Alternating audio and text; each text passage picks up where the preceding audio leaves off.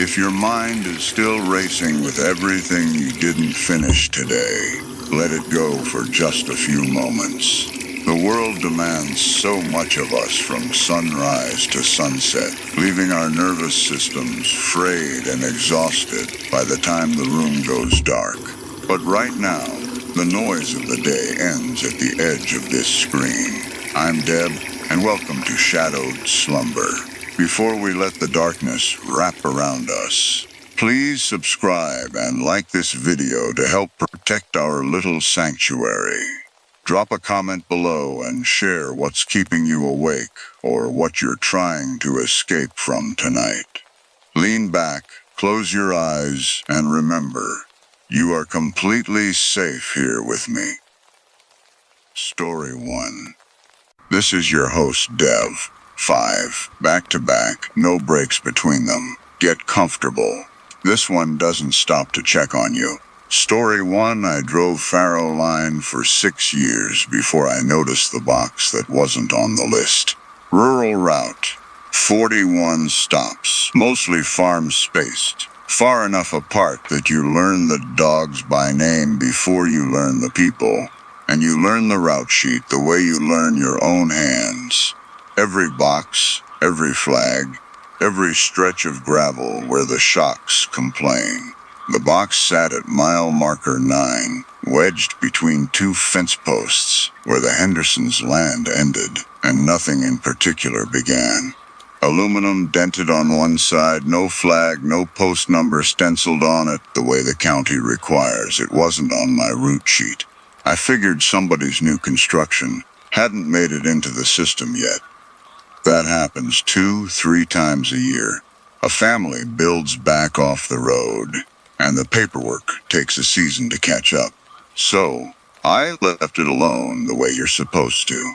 You don't deliver to unlisted boxes. That's a liability thing, not a curiosity thing. And I've been written up once already for improvising off sheet.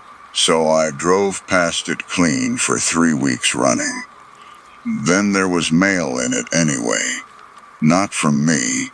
I checked my own bundle twice that morning out of pure reflex, thinking I'd misfiled something.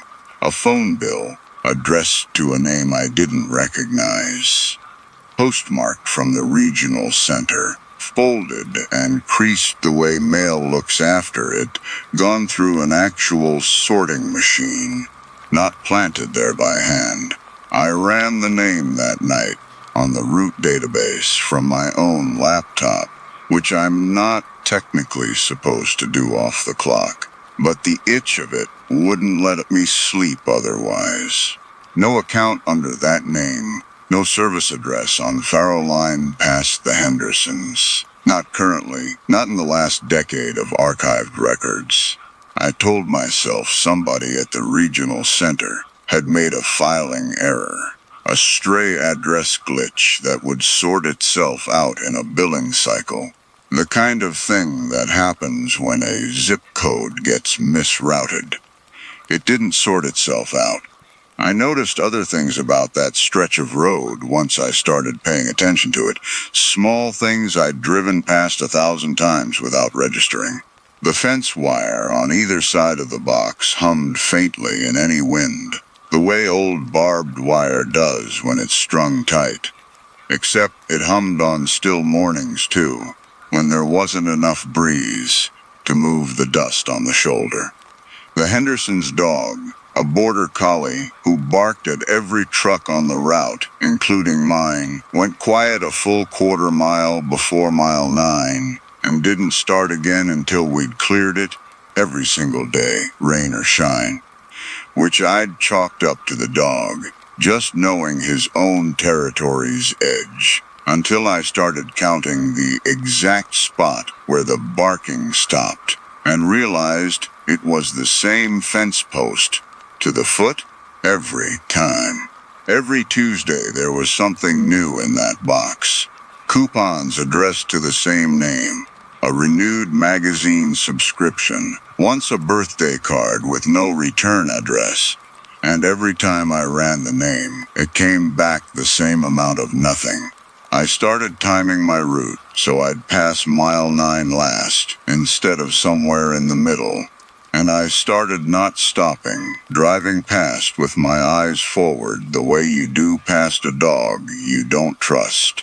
That was the flaw, if you want to call it one. I don't like leaving a job half-finished, and an undelivered box sitting on my conscience itched worse than the box itself did.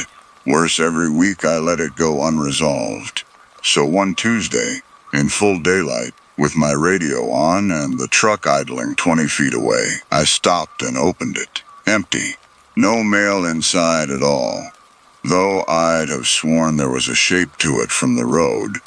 Something pale pressed against the little door, but the inside of the door was warm. Warmer than the aluminum had any right to be sitting in October wind, the specific warmth of a hand that's just been resting somewhere and lifted away seconds before you touched the same spot. I shut it. I didn't tell dispatch, because there's no box on a form for warm metal.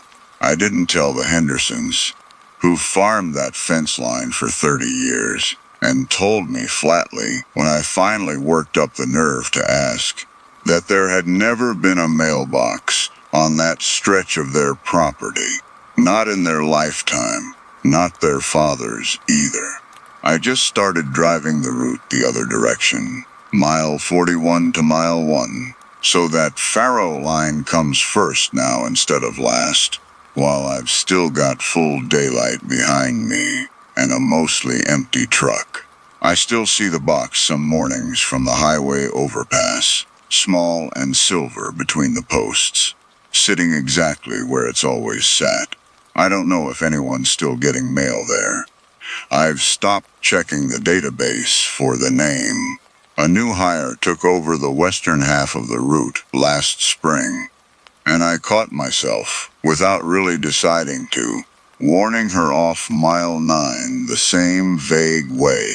The carrier before me must have warned me off it, except I never got warned off it. I found it myself, which means somewhere down the line somebody stopped passing the warning along. And I've never asked who or why or what happened to make them stop. Some things you look up once, get nothing from, and then you leave alone for good. Story 2. The Cormorant House Inn keeps 3 permanent night staff, and I was the newest, which meant I got the register from 11 to 7 6 nights a week, in a building old enough that half its floor plan doesn't match the fire evacuation map bolted by the elevator. A mismatch. Nobody's gotten around to fixing, because the inn's been sold twice since it was drawn.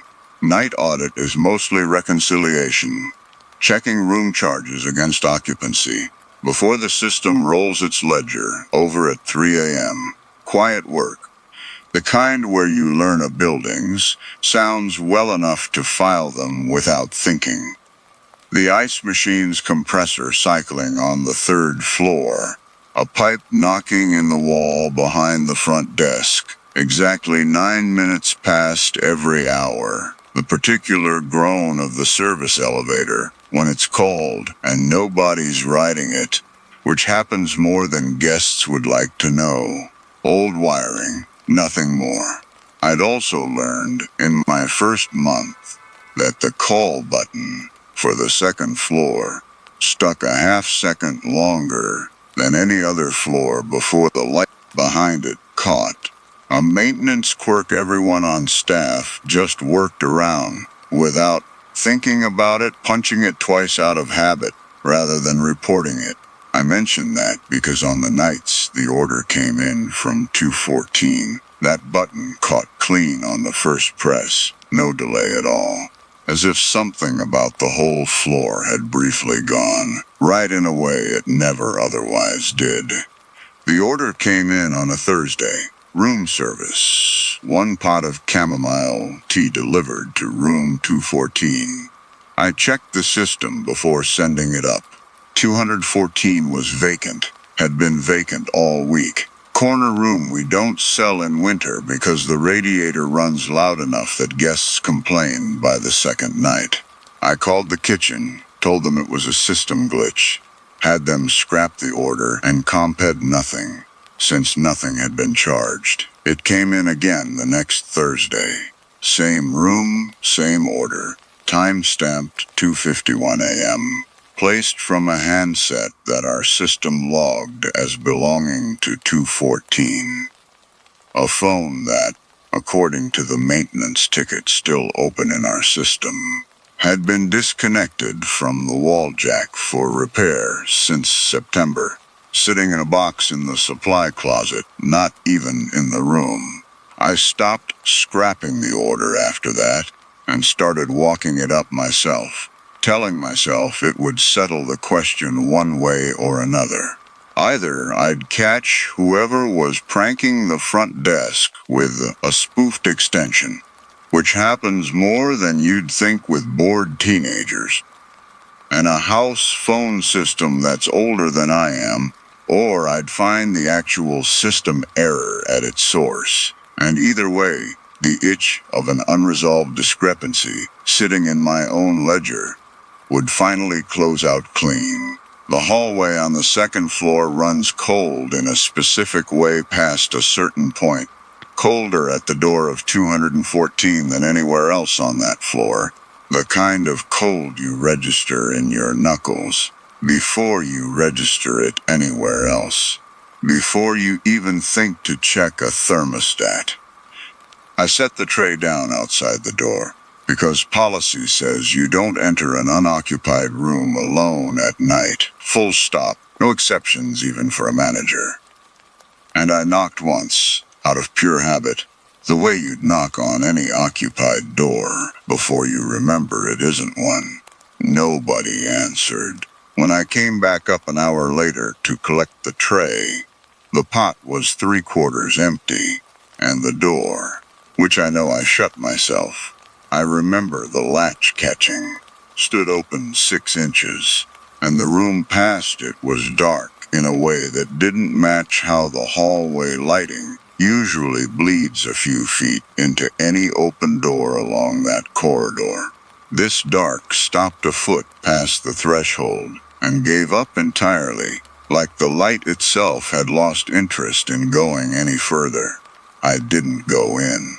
I logged the charge as a system error, same as before, no cost to the house, and I requested the day shift going forward. Told my manager it was for a scheduling reason with a family member, which wasn't true. Nobody at the inn asks why when you make that request. I've noticed since that everyone who's worked nights there long enough already knows which room orders they stop fighting, and which ones they just quietly write off the books. One of the other night auditors, a woman who'd been there 11 years, told me over a shift change once, not quite looking at me when she said it, that 214 used to be booked regularly years back by a guest who always requested chamomile tea at the same hour, and that the room had been quietly taken off the sellable inventory not long after that guest stopped checking in.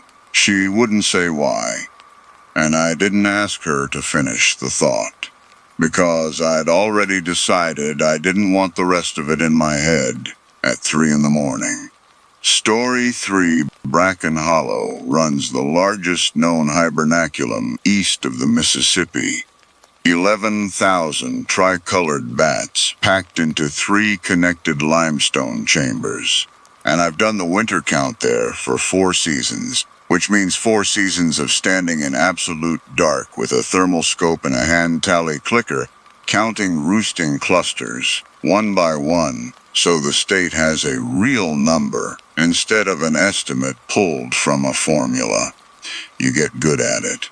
You learn to hold the scope steady against your own breathing. You learn which clusters have shifted since last count and which are exactly where they were in December, right down to the individual animal. because bats are creatures of habit, and a good surveyor learns their habits like a second language.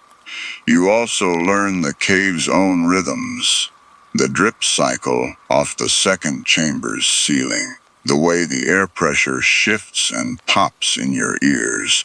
Near the narrowest crawl, the exact temperature drop, always 4 degrees, no more and no less, at the threshold into the third chamber. I'd never once, in 4 seasons, felt that fourth chamber threshold register as anything but routine. This season it registered twice, once going in and once coming back out, and both times my ears popped at the wrong moment, a half second before I actually reached the spot where they were supposed to.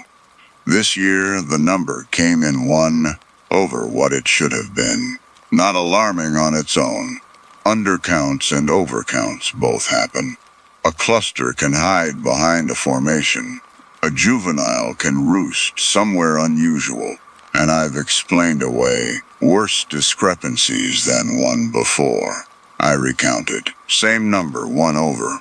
I recounted a third time, isolating each chamber separately, this time cross-checking against last year's cluster map, pinned to my clipboard under a red headlamp filter so I wouldn't disturb the roost, and the extra body wasn't consistently in any one of the 3 chambers where the count should have landed high.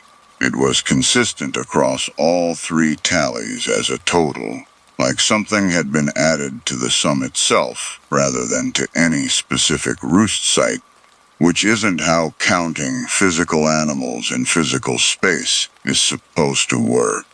That's the kind of detail you explain away as fatigue, because you've been standing in 40-degree cave air for 3 hours doing arithmetic in the dark, and eyes lie to you long before your judgment does.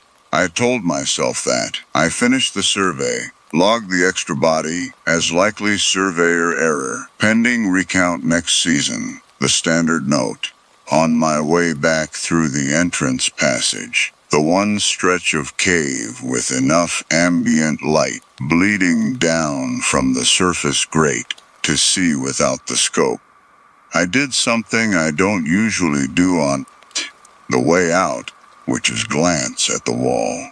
Not the bats. The wall, the natural handholds worn pale into the limestone from decades of surveyors climbing the same narrow route in and out, the same 6 or 7 grips everyone uses, because the passage only really allows for 1 line of travel. There were fresh scuff marks on holds I hadn't used that trip.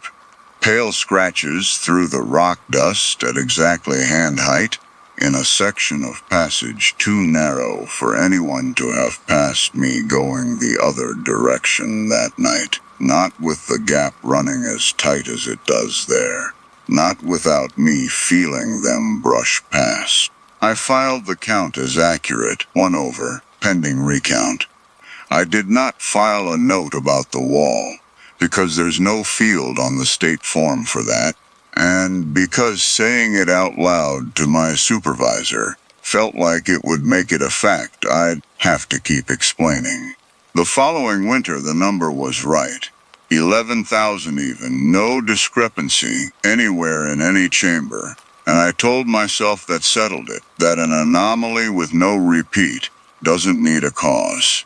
I still check the wall on my way out every single time now, though, running my headlamp over those same 6 grips before I let myself climb toward the surface. Just the wall. I've never told the state program why, and I've never again let myself be the last one out.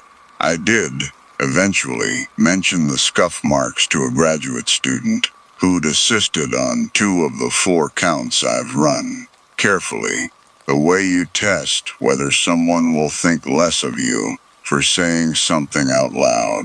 She didn't laugh it off. She said she'd stopped taking the entrance passage alone in her 2nd season too, for reasons she didn't want to get into either. And that was the whole conversation. The two of us agreeing, without agreeing to anything specific. And neither of us has brought it up since. Story 4. Dispatch had the cell 40 degrees off from where I found it. Which happens. Radar's a snapshot and a supercell doesn't sit still for it. And I'd been chasing long enough, 6 seasons, 3 of them full-time, to build my read around the sky in front of my own windshield, instead of the screen mounted on my dash whenever the two disagreed. That instinct is the only reason I'm not still parked on County Road 9 right now. I should say I'd had a strange feeling about that dispatcher for a couple weeks before that night. Nothing I could have put into a report. She'd started signing off every call with the exact same phrase. Copy, stay ahead of it, word for word, call after call.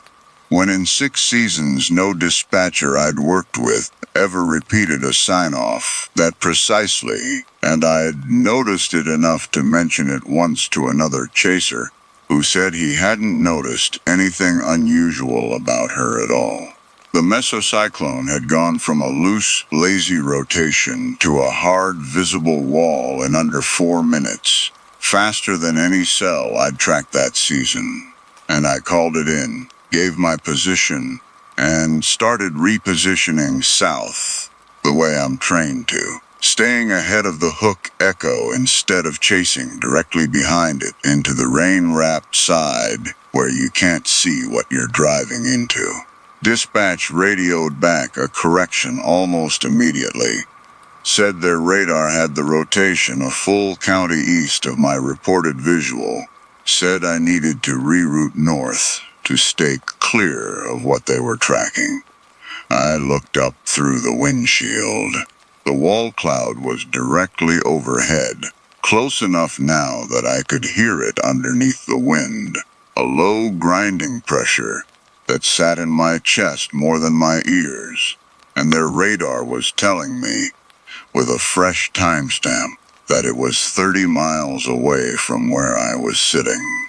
I've chased through equipment lag before, plenty of times. A radar sweep that's a few minutes stale, a return that hasn't caught up to what's actually happening in real time. This wasn't that. Their return kept updating, kept refreshing with a new timestamp every sweep, and it kept placing the rotation somewhere I could prove wrong with my own 2 eyes. Right up until the moment the funnel actually touched down, at which point their feed showed nothing at all in my grid square. Clean air, no returns. Like the system had simply stopped seeing the storm the instant it stopped being a rotation and became a tornado.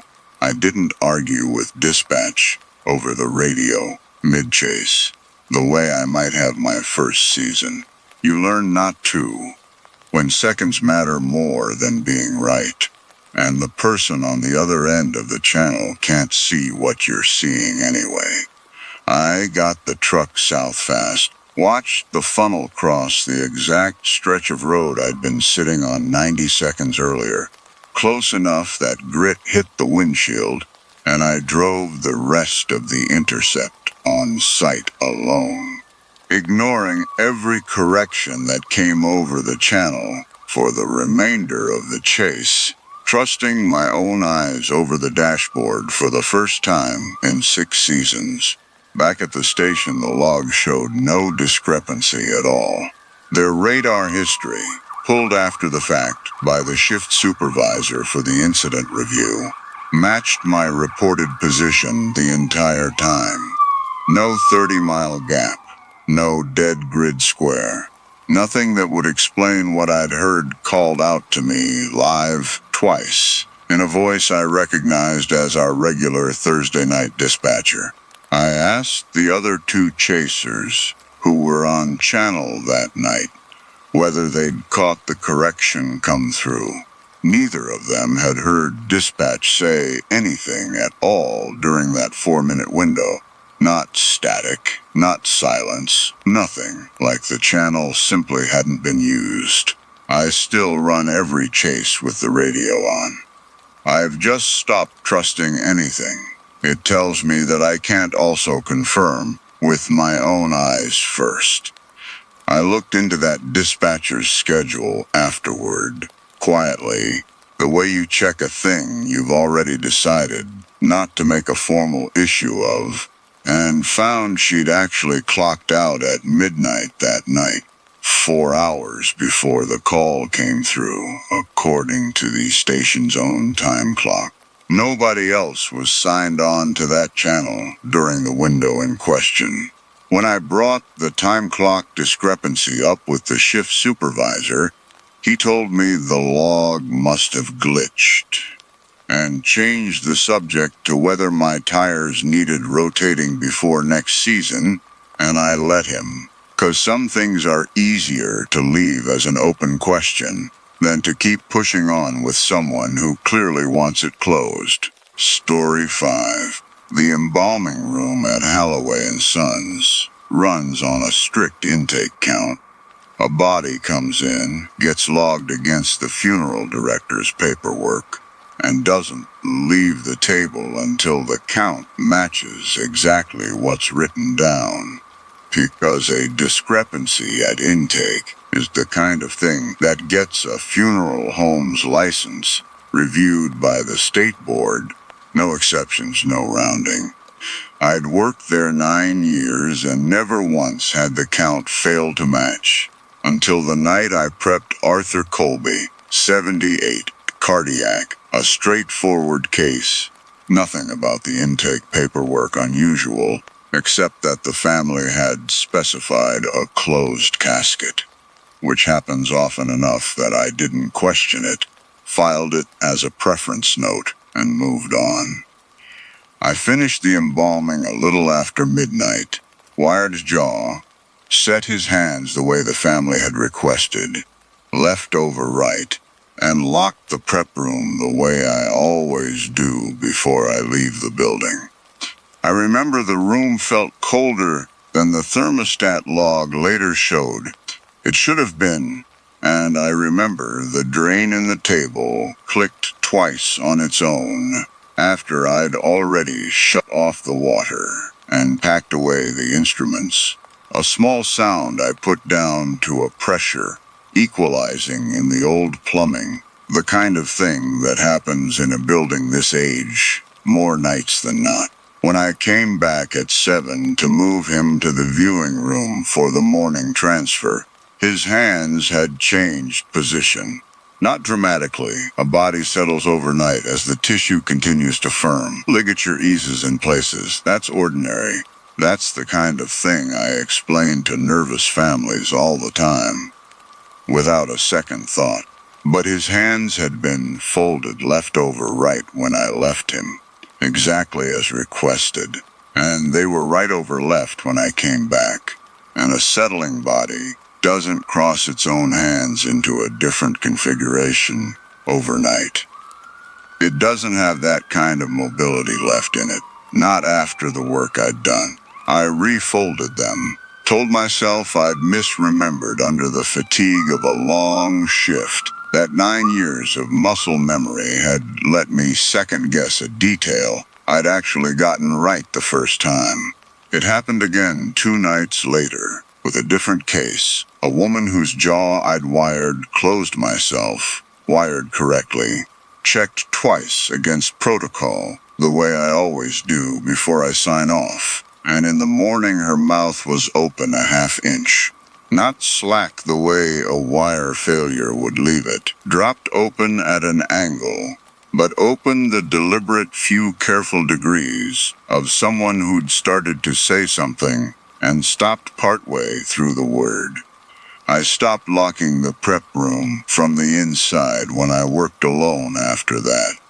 I started leaving the door propped instead, telling myself it was for ventilation, better airflow for the chemicals, because saying the real reason out loud, even just to myself in an empty room, felt like it would make the real reason true in a way I couldn't take back. The intake count has never once been wrong at Holloway & Sons, not on paper, not in 9 years, not once. What I can tell you is that I stopped working alone past midnight after that second night, and I never again refold a set of hands to match what I remember setting them to, because I'm no longer confident that the version I remember is the one I'm meant to trust. I asked the funeral director once, carefully, whether Arthur Colby's family had said anything unusual about him during the arrangement conference, anything that might explain the closed casket request. He told me only that the daughter had specifically asked that nobody touch her father's hands after the final positioning, phrased in a way he'd found odd enough to write down verbatim in his own notes, and that he hadn't thought to mention it to me before I started the prep, because it hadn't seemed like the kind of instruction that would matter to the embalming itself. I think about that note more than I'd like to. Story 2. I want to say up front that I don't think of myself as someone who imagines things. I'd been tending bar for 8 years by the time any of this happened, the last 4 of them at Harlow's, a narrow brick tavern on the quieter end of Delcourt Street that had been open, in one form or another, since 1954. I liked the job the way you like a job that fits you without you ever quite deciding to fit it. The rhythm of a Tuesday close, the particular kind of tired that comes from being on your feet for 9 hours and still somehow ending the night calmer than you started it. I trusted my own read of a room. That was the whole skill, really, underneath the pores and the register, knowing who needed another round and who needed the check, who wanted to talk, and who wanted to be left entirely alone. I was good at it. I want that on record, because everything that happened afterward asked me to doubt the one thing about myself I'd never once doubted before. I worked mostly closing shifts by then, 4 to close, Tuesday through Saturday, usually with Denise Okafor running the floor. Denise had been at Harlow's 15 years, longer than the current owner had held the deed, and she'd trained me my first month the way you'd train someone you actually respected, patiently, but without ever softening a correction. I trusted her more than I trusted almost anyone in my life at that point, which matters, because trust is exactly what this story is going to ask you to watch me lose, one conversation at a time. We had a third regular on the schedule that fall, a younger bartender named Josie who'd started in September, still learning the register and the regulars' orders, still asking me questions between rushes the way I used to ask Denise. I liked training her. It reminded me, in a small way, of what it had felt like to be new somewhere and trusted with something. I mention Josie now because she matters later, in a way I didn't see coming that first month. And because looking back, I think some early, unspoken part of me had already decided she was someone I needed to protect from whatever was happening to me, long before I understood there was anything to protect her from at all. The first time I saw them was a Thursday in late October, a slow night, maybe 6 customers total by 10 o'clock. I remember it was slow, because I remember having time to notice things I wouldn't otherwise have noticed. The particular way the street light outside caught the etched glass of the front window, the fact that somebody had queued up the same scratchy old single on the jukebox 3 times in a row without anyone getting up to change it. I noticed the couple around 10:15. They were in the corner booth. The one under the old black and white photograph of the bar's opening night. A booth I hadn't seen anyone sit in all evening because it was tucked slightly out of the sight line from the register. An elderly man and an elderly woman, both dressed the way you'd dress for church rather than a Thursday night at a neighborhood bar. Him in a gray wool coat despite the mild weather, her in a green dress with a small brooch at the collar, her hair set in the kind of careful waves you don't see much anymore outside of old photographs. They were sitting very straight, very still, both of them facing the same direction, not toward each other, not toward the room, but toward the blank stretch of wall to the left of their booth, an ordinary section of brick that Harlow's had never bothered to hang anything on. I didn't think anything of it at first beyond a passing, When did they come in? The kind of thought you have and let go of 40 times a shift. I finished pulling a draft for a regular at the bar, and when I looked back over, they hadn't moved. Not shifted in their seats, not glanced toward each other, not so much as blinked that I could see from that distance. No drinks on the table, no menus. Just the two of them, facing that wall, sitting the way you sit in a waiting room when you've been told the wait will be long. I went over to take their order, because that was simply what you did. And it wasn't until I was 3 steps from the booth that something in me, some old bartender's instinct for reading a room I'd trusted my whole career, told me to stop and not to. I didn't stop because I was afraid of them, not yet.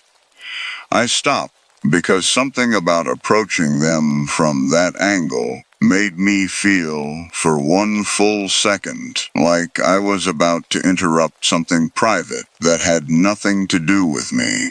I went back to the bar instead and asked Denise, low, while she was ringing out a tab, whether she knew the couple in the corner booth. Regulars, maybe, from before my time. Denise looked over at the booth, looked back at me, and said, "What corner booth?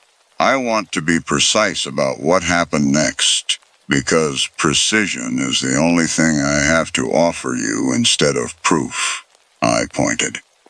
Denise followed my finger to the booth under the old photograph. Empty chairs, empty table, nothing on it but the little brass lamp. Harlow's kept on every table for atmosphere. She looked at me the way you look at someone who's just told a joke you didn't quite follow, waiting for the rest of it. "There's no one there, Wren," she said. I laughed it off. That's the part I go back to most. Later, how easy it was, in the moment, to laugh it off, to say something about needing more sleep, to blame the light or the wine I'd tried earlier for a customer's complaint. I'd been on my feet 9 hours. It was dim in that corner even with the lamp.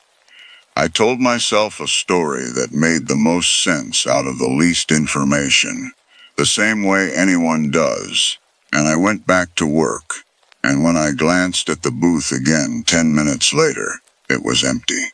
No couple, no sign anyone had ever been sitting there. I didn't think about it again that night. I want that understood too. It wasn't a haunting yet. It was a strange 5 minutes in an otherwise unremarkable Thursday, filed away the way you file away a dream you can't quite remember by lunchtime. They came back the following Thursday. Same booth, same time, close enough to 10:15 that I checked my phone to confirm it, and felt something cold move through my chest when I saw I was right. Same gray coat, same green dress, same brooch, same careful, motionless posture, facing the same stretch of blank wall, like it owed them an explanation they were still waiting on. This time I didn't approach. I watched from behind the bar instead, pretending to polish glasses I'd already polished. And I counted. I don't know why counting felt like the right thing to do, except that it was something concrete to hold on to. 4 minutes without either of them moving so much as a hand. No breathing I could see from that distance, though I told myself that was just the distance. No conversation between them. Just that shared, patient attention toward a wall that had never, in 4 years of my closing that bar, given anyone a single reason to look at it twice. I made myself ask Denise again, more carefully this time, framing it as a joke rather than a real question. Okay, seriously, who's the old couple who keeps sitting in the corner and just staring at the wall? Are they somebody's grandparents waiting for a table at the place next door, or what? And Denise, mid-pour, glanced over without really looking, the way you glance at something you're sure isn't going to be interesting, and said, "Ren, there's nobody in that booth." I didn't argue. That's the thing about the flaw in me that this whole story ended up finding and using. I have spent my entire adult life in service work, and service work teaches you, more thoroughly than almost any other kind of job, never to insist on your own version of events over someone else's, especially someone senior to you, especially when insisting risks making a scene. A customer says their drink is wrong even when you know it's right, and you make a new one anyway, because being right isn't the job. Smoothing things over is the job. I'd internalized that lesson so completely I didn't even notice, most days, that I was applying it to my own eyes. So I didn't argue with Denise. I said something about needing to switch to decaf, and I went back to work. And the booth, when I finally let myself look at it directly again, was empty. It happened every Thursday after that, for 5 weeks running. Always within a few minutes of 10:15, always the same booth, always facing that same blank stretch of wall. I started, without deciding to, timing my breaks around it, taking my 10 minutes early so I wouldn't be at the bar when they arrived, then coming back to find the booth either occupied or not, with no memory of the transition. The way you never quite catch the moment a kettle starts to boil. The third Thursday was the one where I first noticed the cold. Harlow's ran an old radiator system that never quite kept the far corners even, so I'd have dismissed it any other week. But that night, restocking napkins 2 tables over from the booth, I felt a draft pass directly across the backs of my hands, sharp enough that I actually checked the front door to see if someone had propped it open. Nobody had. The couple was already seated by then, already turned toward the wall, and the draft, when I made myself stand still long enough to be sure, seemed to be coming from their direction and nowhere else in the room, as if the bricked-up window behind that wall still remembered, in whatever way a wall can remember anything, what it had felt like to have January air blowing straight through a shattered pane. I mentioned the cold to Josie in passing, framing it as a maintenance complaint, something for her to flag to the owner about the radiators. She frowned, walked over to the spot herself, and said she didn't feel anything unusual at all. The room felt, to her, exactly as warm as the rest of the bar. I remember standing there afterward, watching her walk away, already thinking about something else entirely, and understanding, with a small cold drop in my stomach that had nothing to do with the draft. I'd just run the same experiment with a second person, and gotten the same answer as the first. I didn't tell Denise again. I told myself that was because I didn't want to keep bothering her with the same non-thing. But the truth, which took me longer to admit, was that some part of me had already decided the safer move was silence. If I stopped mentioning it, I reasoned, I could go on believing it was a private oddity of my own tired mind rather than something that needed a name. I even, on one particularly bad Thursday, went so far as to check Harlow's back bar security camera footage from my phone. We kept a POS system with a small camera mounted over the register, mostly for register discrepancies, and scrubbed to 10:15, half hoping and half dreading what I'd find. The booth on the recording was empty the entire hour. No couple arriving. No couple leaving. Just an empty table with a little brass lamp glowing exactly the way it always did. I sat in the back office with my phone for a long time after that, watching the same 11 minutes of empty footage 3 more times, looking for a flicker, a shadow, anything that would split the difference between what I was seeing with my own eyes at 10:15 and what the camera insisted had been there the whole time. There was nothing to find. I remember thinking, with a kind of vertigo I hadn't felt since I was a kid getting lost in a department store, that I had never in my life needed a piece of technology to agree with me before, and that needing it now and not getting it felt like losing an argument I hadn't known I was having. I found the photograph by accident, going through the storeroom for extra bar rags in early November, in a box of framed odds and ends. Nobody had bothered to hang since some renovation before my time. Black and white, curling at one corner, dated on the back in fading pencil. Harlow's grand opening, June 1954. It took me a full minute of staring at it to understand why my hands had gone cold. The room in the photograph was recognizably Harlow's. The same long bar, the same tin ceiling, even the same corner booth, though the booth in the photograph sat beside a tall, multi-paned window instead of a blank stretch of brick. Streetlight coming through that window, caught by whatever old flashbulb had taken the shot, throwing a soft rectangle of light across the corner table. And at that table, blurred slightly the way anyone moving would blur in a long 1954 exposure, an elderly man in a gray coat and an elderly woman in a pale dress, both turned toward the window, toward the light, the way you'd turn toward something you were waiting to see arrive. I brought the photograph up to the bar and showed it to Denise before I could talk myself out of it, tapping the corner booth, not the couple, because some instinct told me not to draw her attention to the 2 blurred figures directly, to see first whether she noticed them on her own. She didn't. She looked at the window instead, tilted her head, and said, I didn't know there used to be a window there. Wonder when they bricked it up? I asked her, as casually as I could manage, if she recognized anyone in the photo.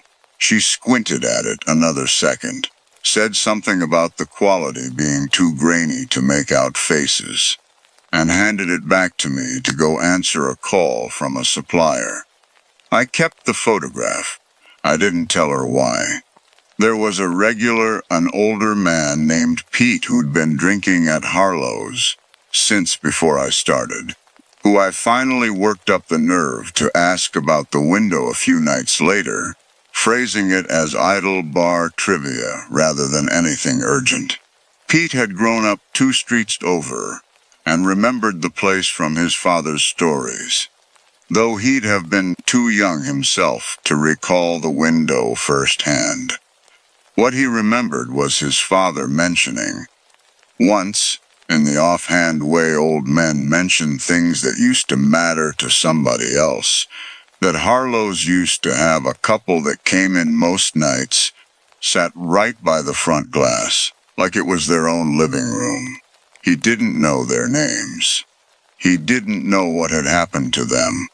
He just remembered the phrase his father had used, which, Pete repeated to me, with no idea what it would do to the rest of my night. They always looked like they were waiting on somebody.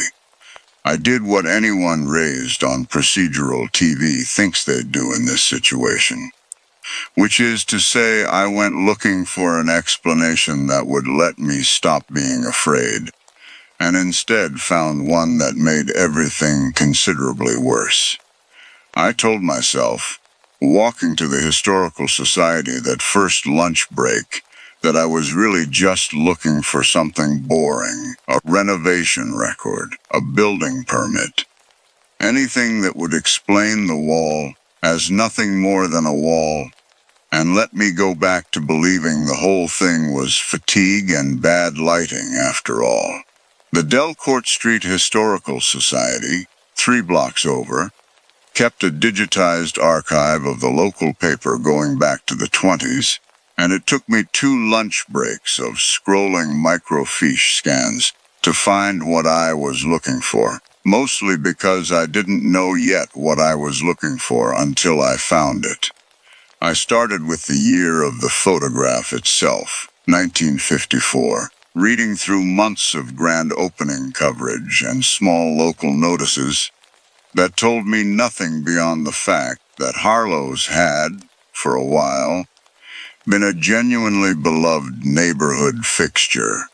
Bowling league sponsorships, a mention in a wedding announcement, the kind of small-town ordinariness that made the eventual find feel worse by contrast rather than better. Short item from January 1958, 4 years after the grand opening photograph, 3 column inches on an inside page. A delivery truck had lost control on an icy Delcourt Street and struck the front window of Harlow's Tavern during the dinner rush. 2 patrons seated at the window booth. The paper gave their names. Harold and Miriam Voss, ages 71 and 68, had been killed. The truck driver survived. The paper's brief follow-up a week later noted that the tavern's owner had opted to permanently brick over the damaged window rather than replace it, citing structural concerns, and that the booth itself had been left in place. I found one more mention of them, almost by accident, in a community bulletin from later that same spring. A short note thanking neighbors for their condolences, signed by a niece, mentioning that Harold and Miriam had been married 44 years and had eaten dinner at that same window booth together most nights of the week for as long as anyone on the block could remember. The note ended with a line I copied into my phone and have never quite been able to stop thinking about since. They always said they liked watching the street. Now the street will have to watch for them. I sat with all of it open on my phone for a long time in the Historical Society's reading room, feeling the specific, hollowed-out kind of calm you feel when a fear you've been calling irrational turns out to have a name and a date attached to it after all. It didn't make me feel safer. If anything, it made the whole thing worse, because until that moment, I'd still had one route back to normal. The possibility that none of it was real, that I was simply overtired, overworked, imagining things the way anyone might. The article took that route away. Whatever I was seeing on Thursday nights, it had a name now. Harold and Miriam Voss had died looking out that window, or reaching for it, or waiting for something on the street outside it that never got the chance to happen. And 60-some years later, they were still sitting in the same booth, still turned the same direction, watching a wall where the window used to be for a truck, or a moment, or a life that had already come and gone before I was ever born. Denise found me crying in the Historical Society's reading room, which is its own small humiliation I hadn't planned on including in this story, but feels dishonest to leave out. She'd come looking for me because I was late back from my break, and instead of the irritation I expected, She sat down across from me and asked, gently, what was going on. I told her everything, finally, all of it. The booth, the wall, the camera footage, the photograph, the article about Harold and Miriam Voss. I watched her face while I talked and understood about halfway through that she wasn't going to tell me I was crazy.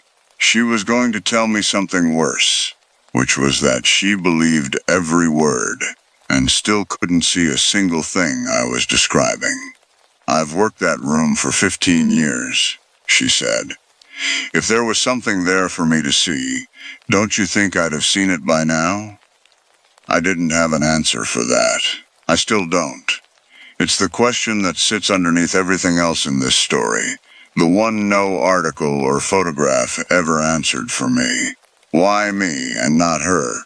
And not any of the dozens of other bartenders who'd worked that booth section over 7 decades.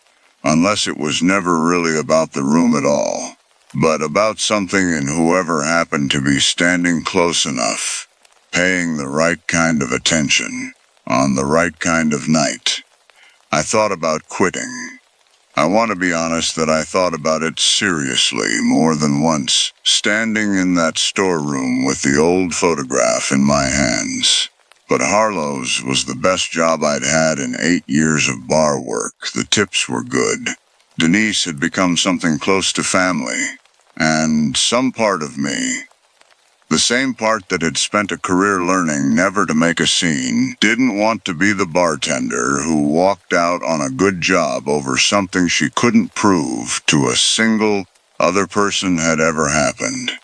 So I stayed. I told myself I could hold both things at once. Keep doing the job I was good at, and keep quietly, privately, losing a little more ground every Thursday to a couple nobody else could see. I stopped mentioning it to Denise after that conversation. Not because she'd been unkind, she hadn't, not once in the whole exchange, but because I could see plainly that continuing to bring it up was going to cost me something with her that I wasn't ready to lose. I told my sister instead on a phone call in December, editing it down to something that sounded more like a funny occupational hazard than what it actually was, and heard, underneath her polite laughter, the particular carefulness people use when they're deciding whether to be worried about you. I didn't tell her about the article. I didn't tell anyone about the article. It felt somehow like the one piece of evidence too heavy to hand to someone who loved me. I did once try telling Josie, mostly because I'd started to feel a low, persistent guilt about training a new bartender for a section of the room I privately considered compromised without ever warning her what that might mean. I got about halfway through before I lost my nerve and turned it into a joke about the building being old and drafty, watched her nod along politely, and understood, watching her, that I'd just done to her exactly what Denise had done to me. Handed her half a warning wrapped in enough deflection that she'd never think to take it seriously. I told myself I'd try again later, once I had better words for it. I never did find better words. That's its own small failure I've had to sit with since, separate from everything the couple themselves ever did to me. The night everything changed was the second Thursday in December, a week I'd almost let myself believe might pass without them. They'd skipped one Thursday in late November, the only gap in 5 weeks. And I'd spent that whole night in a state of relief so total it scared me almost as much as their presence usually did. Because it meant some part of me had already fully accepted this as a fixture of my working life, rather than an aberration that might simply stop. They didn't skip the second Thursday. 10:14 by my phone, and there they were, gray coat, green dress, brooch catching what little light reached that corner, facing the wall the way they always did. I didn't approach. I never approached, not after that first night. I just watched. the way I'd taught myself to watch from behind the bar, polishing a glass I didn't need to polish. The bar was busier than usual that night. Some office holiday party spilling in around 9, and for once I had the strange, almost welcome relief of being too occupied to watch the booth the way I normally would have.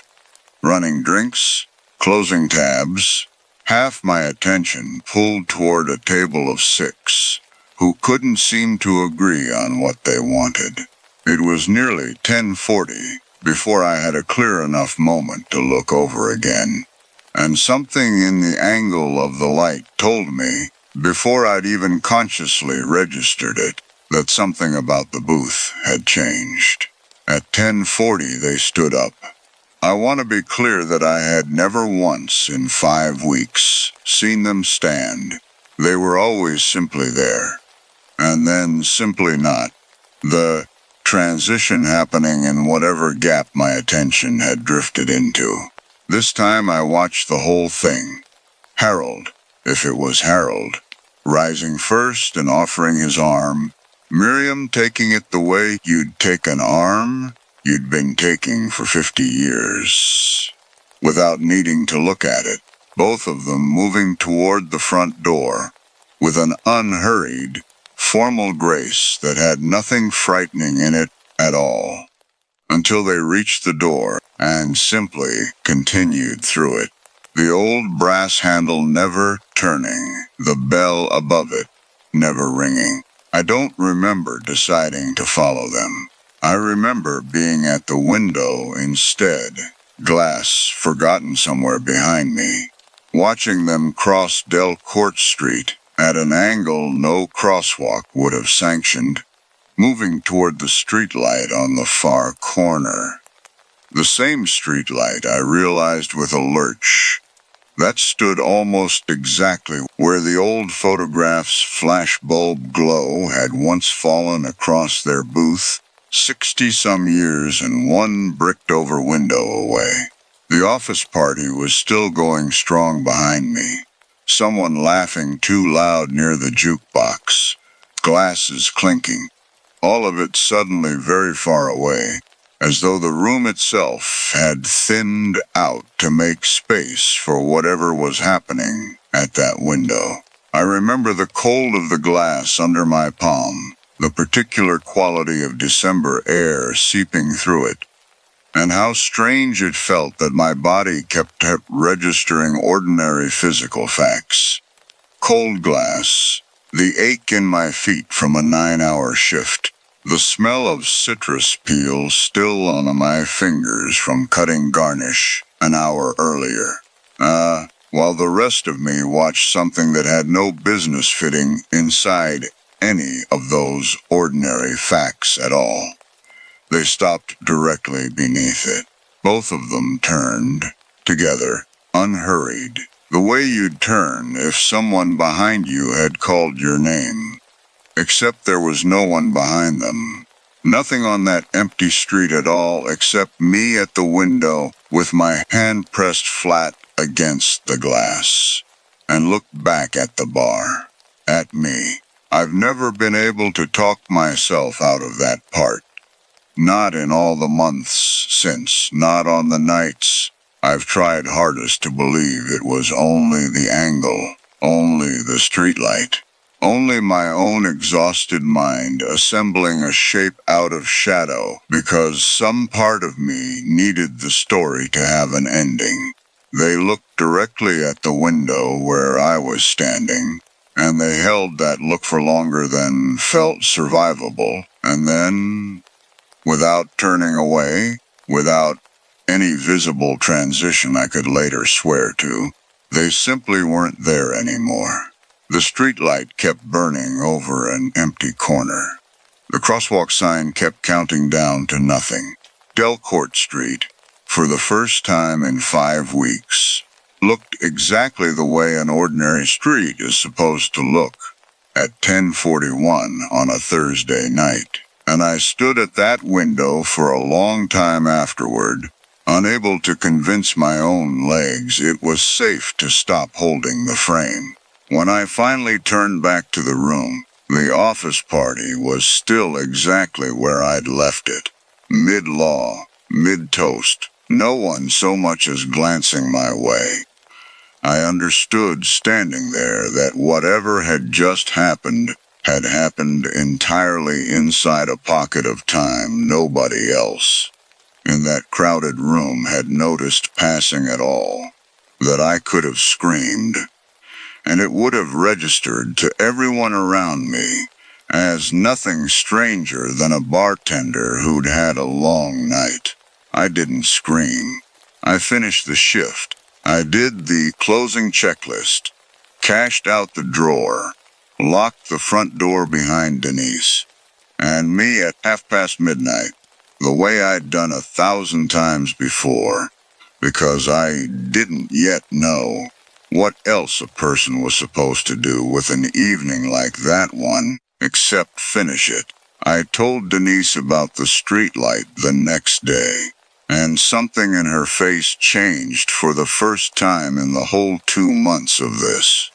Not disbelief, exactly, but a kind of quiet, careful reckoning, like she was finally weighing a possibility she'd kept herself from weighing before. She didn't tell me she believed me. She didn't tell me she didn't. What she said, instead, was that she'd worked in that building 15 years, and never once, in all that time, felt the need to look twice at that particular corner of the street, and that something about the way I described it made her wonder, for the first time, whether that not looking had been its own kind of choice, made by some part of her too old and too tired to want an answer. We sat in the back office together for a long time that afternoon, before the bar opened, neither of us saying much.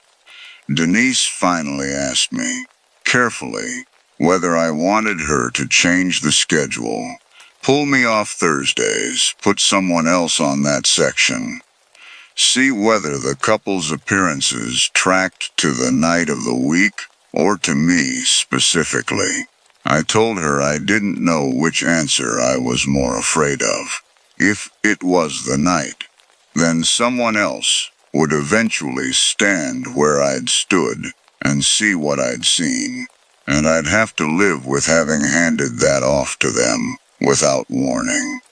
If it was me, then changing my schedule wouldn't change anything at all, and I'd just be trading a known Thursday for an unknown one, waiting for the couple to show up wherever I happened to be standing instead.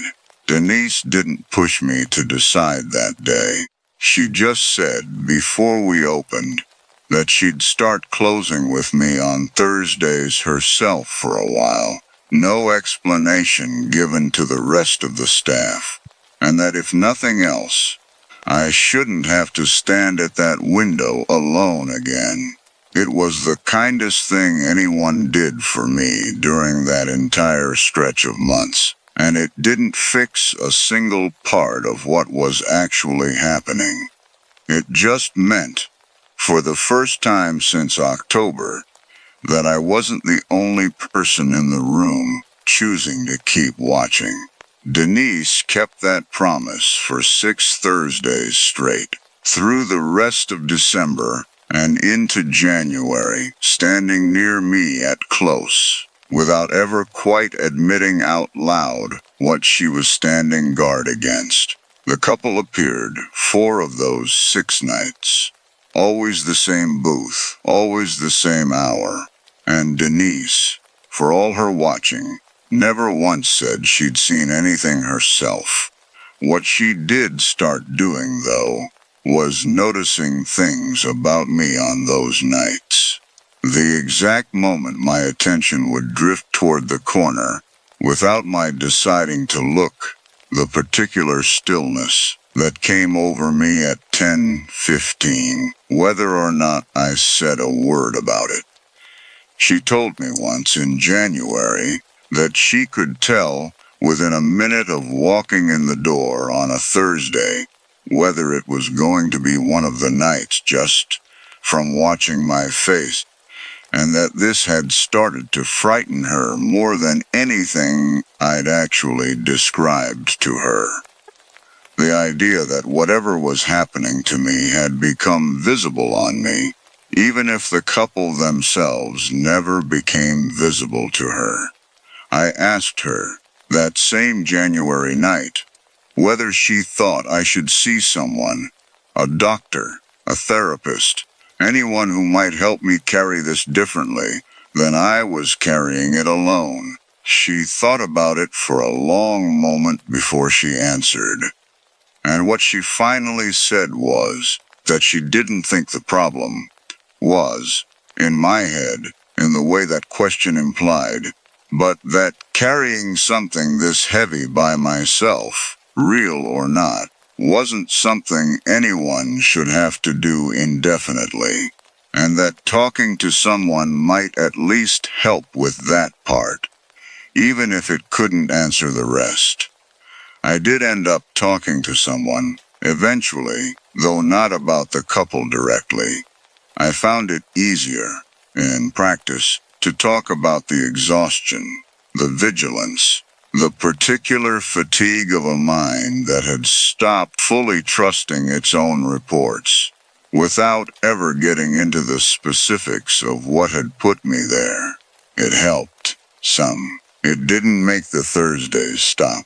I still work at Harlow's. I want that on the record, too, because I think it matters that this isn't a story about running away from something and finding safety on the other side of the door. I still work Thursdays.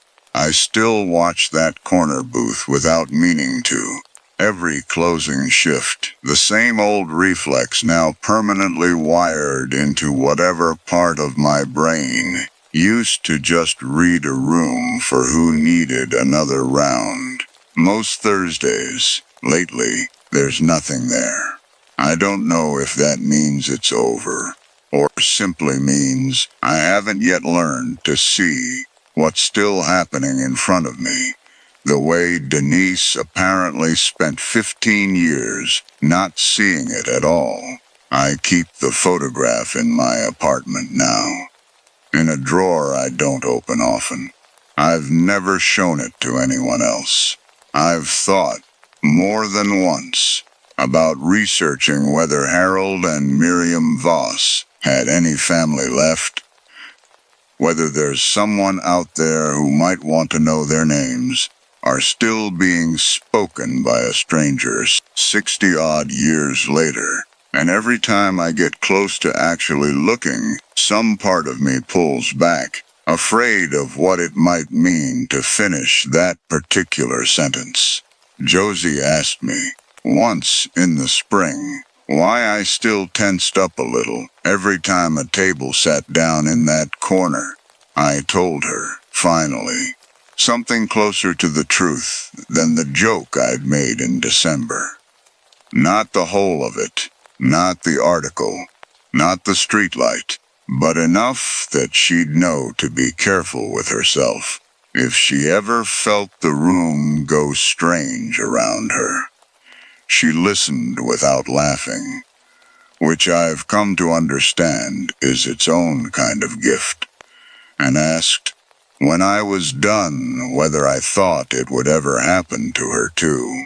I told her I honestly didn't know, and that not knowing was, in some ways, the hardest part of all of it to sit with. Not the couple themselves, who I'd come to think of, eventually, as more sorrowful than sinister, but the total absence of any rule I could hand her about who this kind of thing chooses, or why, or when it might decide to choose someone else. Denise still closes with me on Thursdays, most weeks, though we don't talk about why anymore, and I've stopped needing her to. There's a kind of comfort in being witnessed, refuses to show itself to the witness, and having someone stand at your shoulder through the hours when your own Perception has become a thing you can no longer fully trust on its own. And simply staying there, not because they've seen what you've seen, but because they've decided you're seeing it is enough.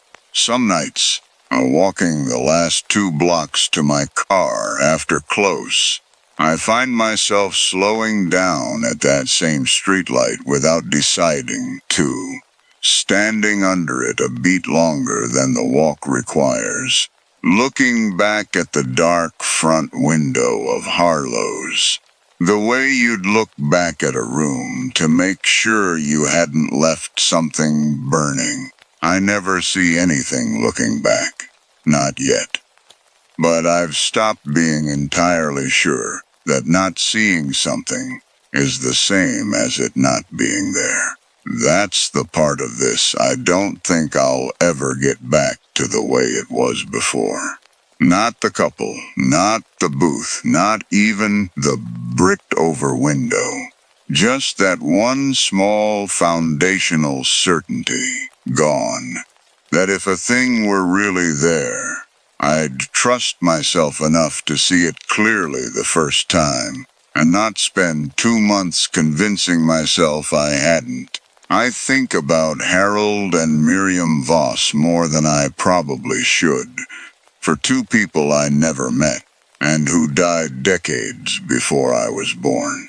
I think about the fact that they were married 44 years, that they ate dinner at the same window most nights of the week, that whoever wrote that community bulletin thought to mention, of everything they might have said about a couple who'd just died together, that they liked watching the street. I don't know what it means that the 2 of them are still turning toward a wall where that street used to be visible, still waiting, still dressed for an evening that ended before most of the people walking past that building today were ever born. I've stopped expecting to know. Some questions I've come to believe don't get answered so much as they get carried. And I've made a kind of uneasy peace with being the one who carries this particular one now, at least for as long as it decides to let me. Story 3. I've been a commercial diver for 8 years, the last 4 of them doing structural inspection work for regional utilities, dam, spillways, intake towers, the parts of infrastructure that sit underwater and get looked at maybe once a year by someone willing to go down into water black enough that your dive light only shows you what's 3 feet in front of your mask. It's slow, careful work. You write everything down. Depth, time, visibility, condition of whatever you're inspecting. Every reading cross-checked between your dive computer and the analog gauge on your line, because electronics fail underwater in ways that get people killed. And the whole point of running 2 independent systems is that they're not supposed to lie to you at the same time. I took the Ash Grove Dam contract in September, a routine annual inspection of the intake tower and the old valve chamber at its base, a squat concrete structure built in 1961 and absorbed into the Regional Water Authority sometime in the 80s when the original power company that built it folded. My tender that week was Callum, 26, 2 seasons into surface support, sharp and careful in the way you want a tender to be, the kind of guy who reads back your dive plan twice before you're even suited up. I liked working with him. I want that on the record, because most of what follows makes it sound like I didn't trust him, and that was never true. I trusted him completely. It was the water I stopped trusting. I should say something about why I took this job in the first place, because it matters to how slowly I let myself see what was happening.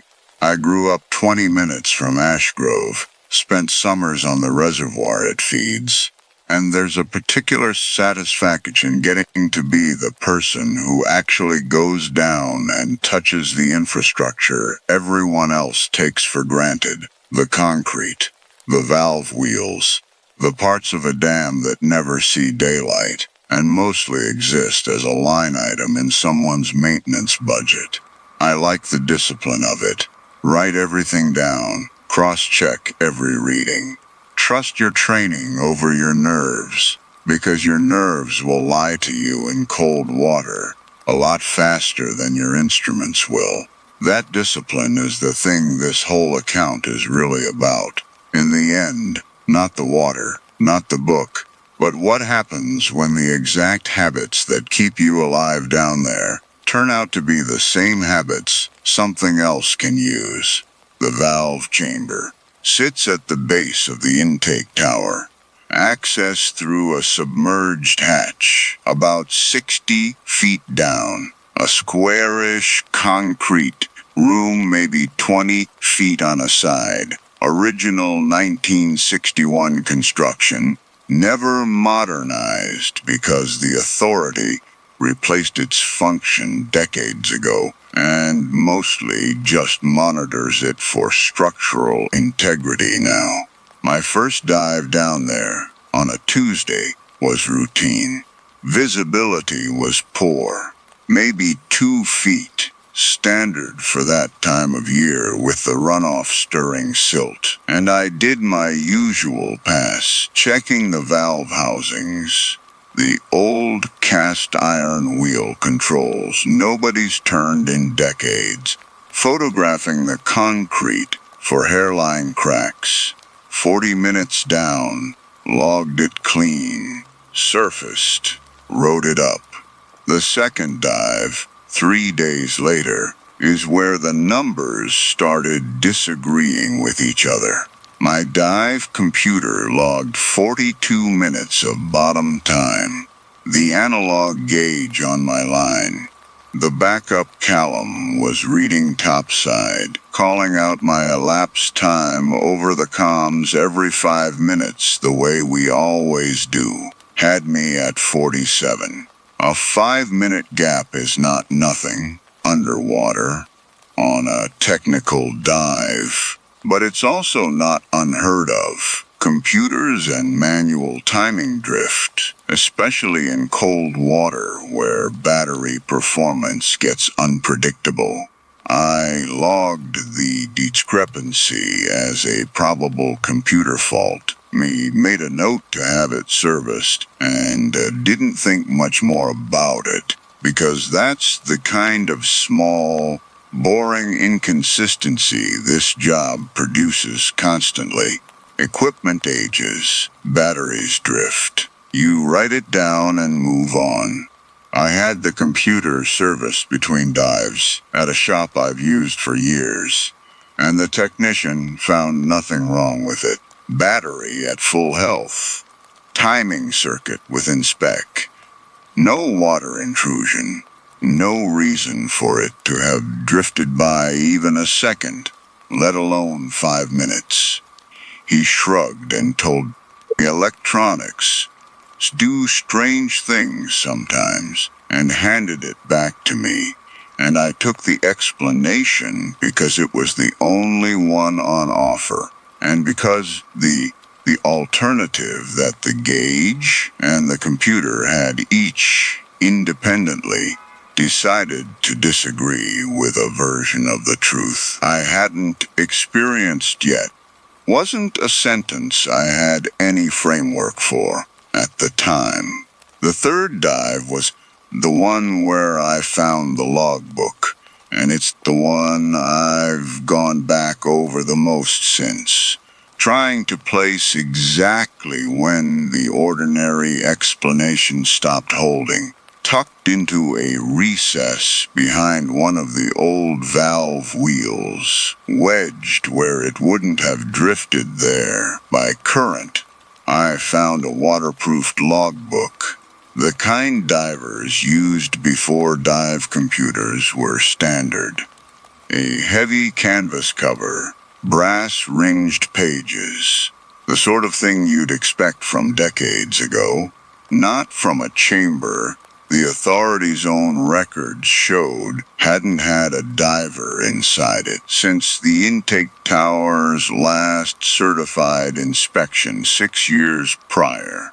I photographed it in place, the way you're supposed to with anything unexpected, and brought it up. Callum was the one who opened it topside while I was still degassing on the line. "This is dated," he said, flipping pages with gloved hands, careful not to tear the swollen paper. "Like, recently dated. There's an entry from last month.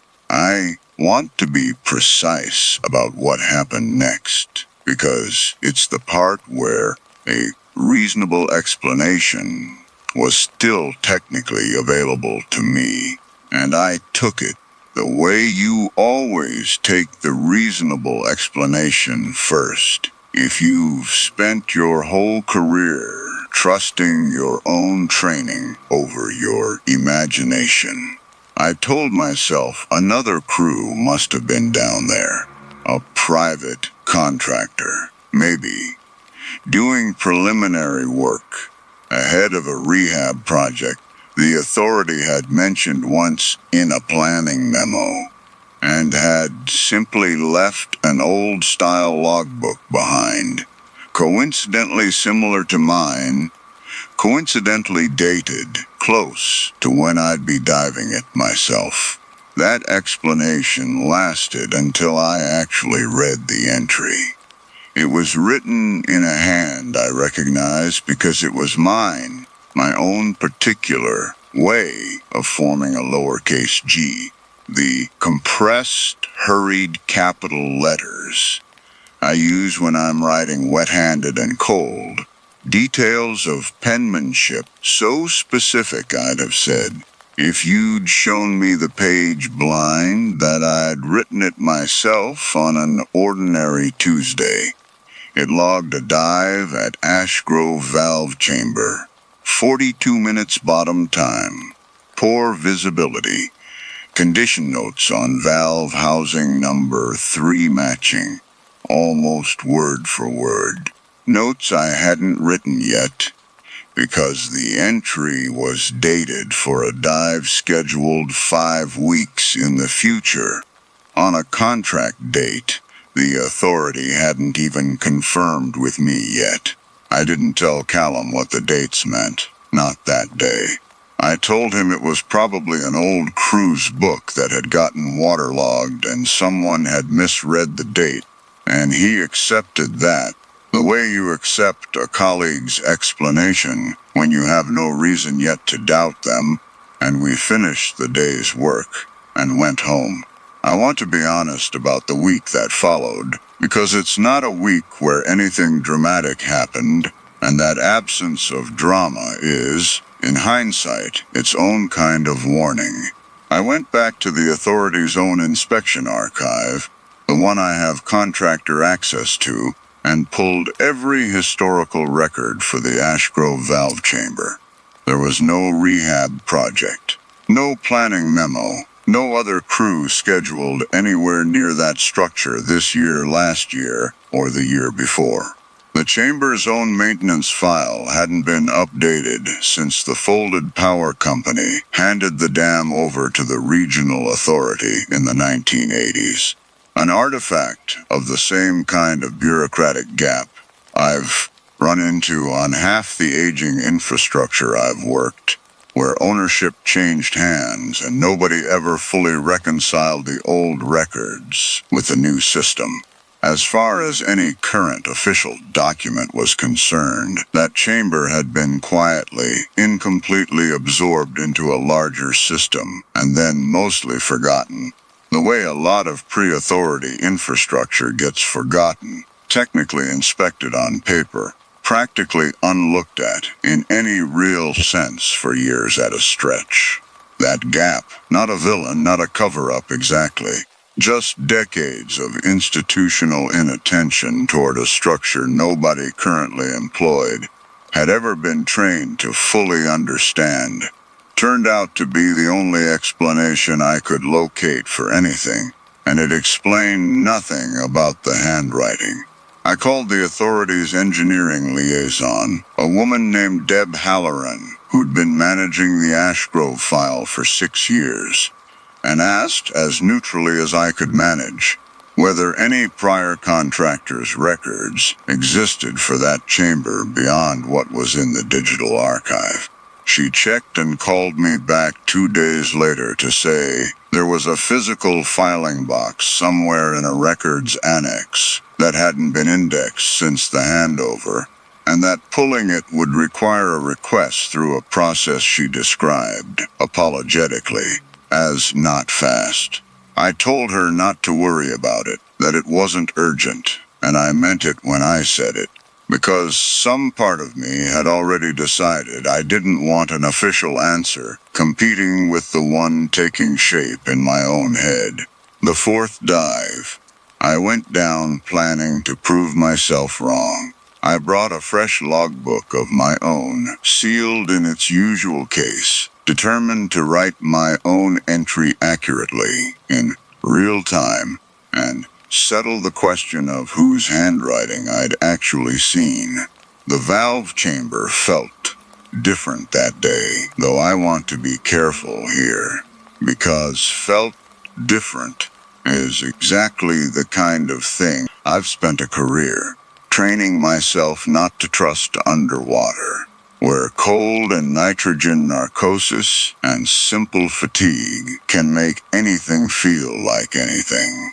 What I can report factually is this. My exhaled bubbles, which normally rise in a fairly steady, slightly erratic column toward the hatch above me, were breaking instead into 2 distinct streams, most of them rising the way bubbles should, and a thinner secondary stream drifting sideways toward the recess where I'd found the old logbook. Against the mild current, I could feel pushing the other direction against my hand. Gas doesn't do that. I checked my own trim, checked for a hose leak, found nothing that explained it, and made a note, and kept working because that's the job. You note the anomaly. You don't stop the dive for something you can't yet name. Callum, on the line, called out my elapsed time at the 20-minute mark, and I answered him. And he told me afterward, once we were both back on the surface, that there'd been a 4-second delay between his call and my response. Not unusual on its own. Comms lag happens, except that my response, when it came, had answered a question he said he hadn't actually finished asking yet, cut off midword by static. The second half of his sentence arriving into an answer I'd apparently already given for it. I didn't remember that happening from inside the dive. I remember answering him once, cleanly, in response to what I heard as a complete question. 2 people's honest accounts of the same 4 seconds, disagreeing with each other in a way neither of us could explain. And both of us, being professionals who'd rather not sound unstable to each other, let it drop. The 5th dive is the one where the old logbook stopped being explicable as anything else. I brought it down with me this time, sealed against my own log in a waterproof pouch, planning to leave it exactly where I'd found it and photograph the recess, clean and empty, evidence, at least, that whatever had put it there hadn't put anything else. When I reached the recess, my dive light found the space already occupied. The book was there again, in the same position, though I'd left it topside in a locked equipment case that Callum had watched me lock before we left the dock. I opened it hands shaking slightly in a way I told myself was the cold, and found a new entry, dated for that exact dive, that exact date, time-stamped to a time that hadn't happened yet by 6 minutes, according to my own computer. It described, in my handwriting, a diver noting 2 bubble streams and a comms delay. Details I had told no one except Callum, verbally, on a boat, hours after the 4th dive. In a conversation the logbook could not plausibly have recorded by any means I understood. That's the devastating part, and it's taken me months to be able to say it plainly. The book wasn't predicting the dive. It was documenting my own account of the dive, the version I told Callum afterward. On the surface, in my own words, not the raw event itself, but my retelling of it, the same way any of us edit an experience slightly in the act of describing it to someone else. Whatever was writing in that book wasn't reading the water or the structure or even exactly me. It was reading my reports. Every dive I logged, every story I told Callum on the ride back to shore, became the next entry, arriving in the chamber before I'd physically written it myself, built entirely out of the version of events I chose to say out loud. That meant the one tool I had for making sense of any of it. Telling someone what happened, the ordinary, human, professional habit of debriefing your dive with your partner, was the exact mechanism feeding whatever this was. My own careful, accurate reporting, the trait that's kept me alive and employed in a dangerous job for 8 years, was the thing making the log worse each time, more detailed, more current, closing the gap between the dive and its written account down to minutes instead of weeks. I sat on the boat that afternoon, dripping, the sealed pouch with both logbooks in my lap, and did something I'm not proud of, which is that I tested it. Deliberately. I told Callum, out loud, a small false detail about the dive that hadn't actually happened. That I'd seen a second recess, empty, on the chamber's north wall, which I hadn't. There was no north wall recess at all. I wanted to know whether the book would take a lie the same way it took the truth. I went back down 2 days later specifically to check. Before any other dive, before I'd told anyone else anything. The entry was there, dated correctly, describing a north wall recess that does not exist in that chamber, written in my hand, exactly as false as the version I'd spoken aloud to Callum on the boat. That answered a question I hadn't let myself ask plainly until that moment. It wasn't reading the water, or the structure, or even some deeper truth underneath my account of things. It didn't care whether what I said was accurate. It only cared that I'd said it, out loud to another person, and called that finished business. My own voice, not my own experience, was the only ingredient it needed. I stopped debriefing Callum out loud after that. I told him I needed to keep my post-dive notes private for a few weeks. Some vague explanation about a liability review, and he accepted it, though I could see it cost him something. The two of us falling into an odd formality that hadn't been there before. A silence sitting where an easy working friendship used to be. He asked me once, a few weeks into it, sitting on the dock while I broke down my gear, whether he'd done something wrong. I told him no, that it wasn't about him at all, and watched him decide, visibly, not to push further, the way you don't push a colleague who's clearly carrying something they're not ready to hand you. I think about that conversation more than almost anything else in this whole account. He trusted my judgment enough to let it go. I've never told him why, and I don't know, honestly, whether that's protecting him or just protecting the last part of this. I still get to keep entirely to myself. It didn't stop the entries. It slowed them. The 6th dive's logbook entry, when I checked, was sparser than the others. A bare-bones account, missing details I hadn't spoken aloud to anyone, present only in my own head, in the version of the dive I'd have told Callum if I'd let myself. It was as if my silence had starved it down to whatever it could infer, rather than whatever I confirmed. That was, in its own way, worse to sit with than a full entry would have been. A full entry meant it was copying something I'd said. A sparse one meant it was still working, still reaching, just with less to go on. Patient, unhurried, the same way water finds its way through a crack, whether or not you're watching it. I want to talk about the one moment that came closest to a confrontation, because it's the part of this story that subverts what I'd have expected going in. From every account like this I've ever half believed on a message board late at night, I expected, eventually, something to reach for me directly. A voice on the comms that wasn't Callum's. A shape at the edge of my light. Some version of the old story, where the water itself finally comes for you.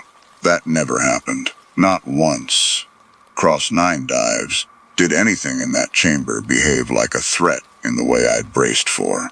What happened instead on the 9th dive was that I found an entry dated 3 months forward, describing a dive I have no current contract to perform, at a depth the chamber doesn't reach, for an inspection nobody has scheduled. A dive, as far as I can tell, that doesn't yet exist in any calendar anywhere except that book. I sat with my light on that page for longer than my air reserve strictly allowed, doing the math on what it would mean to simply never do that dive, to let the entry sit there, unfulfilled, a prediction with nothing behind it. I haven't decided yet whether that's possible. That's the part I still turn over most nights. The book has never once been wrong about a dive I actually took. It has also never contained an entry for a dive I chose in advance not to take, because I have never, in 9 months since, tested that on purpose.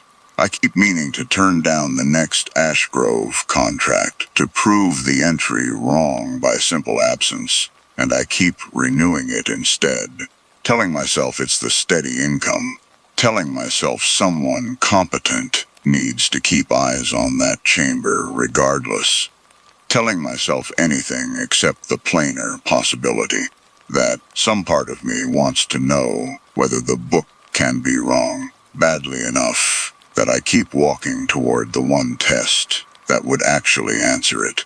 I did try once to simply stop diving it. I let a full cycle pass. The contract technically allows for a substitute diver if I'm unavailable, and I told the authority I had a scheduling conflict and let another crew take the annual inspection instead. I spent that week doing everything I could to not think about it, and failed at that completely, checking the authorities' shared calendar most days to see whether the substitute crew had filed their report yet. When it came in, it was ordinary, routine notes. No anomalies, nothing about a logbook, nothing about bubble streams or comms delays. For about a day, I let myself believe that meant it had been about me specifically, that whatever this was had gone quiet simply because I wasn't there to give it anything. Then I checked my own private log, the one I keep at home, sealed in its case in a drawer I don't open casually. There was a new entry, dated for that week, describing, in my hand, a dive I hadn't taken, at a chamber I hadn't visited, cross-checked between a computer and a gauge I hadn't worn. It wasn't copying my account anymore. There was no account to copy. It had simply gone ahead and written the entry it expected in advance, the way you draft a form you're confident you'll eventually need to fill out for real. I took the next Ashgrove contract without letting myself think too hard about the decision. I've renewed it every cycle since. I told Deb Halloran, eventually, that I wouldn't need that old records box after all. She sounded relieved, in the mild, harried way people sound relieved when a task quietly falls off their list. And I understood, hanging up, that I'd just done for the authority exactly what the authority had already done for decades before I arrived. Let a gap sit closed rather than open it and find out what filling it would actually cost.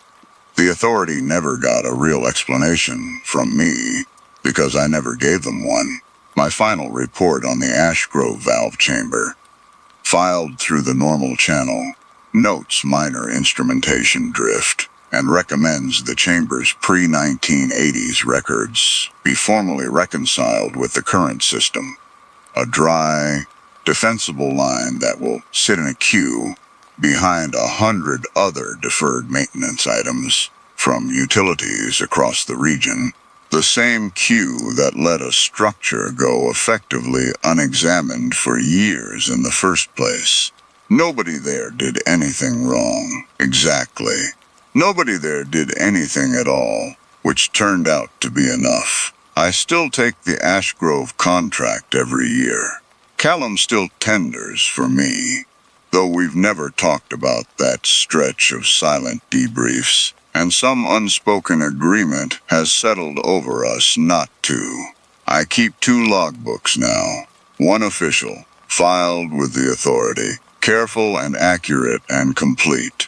One private, that I write in only after I've decided, deliberately, what I am and am not going to say out loud to anyone, testing, dive by dive, exactly how much of myself I can hold back and still come home with an honest record. The other book is still down there, as far as I know. I haven't gone looking for it directly in months. I tell myself that's caution. Some nights, going over the private log at my kitchen table, comparing my restrained account against what little I remember choosing not to say, I recognize, with a small, cold certainty, phrasing I don't think I actually wrote, a turn of sentence, a specific word choice, sitting in my own handwriting, that isn't quite how I'd have put it.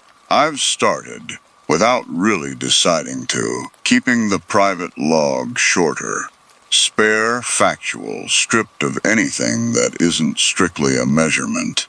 The way you'd write a report for an audience you no longer trust, to only take the parts you meant to give them. It's a habit I recognize from the job itself, the same instinct that taught me to keep an official field log clean and defensible, no matter how a dive actually felt going down.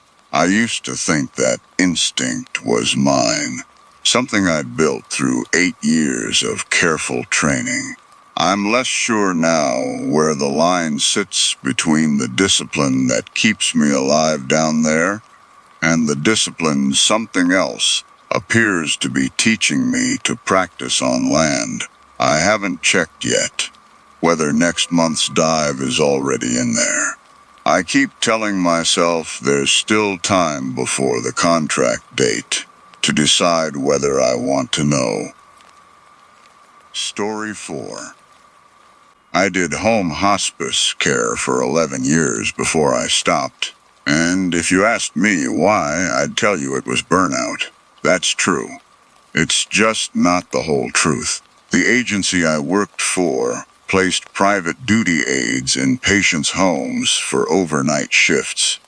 The kind of care insurance barely covers and families pay out of pocket for because they can't do it themselves anymore. I was good at it.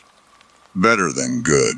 I could read a patient's breathing and know within 20 minutes whether it was going to be a calm night or a hard one.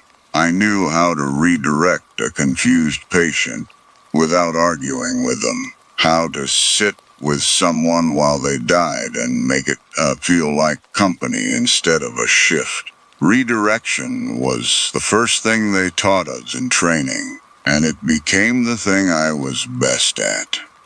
You don't correct a dementia patient who insists it's 1974 and asks where her mother is. You go along. You say, she'll be back soon. Why don't we have some tea while we wait? You never say your mother's been dead 40 years. It doesn't help them, and it only hurts you. The goal isn't truth. The goal is calm. I remember the first time it really worked. Years before Mr. Pruitt, with a woman named Ruth, who kept insisting there was a man standing in her kitchen doorway every night around 3. Her daughter was ready to move her into a facility over it, convinced her mother was becoming a danger to herself, wandering the house at odd hours, looking for an intruder that didn't exist. I sat with Ruth one of those nights, and instead of arguing, I said, I see him too. He's not going to bother us. Let's get you back to bed. She calmed immediately. Slept through till morning. I wrote it up as a successful redirection. And it was. Ruth stayed in her own home another 8 months because of it. That was the lesson I carried into every case after. Agreement is a tool. Correction is a wound. I want you to remember that, because it matters later. The case that ended my career was a man named Aldous Pruitt, 81, stage 4. Maybe 6 weeks left when I got assigned, though nobody ever tells you the real number. He lived alone on family land 40 minutes outside town, a 2-story farmhouse his father built.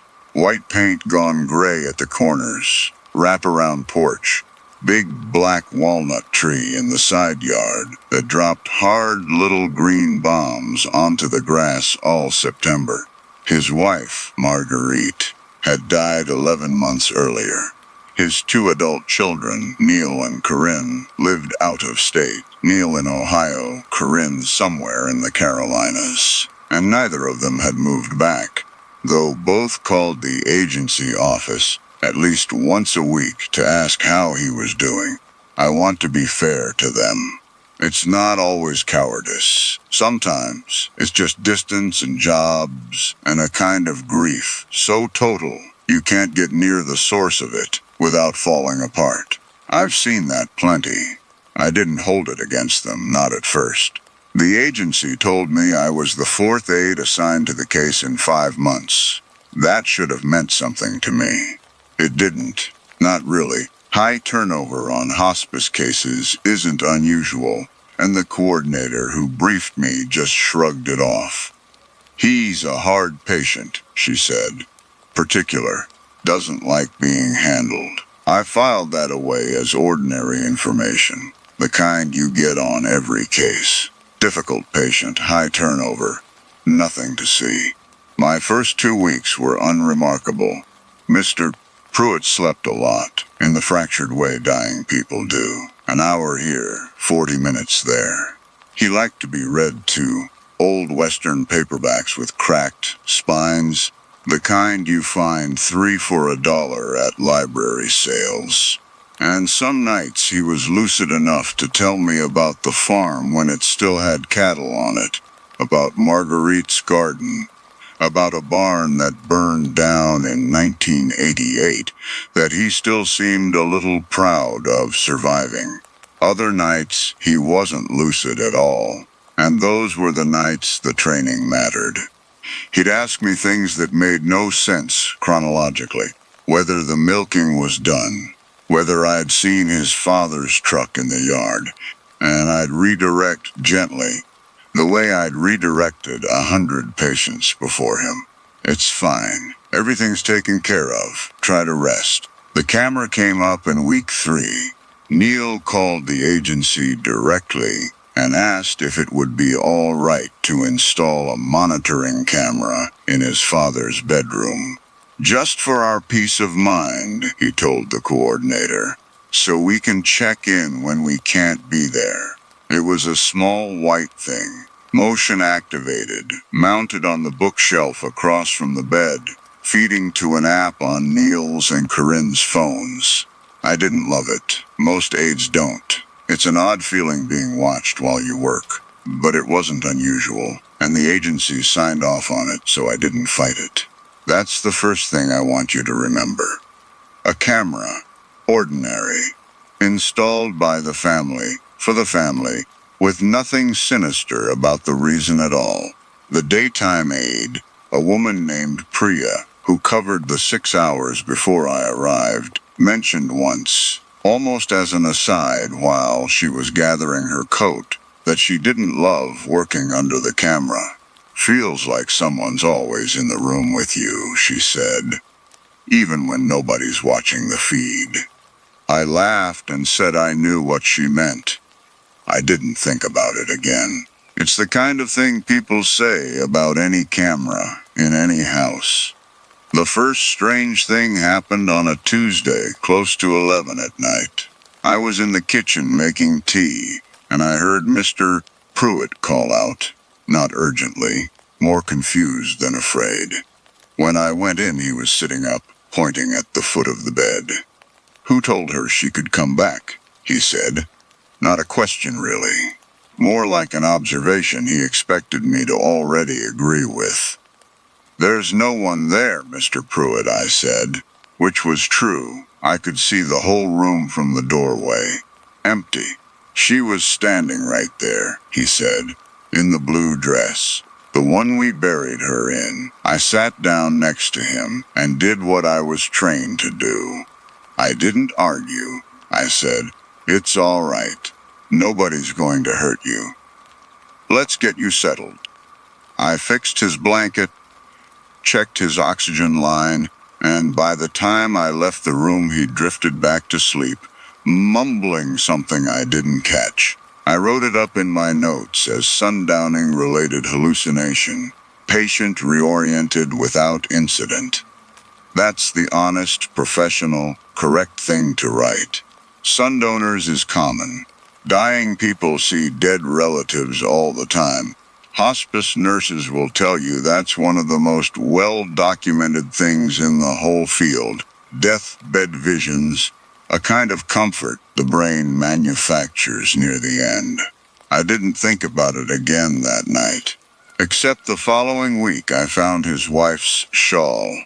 It had been draped over the back of the reading chair in the corner of the bedroom since I started the case.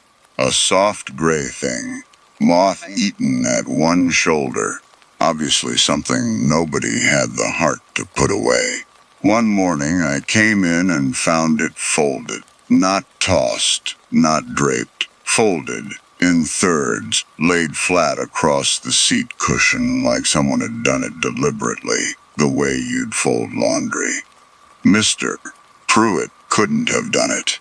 His hands shook too badly to manage a fold that precise. And besides, he'd been asleep the entire night. I'd checked on him every 90 minutes like I always did.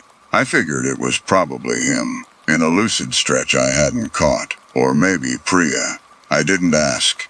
It felt like a small thing to make a fuss over, and making a fuss over small things was exactly the kind of behavior that got AIDS labeled difficult. Particular family. Doesn't like being handled. I filed the shawl away the same place I'd filed everything else. Nothing. Around that same stretch, I started noticing a smell some nights when I came up the stairs. Something floral, old-fashioned, gone by the time I reached the landing. I asked Mr. Pruitt once, half joking, whether Marguerite had worn a particular perfume, and he said yes, of rosewater things she'd used since before they were married, and that he still kept an unopened bottle of it in her nightstand because he couldn't bring himself to throw it out or use it up.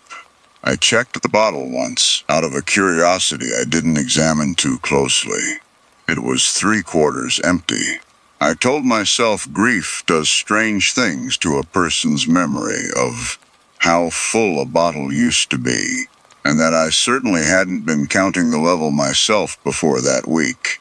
So I had no real baseline at all. It was a reasonable thing to tell myself. It's still the thing I tell myself now, when I let myself think about it. A few nights later, I came downstairs around 1 in the morning and heard humming from the kitchen, a low, tuneless sound, gone by the time I reached the doorway. The kettle on the stove was warm under my palm, though I hadn't put it on, and I stood there running through the ordinary explanations before I'd even finished being startled. Residual heat from earlier in the evening, the stove pilot running a little hot, Priya boiling water before she left and forgetting to mention it. None of it explained the humming. But humming isn't evidence of anything, and I wasn't going to write, "I heard someone humming" in a professional incident log. I made my tea in a different kettle and went back upstairs. The kitchen chair I noticed maybe 4 days after that. I came down around 2 a.m. for tea and found one of the dining chairs pulled away from the table, turned to face the window over the sink. The window was cracked open 1/2 inch, which I hadn't done, and Mr. Pruitt, upstairs and immobile, certainly hadn't done, and there was a thin, cold line of night air coming through it.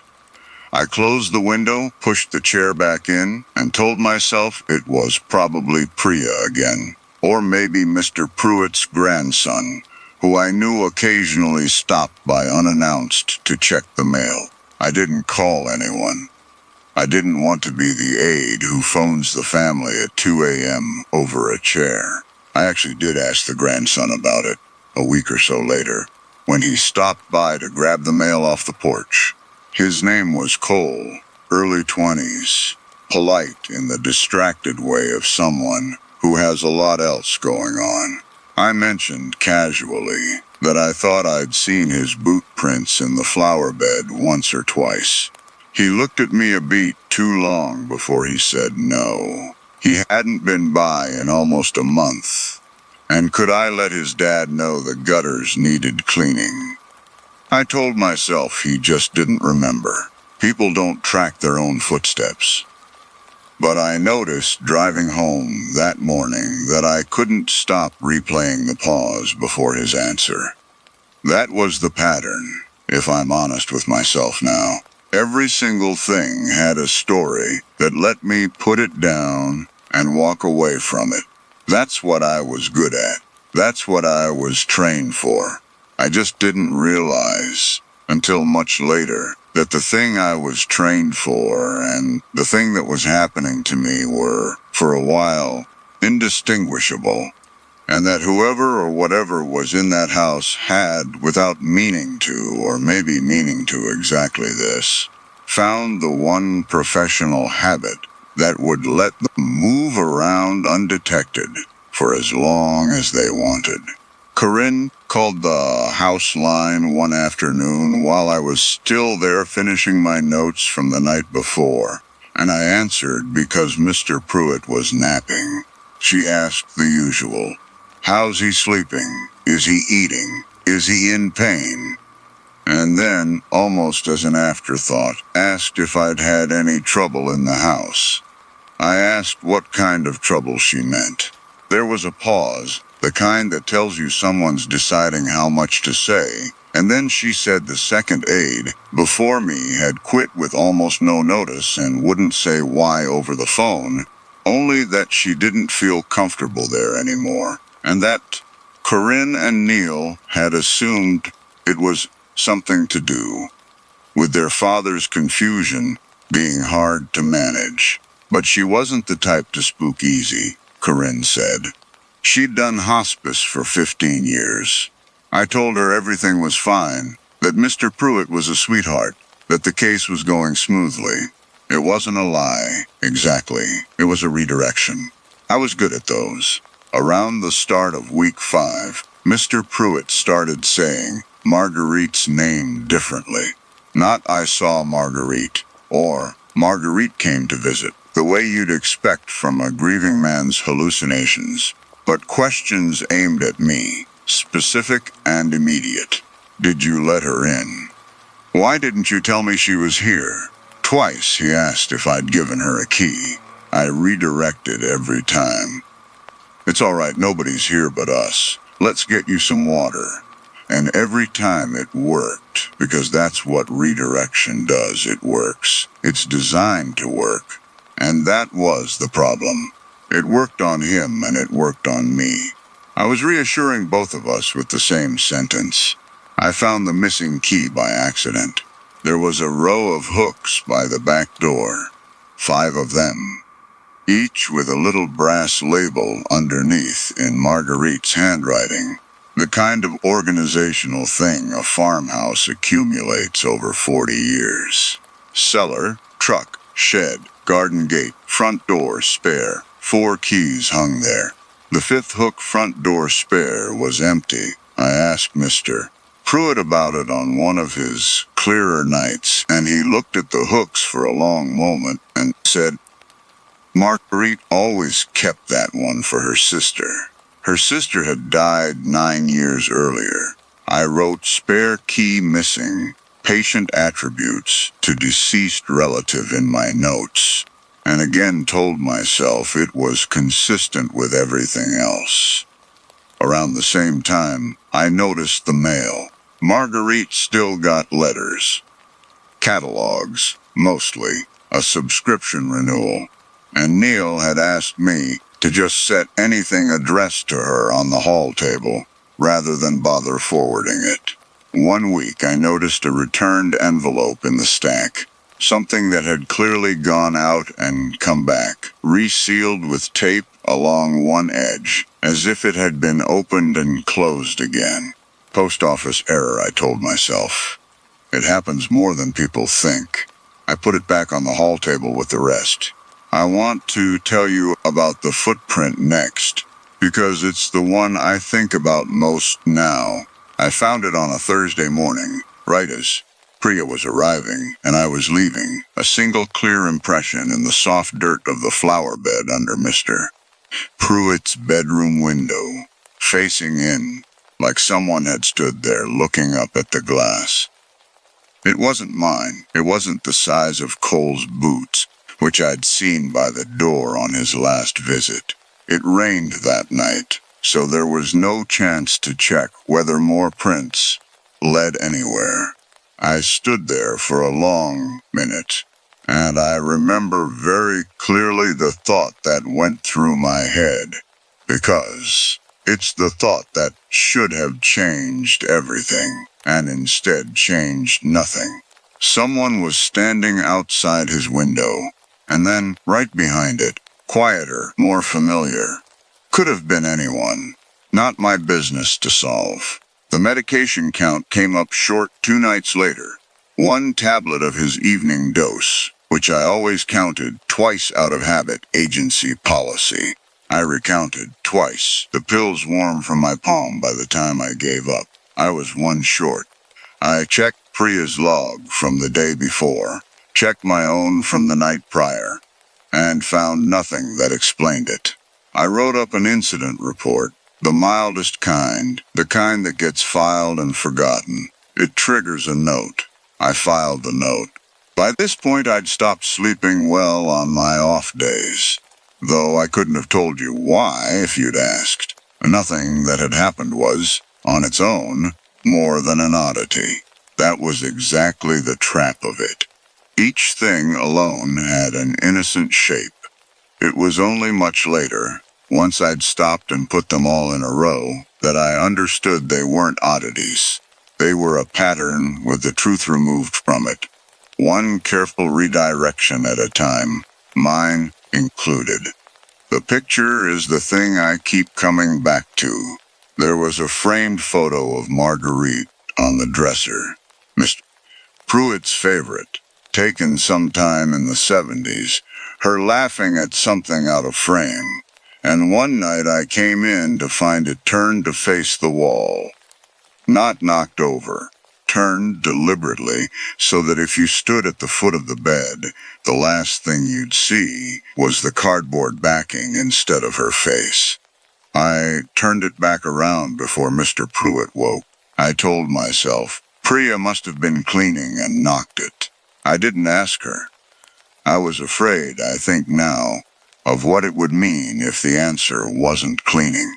The night everything changed, I wasn't even in the room. I was in the kitchen at maybe 1 in the morning, and out of habit I opened the monitoring app on my phone. The agency required us to have access to, in case of emergency, just to check the feed while I made tea. And there, under the little list of who had viewing access, was an account I didn't recognize. Not Neil, not Corinne, not the agency's admin login. Just a username, a string of numbers.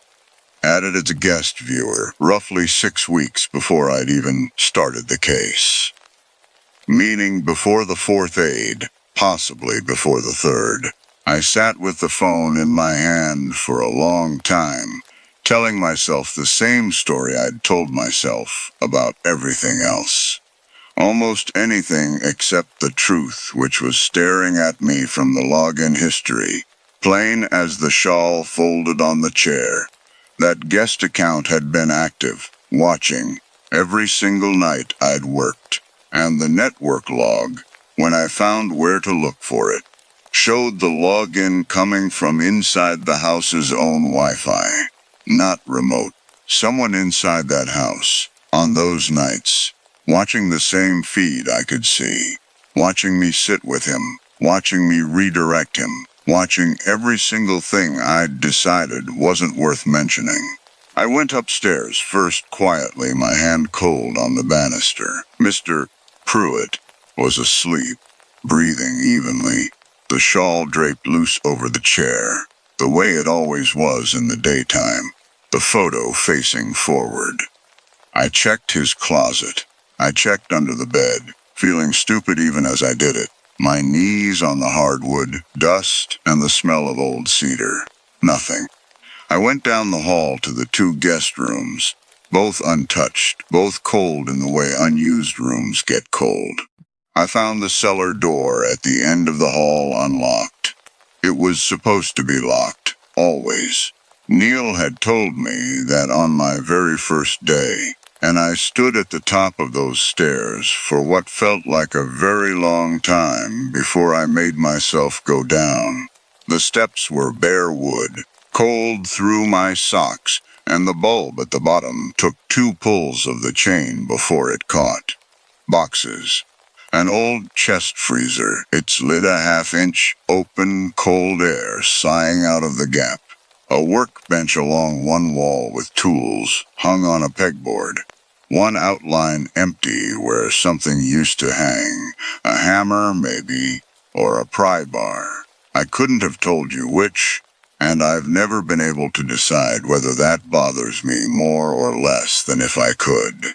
I checked the small ground-level window at the far end, the kind that opens for air in summer, and found the latch turned to unlocked, though the frame was so swollen with damp that it took both hands and my full weight to force it shut again, which meant whoever had opened it last hadn't done it easily either.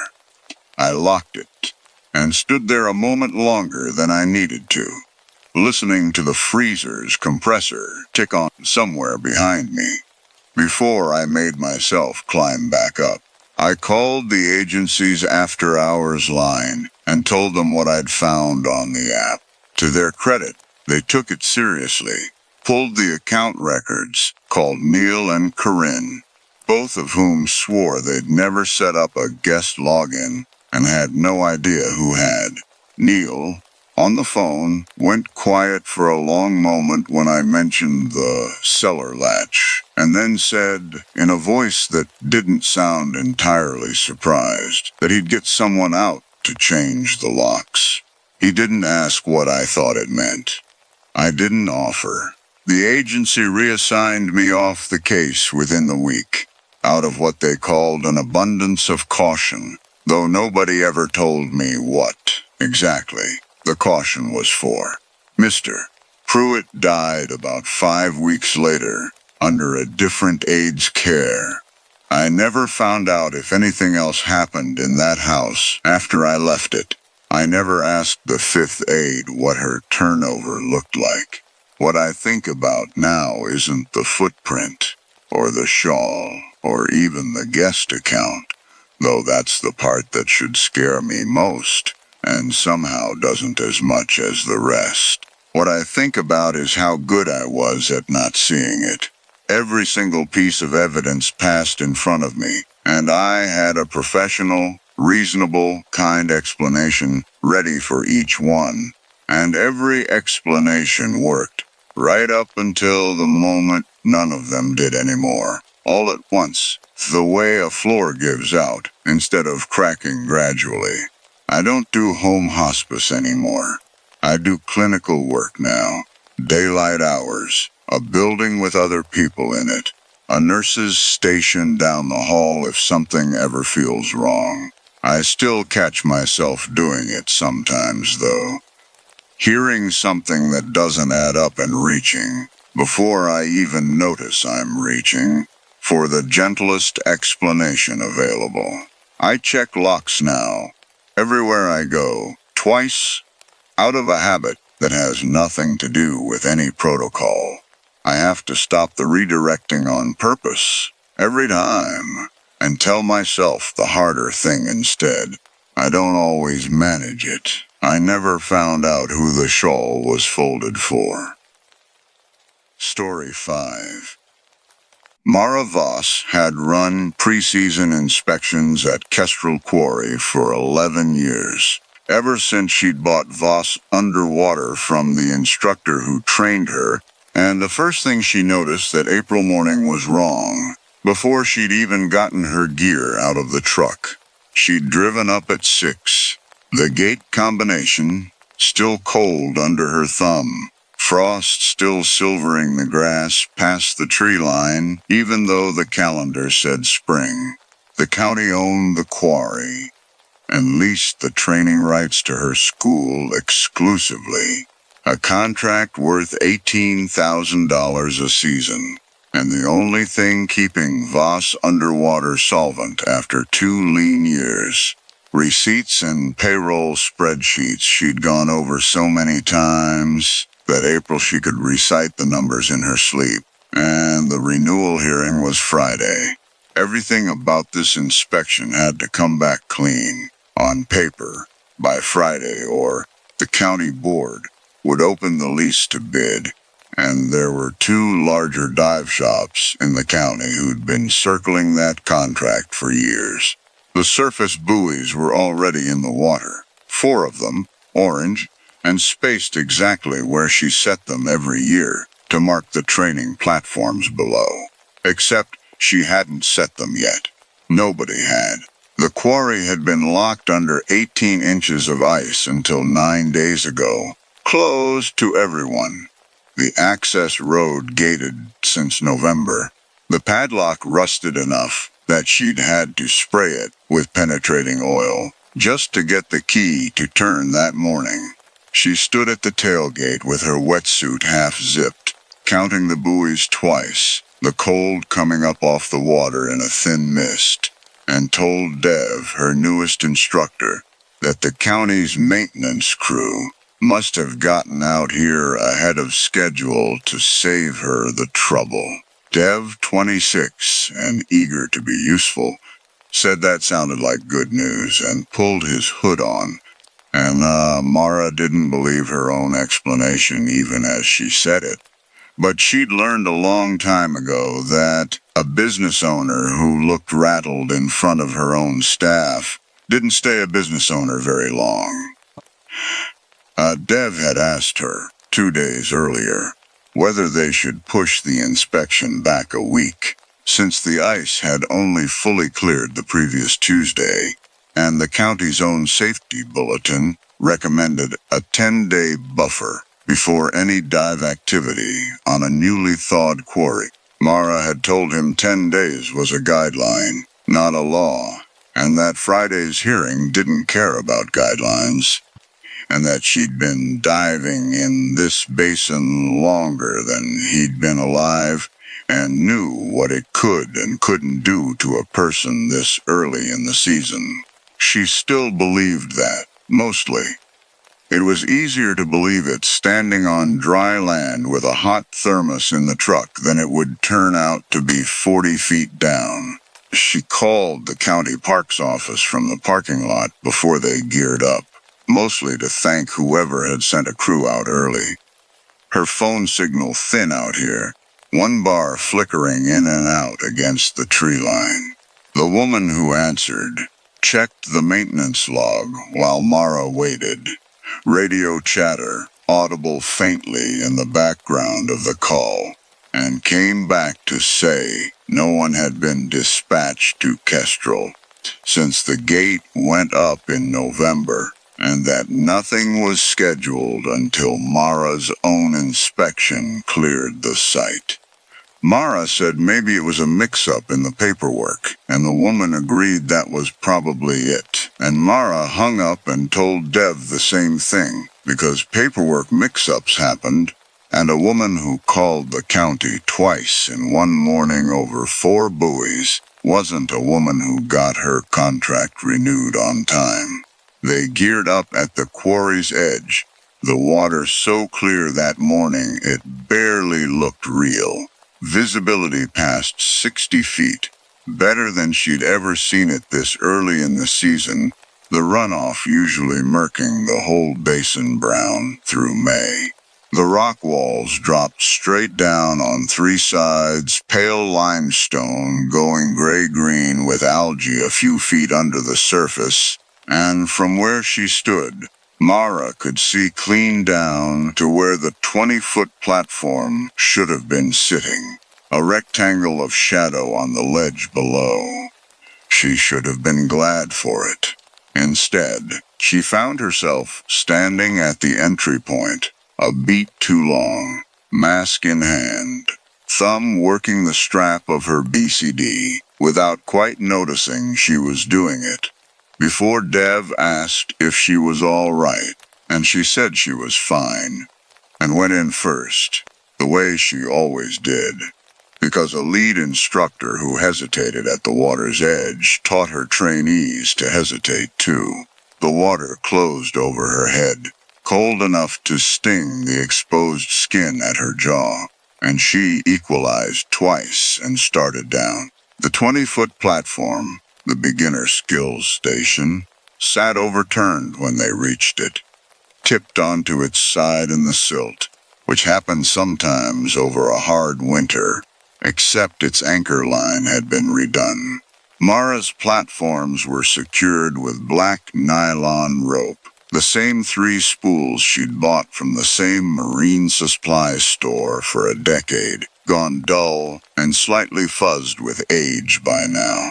This line was fresh, orange-braided polypropylene, tied off in a cleat hitch nobody on her crew used, knotted with the kind of clean, unweathered precision that meant it had been done recently, by someone who knew what they were doing, in a quarry that had been sealed under ice for 5 months. She ran her thumb along the rope. It wasn't even sun-faded. Dev, hovering beside her, gave the universal hand signal for okay, and Mara gave it back, and righted the platform herself instead of asking him to help, because handling it alone meant she didn't have to explain out loud what she was looking at. Back at the surface for their first check-in, Dev pulled his regulator out and asked, half joking, whether she thought the maintenance crew had done a good job of it, at least, and Mara said the knot work was actually better than what the county usually paid for, which was true, and which she found she didn't like being true nearly as much as she should have. She told him to log the rope replacement in his own notes for the file, standard practice, and did not tell him she had no intention of mentioning the rope's color, or type in her own report, because a black rope replaced with orange wasn't the kind of detail a county board needed to see before Friday.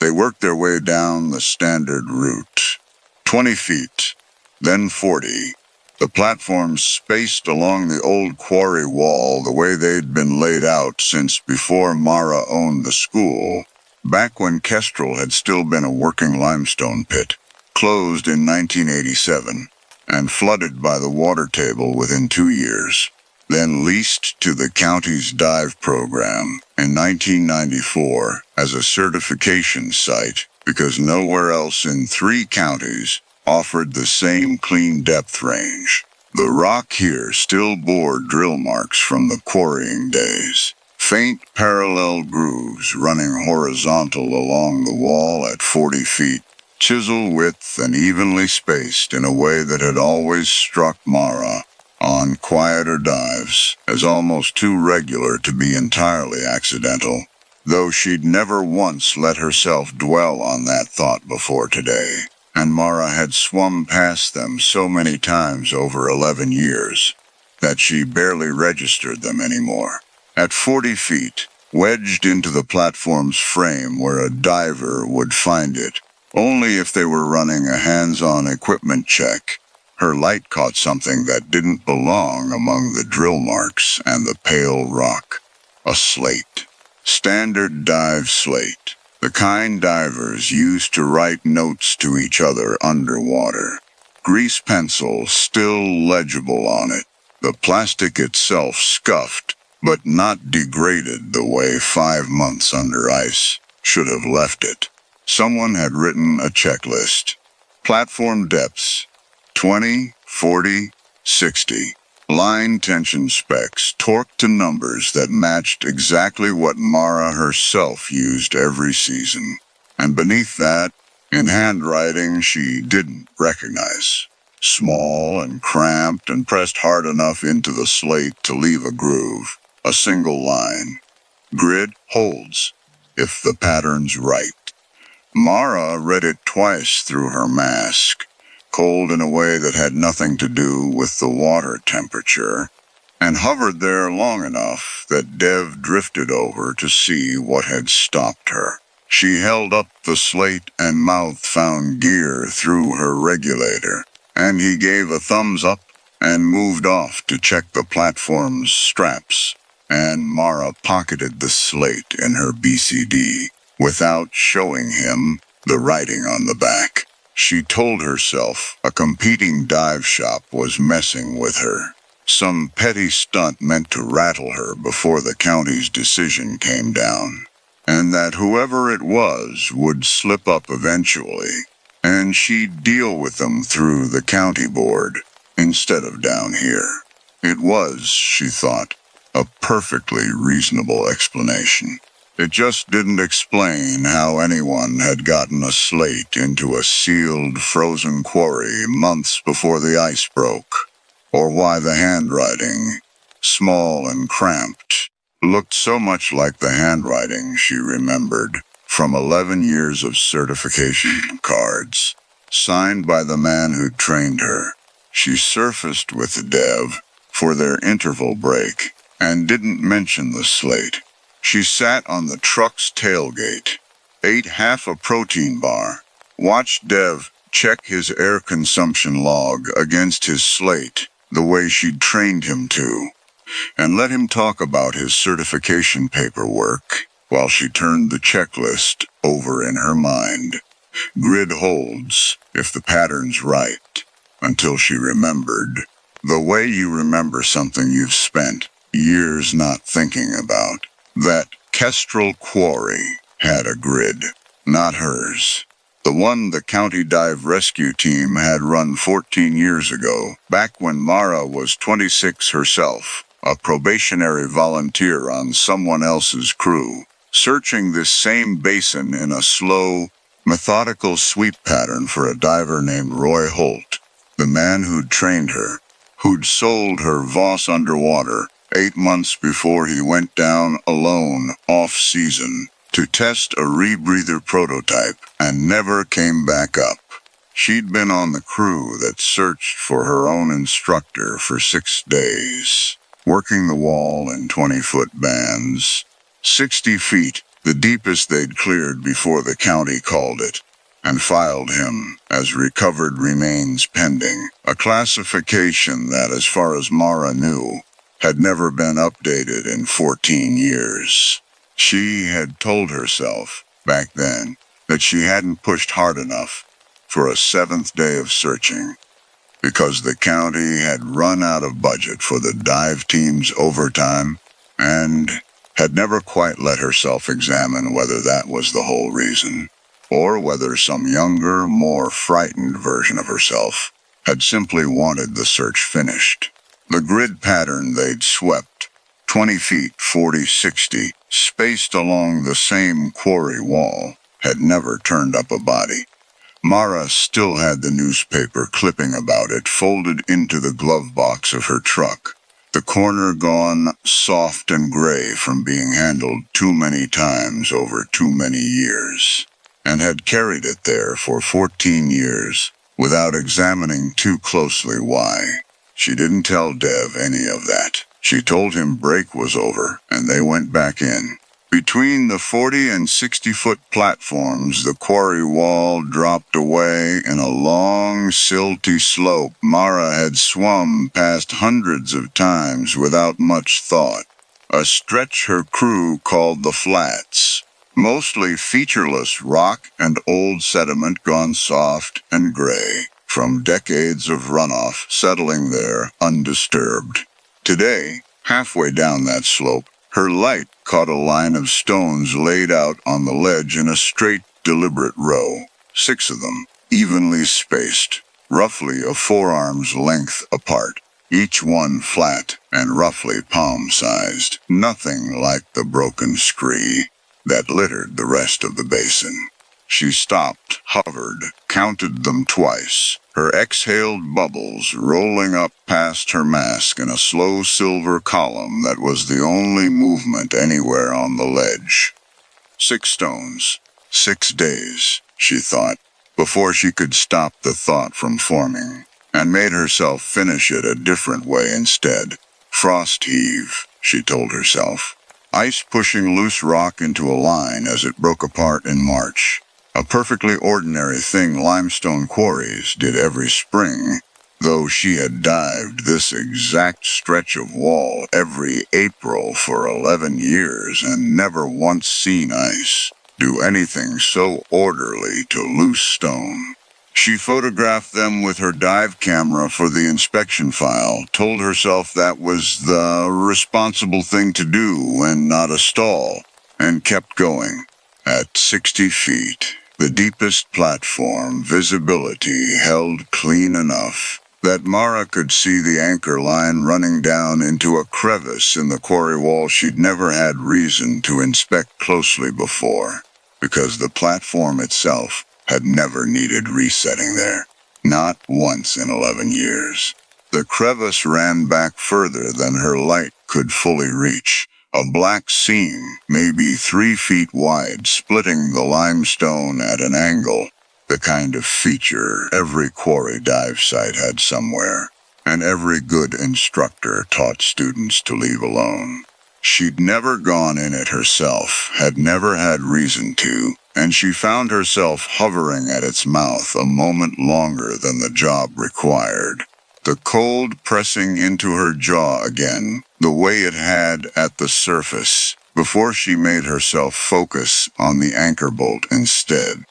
Today it had slipped free of the rock, the platform drifting slack on its line, swaying very slightly, though there was no current in this quarry to make anything sway. When Mara swam down to resecure it, she found, snagged in the chain, a small brass tag, the kind divers clip to a gear bag, corroded but legible. 2 initials, RH. She held it in her palm for a long moment, the cold working up through her gloves and into her wrist, turning it over once to check for a maker's stamp on the back and finding none, only the same dull corrosion on every surface, and made herself think it through the way she'd have told any trainee to think it through. Winter ice-shifting silt, old gear surfacing after years. A coincidence of initials, nothing more. It was a story that held together right up until Dev, 3 feet below her, checking the platform's second anchor point, went, suddenly, completely still. She turned. His regulator hose had gone taut behind him, pulled toward the mouth of the crevice at an angle that made no sense for a hose, simply snagging on rock, the kind of straight, deliberate tension a line took on only when something was actively drawing it.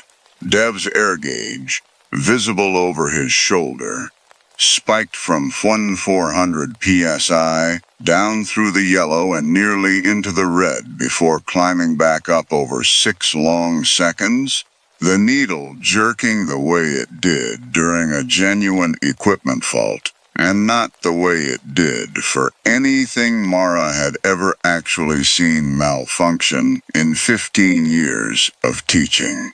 She got a hand on his tank and pulled hard, and the hose came free all at once. No resistance at all, where a second before there had been unmistakable resistance. The slack line drifting loose past his shoulder, as if it had simply let go on its own decision. And Dev came up beside her white around the mouth of his own regulator, signing frantically that something had grabbed his hose. Both hands. The sign repeated twice the way a trainee signed when he needed his instructor to understand he wasn't exaggerating. She didn't ask him to describe it. She got them both back to the platform, checked his regulator by hand. Intact, no fault, nothing that should have caught on anything. And made the call, calm, instructor-voiced, that they were surfacing and calling it for the day. Dev didn't argue. He hovered close to her on the way up, closer than his training called for, one hand loose on her tank, strapped the way a nervous student sometimes did, and Mara let him keep it there without comment. On the ascent, at 40 feet, she looked back once, toward the crevice below the deepest platform, where the light didn't quite reach even in water this clear, and understood, all at once, the way a devastating thing arrives whole instead of in pieces, that the 4 platforms weren't spaced the way she'd always assumed, the way she'd reset them every April, without ever once checking the pattern against anything. They were spaced exactly along the 14-year-old search grid. Not close. Exact. She remembered the search now with a clarity she hadn't let herself access in years. The 6 days on the water, the volunteer crews rotating through in wetsuits, still smelling of neoprene cleaner. Roy Holt's wife standing at the quarry's edge every morning at dawn without fail, refusing coffee, refusing a chair, watching the surface like watching it hard enough might change what came up out of it. Mara remembered being handed the search grid on a laminated card her second morning. 20-40-60 in bands along the wall, the card already water-stained and curling at the corners from being passed hand to hand between wetsuited divers all week. And thinking even then, 26 years old, and terrified of getting it wrong in front of veteran divers twice her age, that the pattern felt almost too tidy for a man who could be anywhere in 40 acres of flooded rock. She had followed the card exactly. Everyone had. It had never turned up anything. A grid nobody alive, but her still remembered clearly enough to reproduce. Sitting on the bottom of a quarry that had been sealed shut under ice since November, waiting for the one diver who'd know what she was looking at the moment she saw it from above. They surfaced into full daylight.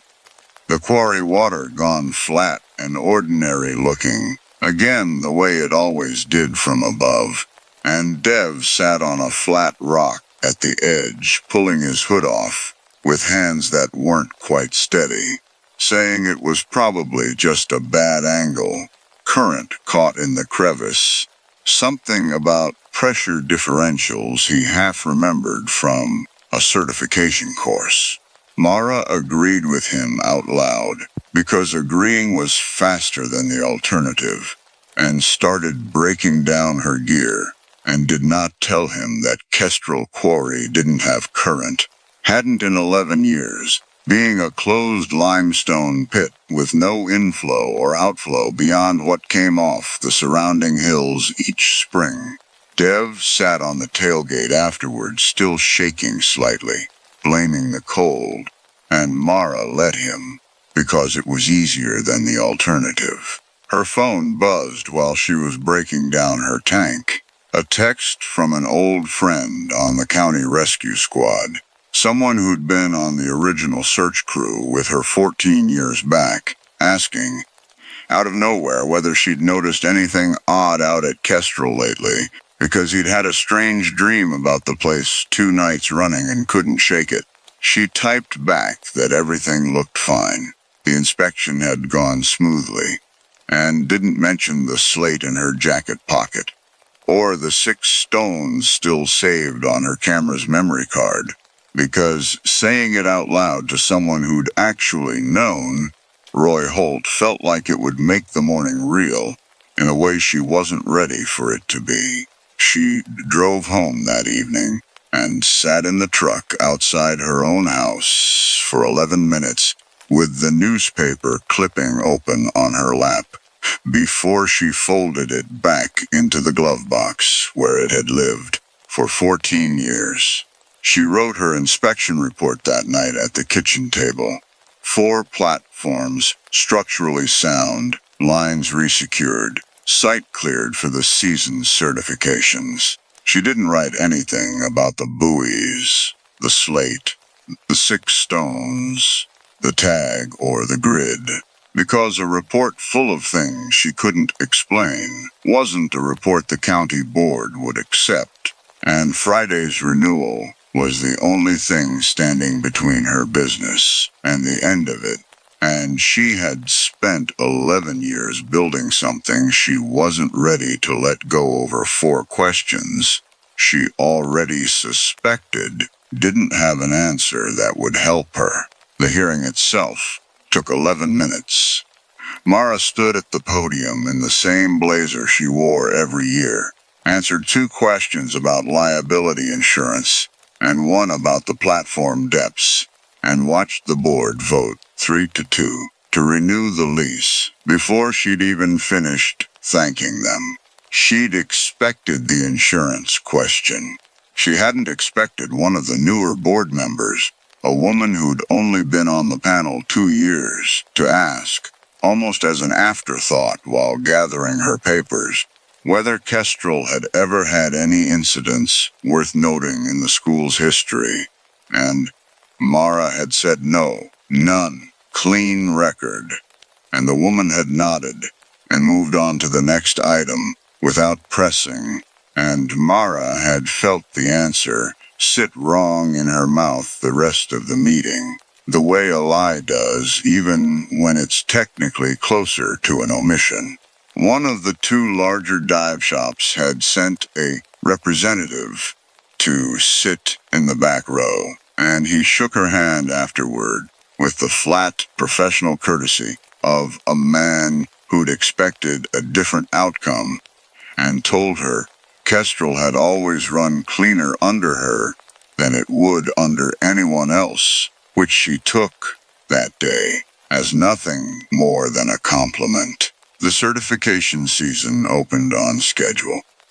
Mara still runs Kestrel Quarry every spring, still teaches trainees on the same 4 platforms, still tells them, when they ask about the visibility, that the water clears up early most years, if you're lucky, and lets them believe that's the whole reason she likes clear days least of all.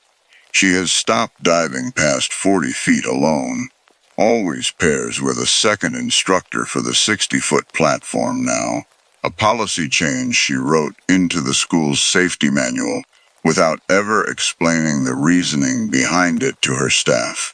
Every morning before she gears up, she stands at the water's edge, with the same pair of binoculars, she keeps in the truck door and checks the buoy positions from above before anyone gets in the water.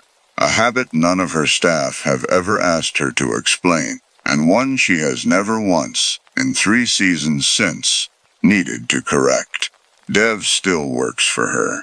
He never brought up the hose again after that first week, and neither has she, though she has noticed. He keeps his own dive knife strapped a few inches lower than his certification course taught him to, closer to his hand, and she has never once told him to move it back. Some mornings, standing at the water's edge with the binoculars before anyone else has arrived, she finds herself hoping the buoys will be missing entirely, out of place, anything but exactly where she left them the day before. And every morning so far, they have been exactly where she left them, which she has come to understand is not the same thing as reassurance. Story 6. Nathan Pruitt kept a spreadsheet for everything. Insurance claims by day, 16 years of water damage, and totaled Corrales reduced to line items. And on weekend mornings, the Colby Falls Historical Society by choice. He'd moved to town 3 years ago for his wife's job at the hospital. And the Historical Society was the fastest way he'd found to stop feeling like a stranger at the grocery store. He liked the smell of the archive room, old paper and radiator dust. He liked that 100-year-old ledger either balanced or it didn't, the same way a claim either checked out or it didn't. He was 41, careful with his hands, the kind of man who reread his own emails 3 times before sending them. And he had never once, in 3 years, found a discrepancy in the town records that he didn't chase down to its source. That was the first thing that would matter later, though nobody could have told him so at the time. The second thing was the assignment. Marion Alder, who'd run the Historical Society since before Nathan was born, had been trying for 2 years to get the high school interested in the old burying ground on Route 9. Colby Falls' original cemetery, closed to new burials since 1961. 40 acres of leaning granite behind a stand of birch that most people in town had never once walked into. The school's AP history teacher, Renata Castellano, finally said yes that September. 40 juniors, 40 headstones, each student assigned one name to research using town records, newspaper archives, and whatever the Historical Society could dig up. A short presentation at the Fall History Fair. Nathan volunteered to run the archive sessions on Saturdays. He liked the idea of the kids caring about names that had stopped mattering to anyone else. He didn't pick the names. Mrs. Castellano did that, mostly at random, walking the rows with a clipboard on a warm afternoon in August. But when the list came back to him to cross-reference against the Society's records, one name stopped him for reasons he couldn't immediately explain. Hannah Willis, 1853 to 1888. Schoolteacher. The stone was small, plain, tucked at the end of a row that had otherwise gone unassigned. Nathan remembered it. He'd cataloged the burying ground stones himself 2 winters ago, walking the rows with a notebook and a rubbing kit, but he hadn't remembered stopping at it the way he stopped at it now. Looking at the record card in his own handwriting, under cause of death, he'd written exposure. Under notes, in smaller letters, he'd written something he didn't remember writing at all. See 1888 blizzard. Reference. Sentinel Yan 12. He didn't think much of it. He filed it under the student's name, a junior named Paige Calloway, and moved on to the next card. That was the thing about the first anomaly. It never announces itself. It just sits there, small and forgettable, waiting for you to notice it again. Paige Calloway was good at the assignment in a way that made Nathan a little proud, the the way you're proud of a coworker's kid. She came to 3 Saturday sessions in a row, pulled the January 1888 issues of the Colby Falls Sentinel on microfilm, and put together, mostly on her own, a clear, careful account. Hannah Willis had taught the one-room schoolhouse on the north end of town. On January 11, 1888, a freak blizzard came in fast during the school day. Temperature dropping almost 40 degrees in 3 hours, visibility down to nothing. Hannah had kept 11 children at the schoolhouse rather than risk sending them home alone. When the wind let up just after 4, she'd tied a length of clothesline around herself and led the children out in a chain, one hand to the next, walking them home through drifts taller than some of them. She got all 11 of them to their doors. She was found the next morning a quarter mile from the schoolhouse, alone, frozen where she'd turned back.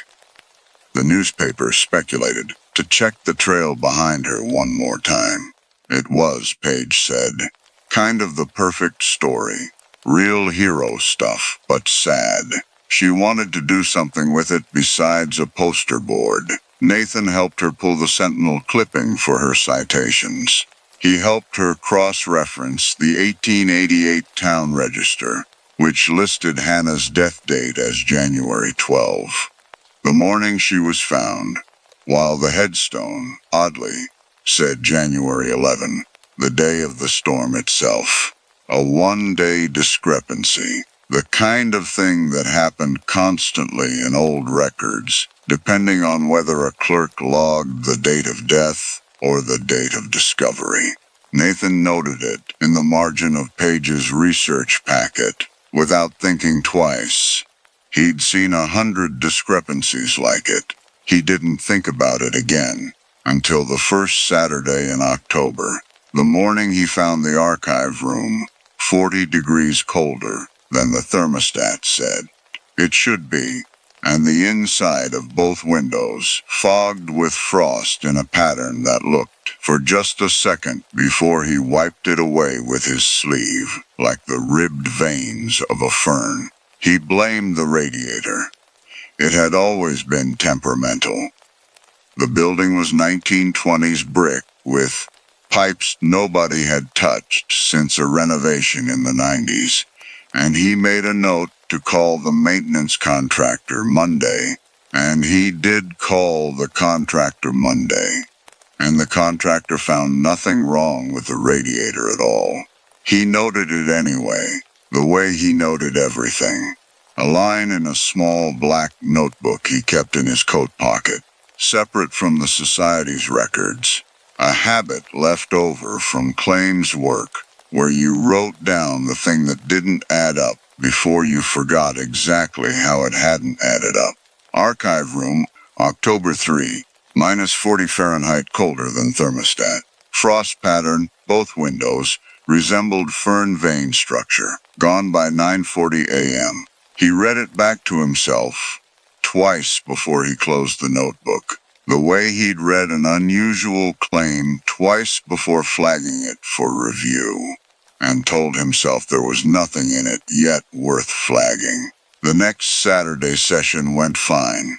Page came in with a stack of library printouts and asked good questions, and Nathan walked her through how to read a 19th century coroner's inquest, and the archive room held at a normal 68 degrees the entire morning, and by lunchtime he'd half convinced himself the cold snap had been exactly what the contractor said it wasn't.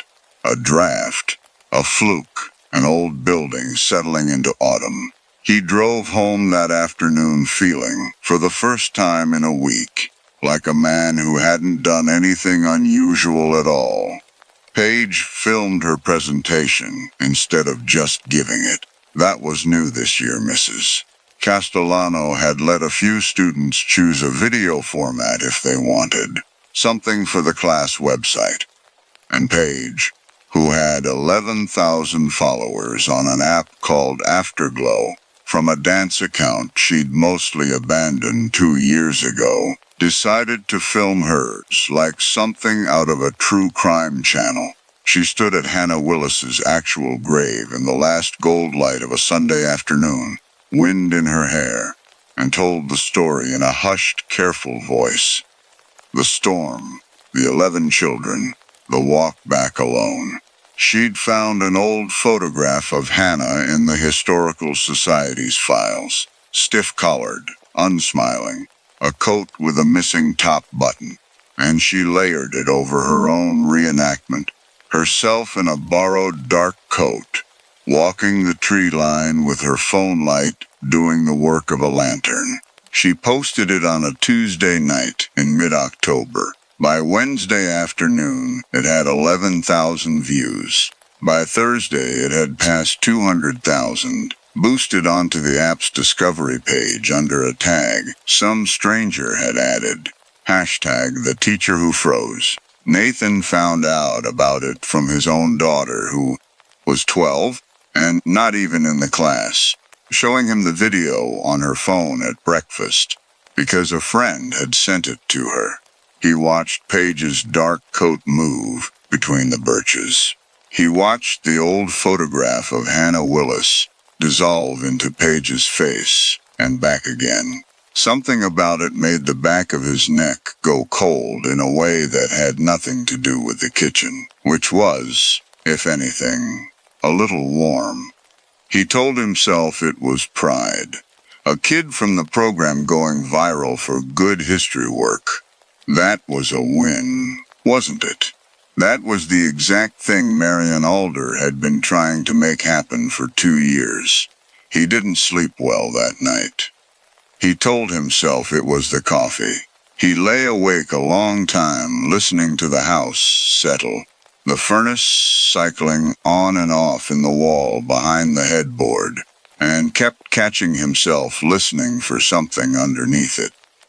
A sound he couldn't have named if his wife had asked him what he was doing, awake, staring at the ceiling, at midnight on a Tuesday.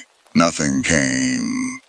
He told himself that was proof there was nothing to hear, and fell asleep somewhere close to 1, and didn't dream at all that he could remember, which felt, in the morning, like its own small relief. The dream, when it came the second night, wasn't dramatic. He'd expect that later, telling it to himself in the daylight, that it should have been dramatic. A woman standing over his bed, something with teeth. Instead, it was almost nothing. He was standing in the archive room in the dark, and it was cold enough that he could see his breath, and there was a sound like a school bell muffled, under 3 feet of snow, over and over, too slow, like it was ringing through something. He never saw anyone. He just had the clear, unbearable sense of being watched by something that was, itself, extremely tired. He woke up at 3:14 a.m., with his heart going hard, and his phone, on the nightstand, dead, fully dead, though he'd charged it before bed, and it had been at 90% when he checked it before falling asleep. He didn't connect any of it yet. He wrote it off, individually, the way he'd write off any one anomaly on an insurance claim. Dreams happen, phones die, radiators act up in old buildings. It was only when he opened the Historical Society's shared inbox 2 days later, meaning to send Marion a routine update about the archive sessions, and found 41 emails from strangers. People who'd seen Paige's video and wanted to know more about Hannah Willis. Ask if the society sold prints of the photograph. Ask if the schoolhouse still stood. That the individual anomalies started, for the first time, to feel like they might belong to each other. He didn't say anything to anyone. He didn't want to sound like the guy who thought a viral video was cursed. He just started keeping a second spreadsheet, The first two entries were almost embarrassing to type. Video views, 340,000. Archive temperature, 8 a.m. 61 Fahrenheit. Thermostat set 68. He told himself he was doing what he'd do with any claim that felt a little too coincidental to file away without a paper trail. Not because he believed anything yet, but because if it turned out to be nothing, a spreadsheet with 2 boring rows in it would cost him nothing to delete. He didn't delete it. Within a week, it had a column for hours slept, a column for the exact wording of whatever he could remember from the dream, a column, eventually, for what the thermometer on his own nightstand read when he woke. He noticed, sometime in that first week, that the video's growth wasn't smooth. It came in surges, a flat stretch of a few thousand views a day, then a jump of 80 or 100,000 overnight, always between roughly 1 and 5 in the morning. He cross-referenced the jumps against his own sleep log without really deciding to. They lined up, not roughly, exactly, night for night, the worst sleep falling on the same dates as the biggest jumps, 3 weeks running. By the second week of November, Page's video had 1.4 million views. A local news station picked it up. A 4-minute segment on the haunting viral history project, with Page interviewed in her Letterman jacket. The reporter's tone somewhere between charmed and spooky. Mrs. Castellano was interviewed too, delighted, calling it the best thing that had ever happened to the program. The segment ended with a stock photo of the birch tree line and a line about one town's frozen past, thawed by a new generation. Nathan watched it 3 times. Something in it snagged at him the 3rd time through. A detail he almost missed, because it was so small wedged between the reporter's questions. In the B-roll of the video the news station used, Page's reenactment coat, filmed close on her shoulder as she crossed the birches, was missing its top button. Nathan had watched that clip a dozen times by then. He was almost sure. He went back and checked his own printout of the archive photograph to be sure that the coat in Page's video had all its buttons the first time he'd watched it, the week it was posted. He compared frame grabs from an early save of the video against the current, most viewed version. He was right. The earlier version's coat was intact. The version with 1.4 million views was missing the same button as the 90-year-old photograph in the Historical Society's file. A detail page had never mentioned researching, that Nathan had never mentioned to her, that existed nowhere in her citations. He told himself, at 11 p.m., staring at 2 paused video frames side by side on his laptop, that it was a costuming coincidence. He told himself this for less time than it took to convince himself of it. The Historical Society's board met on the 3rd Tuesday of every month, and Nathan brought it to Marion privately afterward, in the parking lot, because he didn't know how to say it in front of the others without sounding unwell. He told her about the radiator, the dream, the coat. He watched her face carefully while he talked, expecting to be humored, and instead watched something old and unhurried settle into it, like a woman recognizing a smell she hadn't caught in years. I put a stop to something like this once, Marion said. Before your time. A ghost tour operator wanted to run a Halloween walk through the burying ground in the 90s. Used Hannah's stone in the pamphlet because it made a good photo. The leaning angle, the short dates. Attendance for the whole tour tripled the week after that pamphlet went out. Then people started getting hurt on the walk. Ankles, mostly. One broken wrist.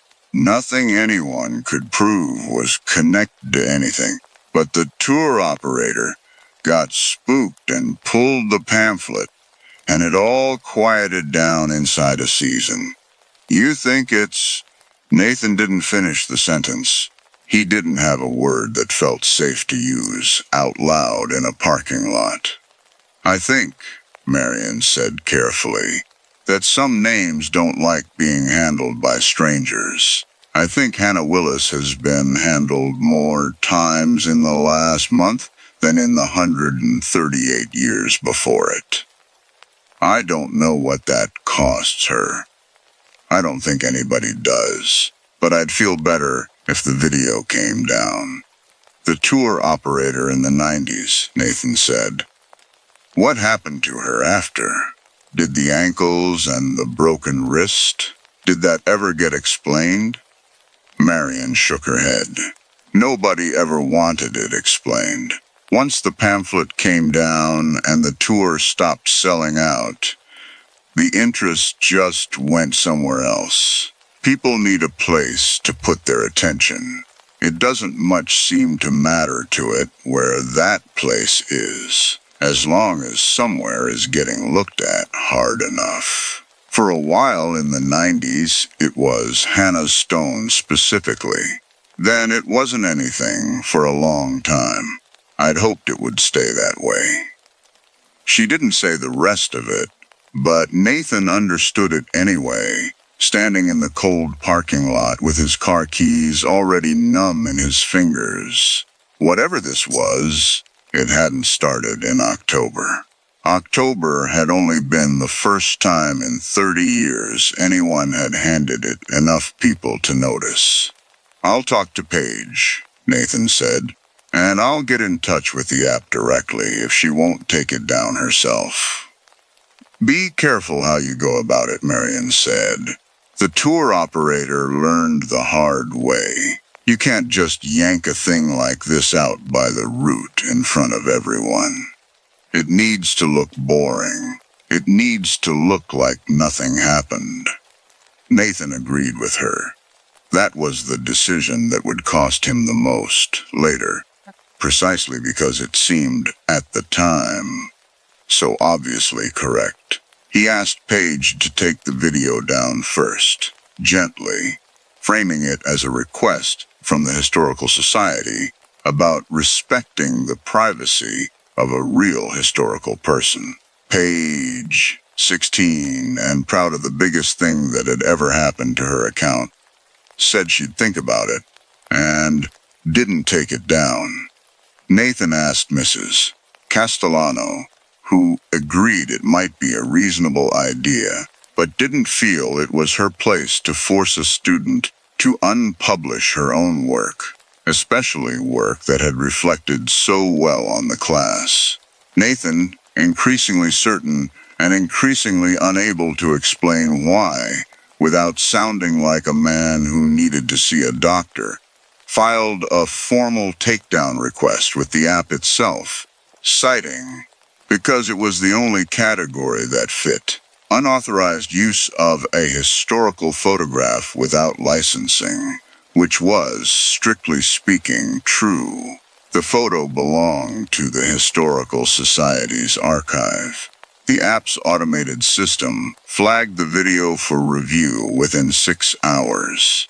Paige got a notification. Paige, confused and a little hurt, posted about it. A short clip of herself explaining that someone had reported her tribute video, and she didn't understand why. Tagging it #JusticeForHannah. The clip got 400,000 views in a day. People who'd never seen the original video went and found it. The takedown request, still pending review, did nothing to the original, which kept climbing. 2.1 million. Then 2.6. A stitch trend started. Other creators reenacting their own version of the walk through their own local woods, tagging Colby Falls, tagging Hannah's name, a dozen coats missing the same top button by the end of the week, without any of those creators having seen the photograph at all. Nathan sat at his kitchen table on a Friday night with his second spreadsheet open, a column for video view counts, a column for archive room temperature readings he'd started taking twice a day with a thermometer from the hardware store, a column for hours slept, and watched the three lines move in a way that no claims adjuster, no matter how many water damage reports he'd filed, could call a coincidence. The nights the view count jumped hardest were the nights the archive room dropped coldest and he slept the least. It wasn't subtle anymore. It hadn't been subtle in almost 2 weeks. He'd just been the last one in the room willing to say it out loud, even to himself. The dream changed after the takedown request. Or, rather, for the first time, it wasn't only a dream. He woke at 3:14 again.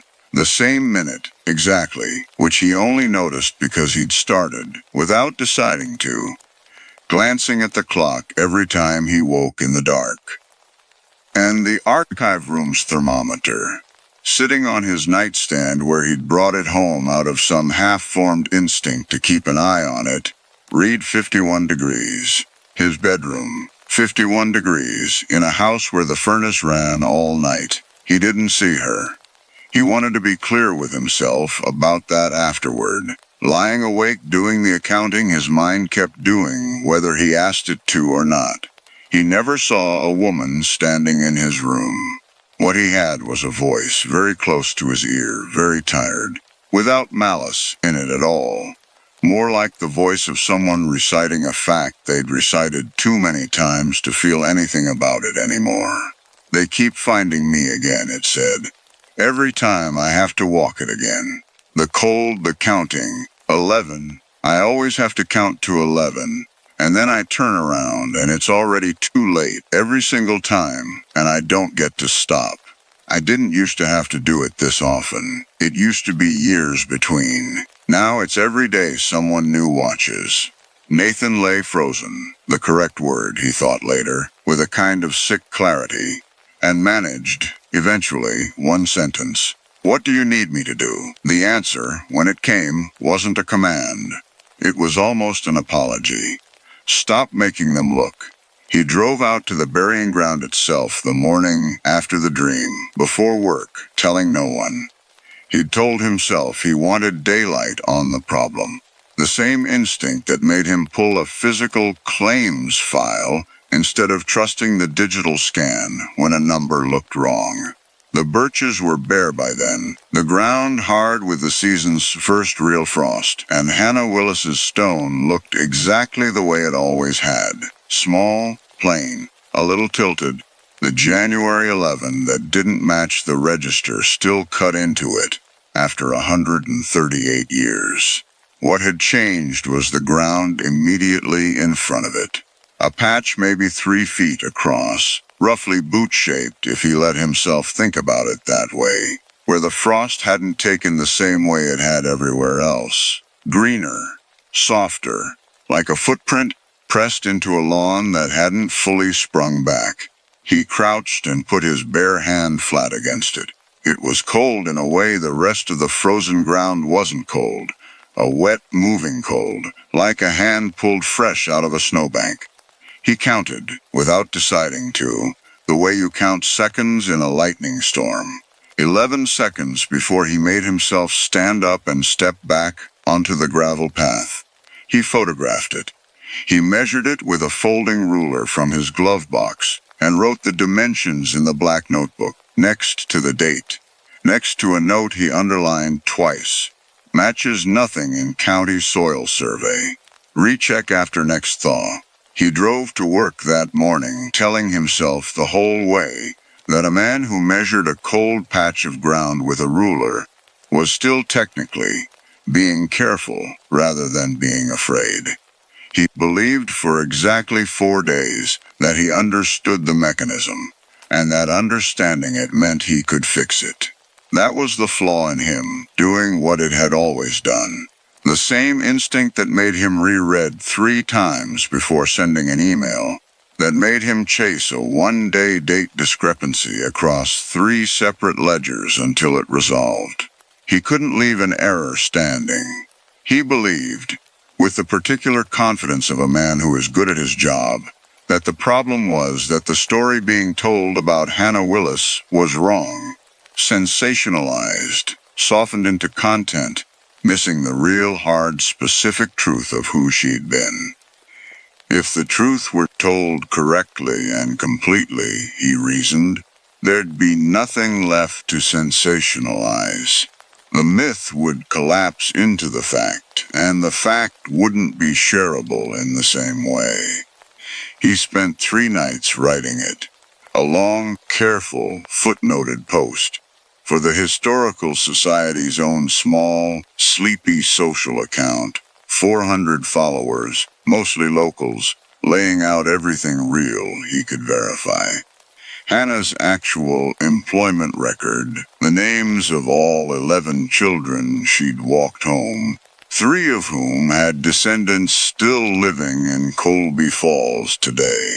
The inquest testimony from the coroner, the exact temperature drop recorded by the county almanac.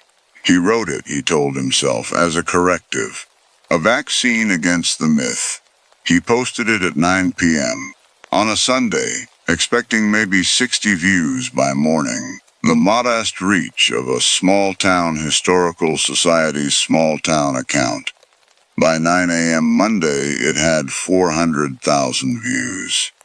Someone with a large local history-adjacent following had reposted it with the caption, "The real story is even worse." And the algorithm, which did not care whether Nathan's post was accurate or invented, treated it exactly the way it treated everything else that made people stop scrolling. His name was in the post, Nathan Pruitt, Colby Falls Historical Society, because he'd signed it the way he signed everything, out of habit, out of the same carefulness that made him a good archivist. The local news station, doing a follow-up segment on the viral ghost story, now that it had a historian attached to it, called him directly and asked if he'd sit for an interview. He said yes. He told himself one more time that correcting the record on camera, calmly, factually, no theatrics, would finally starve the thing of what it needed. He believed this all the way up until the segment aired. 4 minutes of him at his own desk in the archive room, explaining tree lines and inquest records in his careful, measured voice, and the clip that actually spread, that got cut out, captioned, and shared 1,100,000 times by the following week, was 11 seconds long. It was him, mid-sentence, glancing instinctively toward the archive room's frosted window at exactly the moment a draft moved the blinds, an expression crossing his face that he did not remember making and could not, watching it back, call anything other than afraid. The caption strangers gave it was, "The historian knows something he's not saying." That was the night he understood what he'd been too careful, too proud of his own accuracy, to see for 3 weeks. It didn't matter whether the story was true or invented, corrective or sensational, kind or cruel. Every version, pages, the news stations, his own. The strangers stitched reenactments in a dozen other towns, did the same thing to whatever the thing in his house was, because the thing didn't consume stories. It consumed attention. Numbers on a screen with no memory of what put them there. His own carefully cited, footnoted entirely accurate correction, had done exactly the same work as the sloppiest fan edit. Because from where it stood, wherever that was, there was no difference between being looked at rightly and being looked at wrongly. There was only being looked at, and how many, and how often, and now his own face was in the count. His thermometer read 44 degrees that night, in his own bedroom, with the furnace running. He didn't wait to hear the voice this time. He knew, with total, cold certainty, what it would say, and he didn't want to hear it confirmed. He tried to erase himself instead. It was, he could see even as he did it, the same mistake wearing a different coat, the instinct to fix, precisely, exhaustively, one more time, as if enough correct action could undo an error that had never been about correctness at all. He called the news station and asked them to pull the clip. They told him, not unkindly, that they didn't control what happened to content once it left their platform. He filed a request to have his own name removed from search results tied to the story. 3 days later, a new re-edit surfaced, his name spelled slightly wrong in the caption, as if the correction itself had simply been folded into the next version. He deactivated every account he had. The views on the 11-second clip kept climbing anyway, a number with no further need of him at all. He stopped sleeping in his own bed. He told his wife he'd developed insomnia, which was, if you didn't look too closely at the word, true. He spent the nights it got bad sitting up in the archive room and just dead. Telling himself he was watching the thermometer, telling himself if he could just be there, awake, present, careful, he could catch whatever was happening in the act, and finally understand it well enough to end it. He never did catch it in the act. It didn't work that way.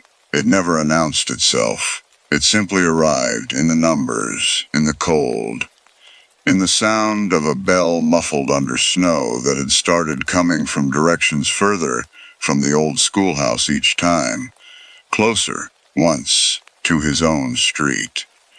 His wife found the black notebook on the kitchen table one morning in late November, open to a page of dates and temperatures with no explanation attached, and asked him, gently, if he needed to talk to somebody. He said he was fine. He believed, saying it, that it was mostly true. He could still do his job, still remembered his daughter's basketball schedule, still laughed at the right parts of the shows they watched together in the evening.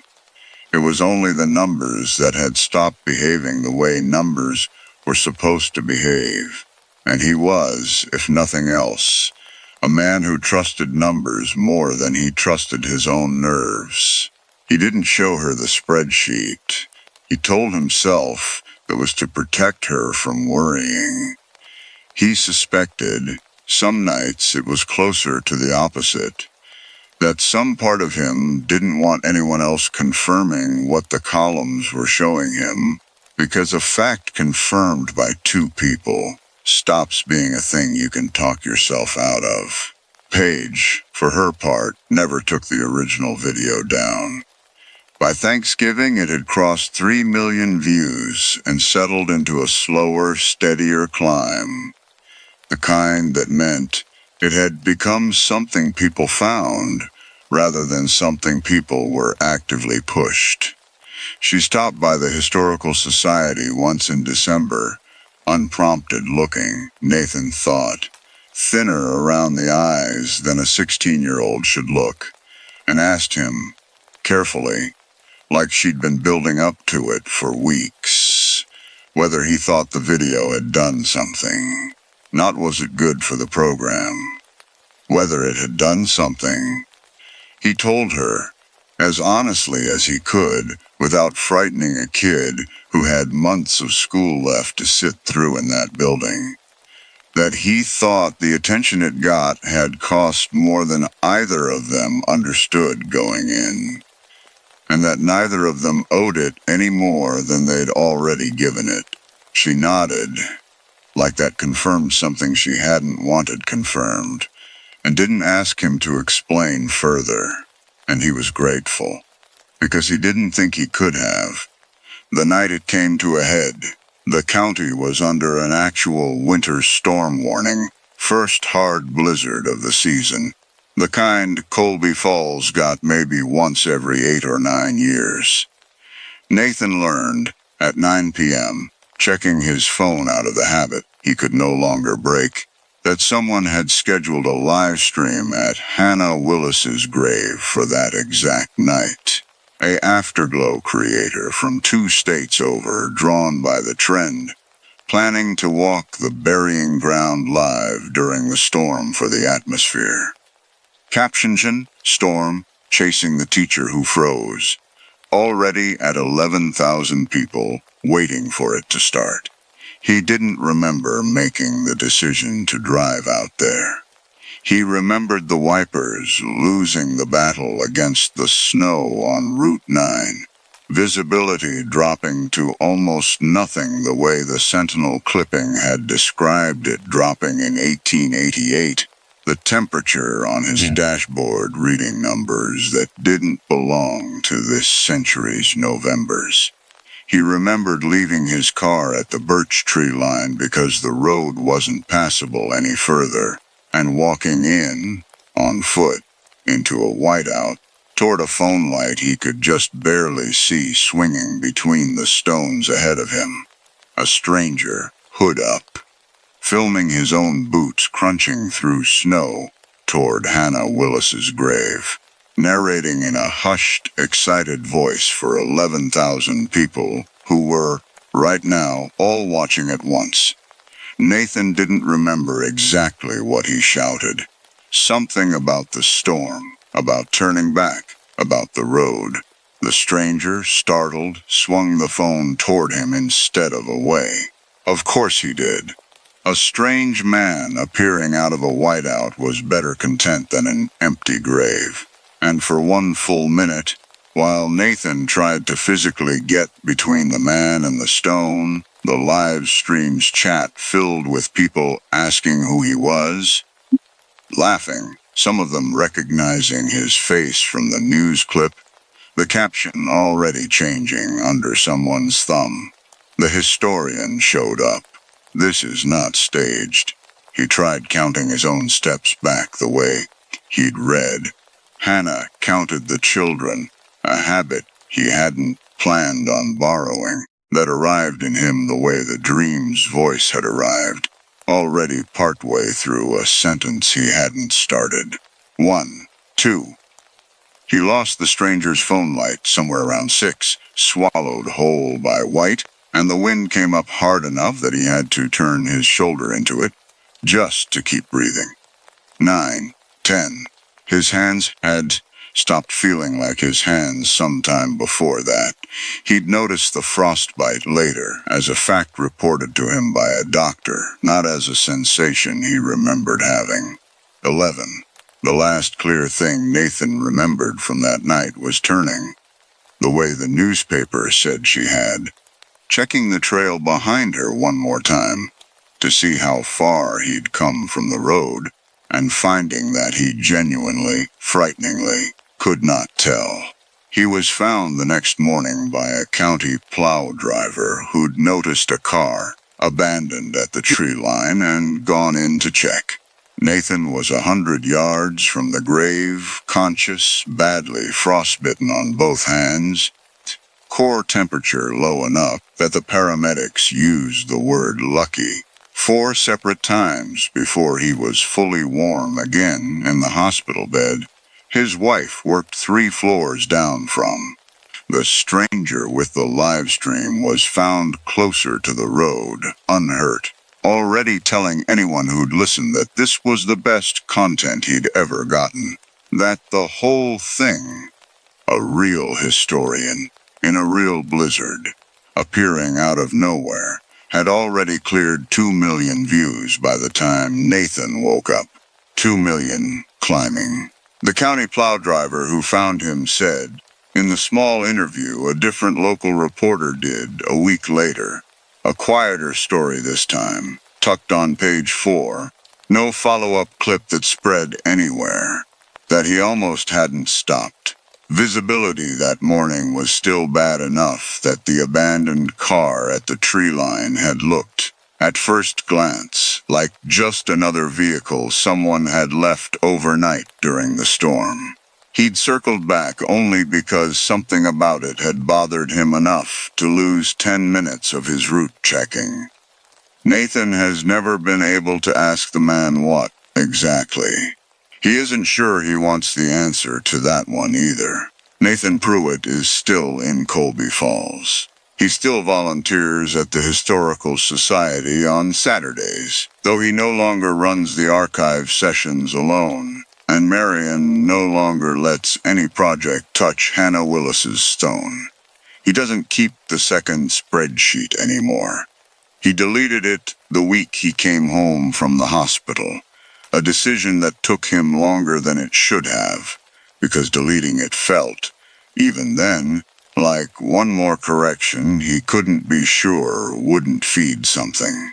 He has never gotten his name fully out of the clip. Someone re-uploads it every few months, a fresh caption, a fresh round of comments, and every time it happens, he can't explain how he knows, he just knows. The same certain, cold way he used to be able to spot a one-day discrepancy across 3 separate ledgers. The archive room's radiator goes quiet, and the room drops a few degrees colder than the thermostat says it should, for exactly as long as the new version stays near the top of somebody's feed. He keeps his phone's notifications off now. He keeps a thermometer on his kitchen counter instead of a nightstand, where he can see it without meaning to, first thing every morning. Most days it reads normal. Not all of them. He never got a clean answer out of any of it. Not from Marion, who wouldn't say much more than she already had, and not from the county almanac, or the coroner's inquest, or any of the other records he'd once trusted to hold still and mean one thing. He still doesn't know why it was Hannah Willis and not one of the other 39 names on that clipboard. Why 138 years of quiet ended with a 16-year-old's phone light and a missing coat button, or what exactly it is that gets asked of a person who's made to walk the same quarter-mile of snow over and over for a total of strangers she'll never meet. He's stopped trying to work out the why of it. He tells himself that's wisdom. Some nights it feels more like surrender, and he lets it be both. His daughter still shows him things on her phone at breakfast sometimes. The way she did that first morning. A friend's video, a song, something funny from school. He watches over her shoulder now with a kind of attention he didn't used to have to think about, gauging the room's temperature without meaning to, before he lets himself look at whatever's on the screen. Most mornings there's nothing to gauge.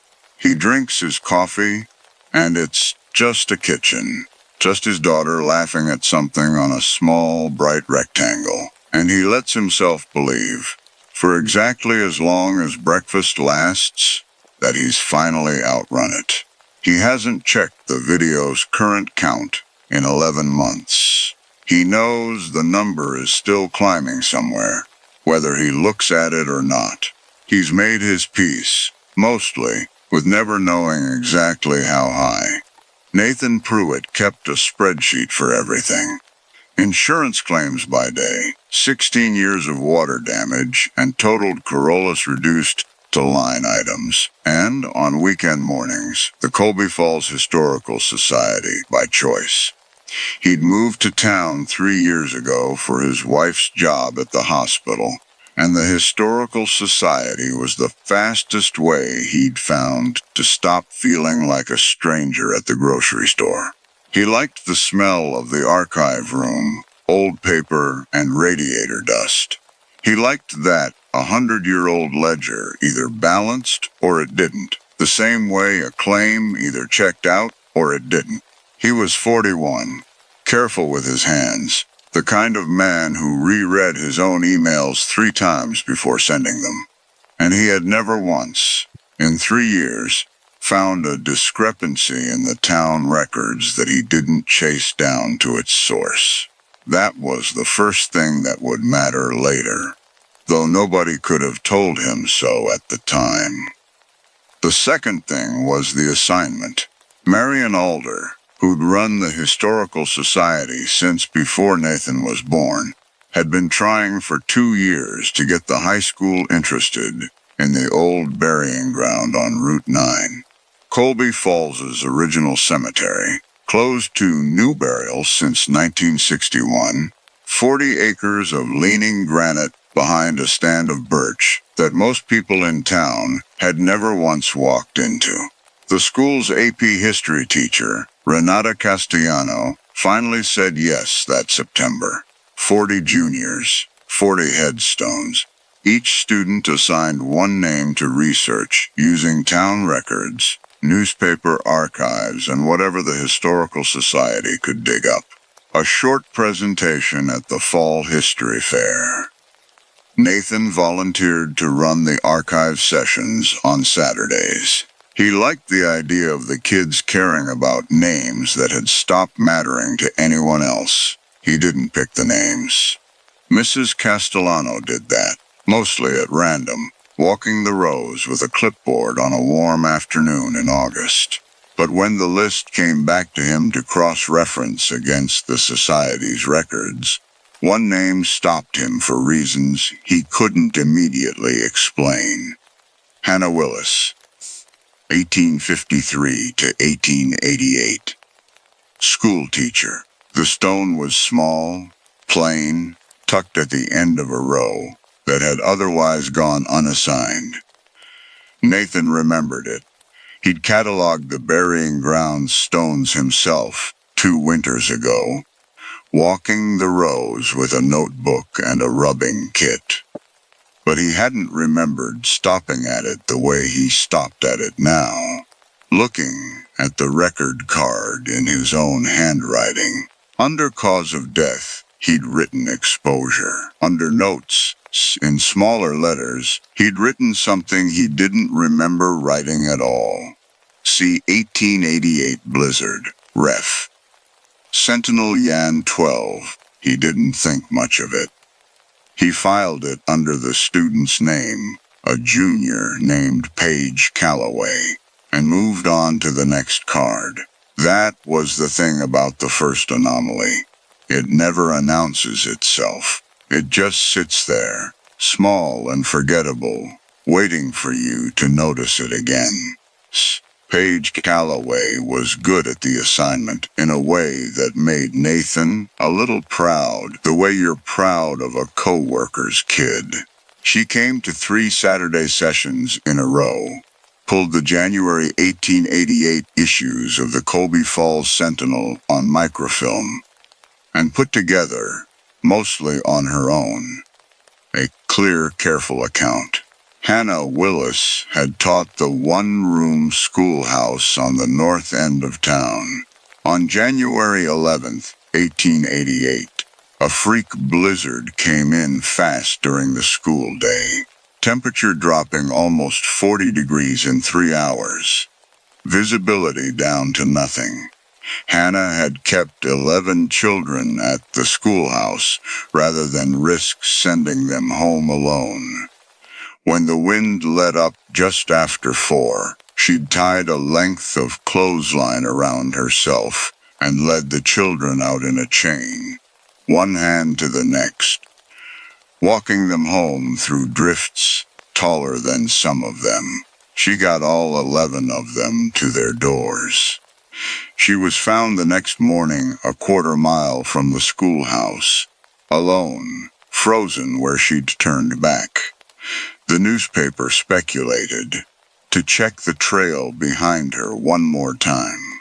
It was, Paige said, kind of the perfect story. Real hero stuff, but sad. She wanted to do something with it besides a poster board. Nathan helped her pull the Sentinel clipping for her citations. He helped her cross-reference the 1888 town register, which listed Hannah's death date as January 12. The morning she was found, while the headstone, oddly, said January 11, the day of the storm itself. A one-day discrepancy, the kind of thing that happened constantly in old records, depending on whether a clerk logged the date of death or the date of discovery. Nathan noted it in the margin of Paige's research packet without thinking twice. He'd seen 100 discrepancies like it.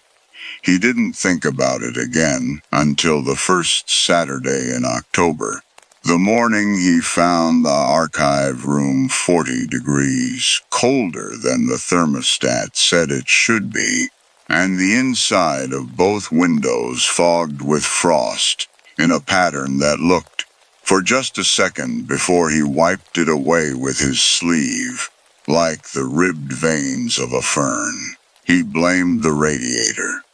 It had always been temperamental. The building was 1920s brick, with pipes nobody had touched since a renovation in the 90s, and he made a note to call the maintenance contractor Monday. And he did call the contractor Monday, and the contractor found nothing wrong with the radiator at all. He noted it anyway, the way he noted everything. A line in a small black notebook he kept in his coat pocket, separate from the Society's records, a habit left over from claims work, where you wrote down the thing that didn't add up before you forgot exactly how it hadn't added up. Archive room, Oct 3, 40 Fahrenheit colder than thermostat. Frost pattern both windows resembled fern vein structure. Gone by 9:40 a.m. He read it back to himself twice before he closed the notebook, the way he'd read an unusual claim twice before flagging it for review, and told himself there was nothing in it yet worth flagging. The next Saturday session went fine. Paige came in with a stack of library printouts and asked good questions, and Nathan walked her through how to read a 19th century coroner's inquest, and the archive room held at a normal 68 degrees the entire morning. And by lunchtime, he'd half convinced himself the cold snap had been exactly what the contractor said it wasn't. A draft, a fluke, an old building settling into autumn. He drove home that afternoon feeling, for the first time in a week, like a man who hadn't done anything unusual at all. Paige filmed her presentation instead of just giving it. That was new this year, Mrs.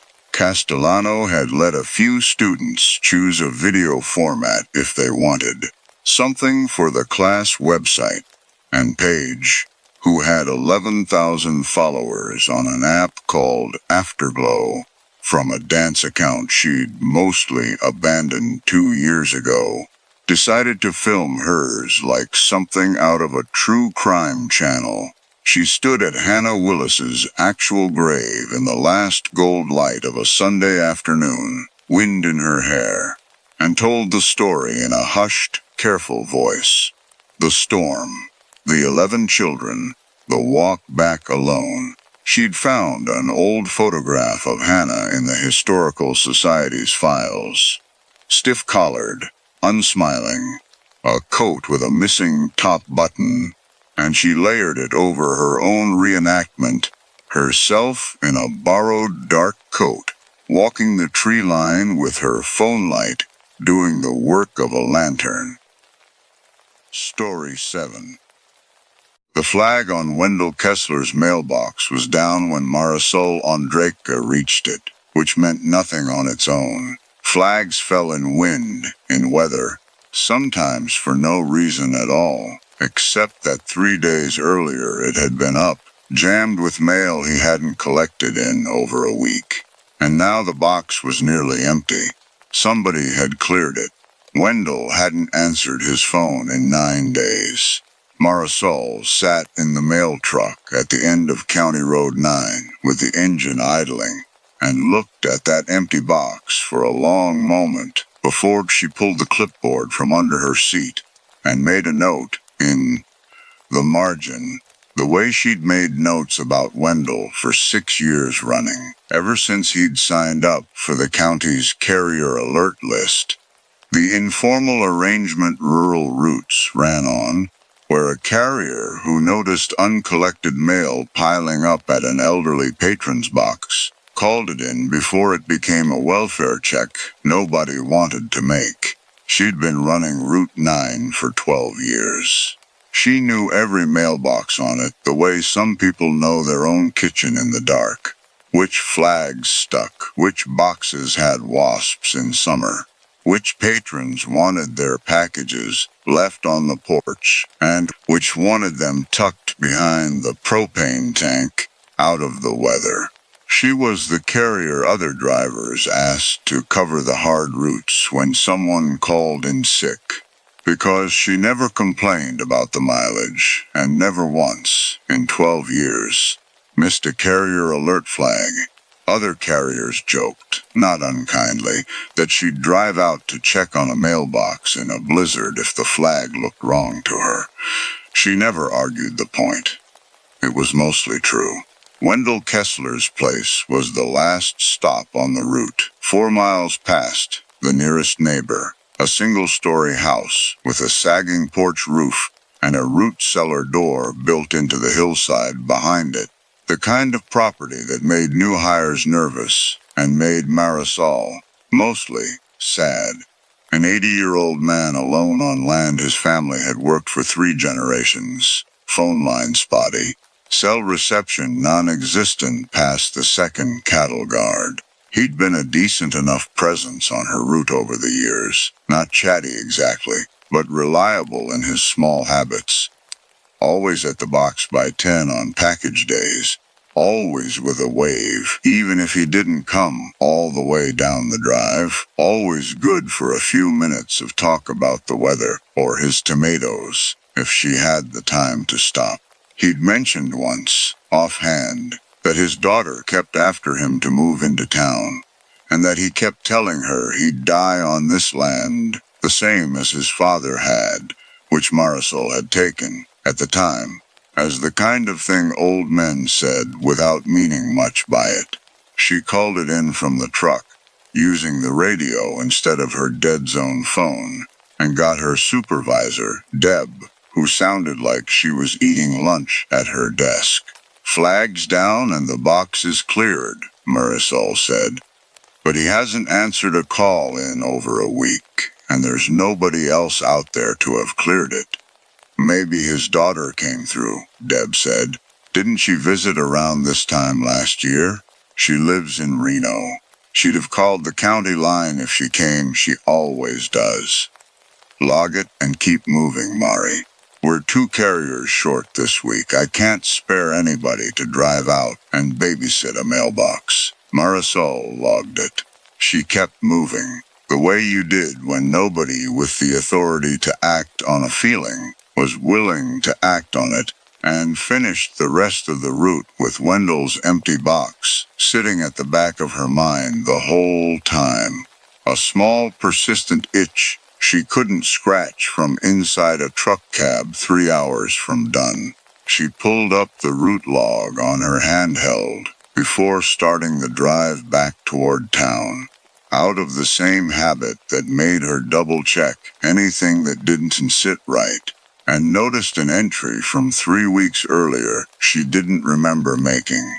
A stop logged at Wendell's address on a day she'd been out on approved leave, covered that week by a rotating substitute named Roy Danvers, who mostly ran the in-town routes and rarely touched Route 9.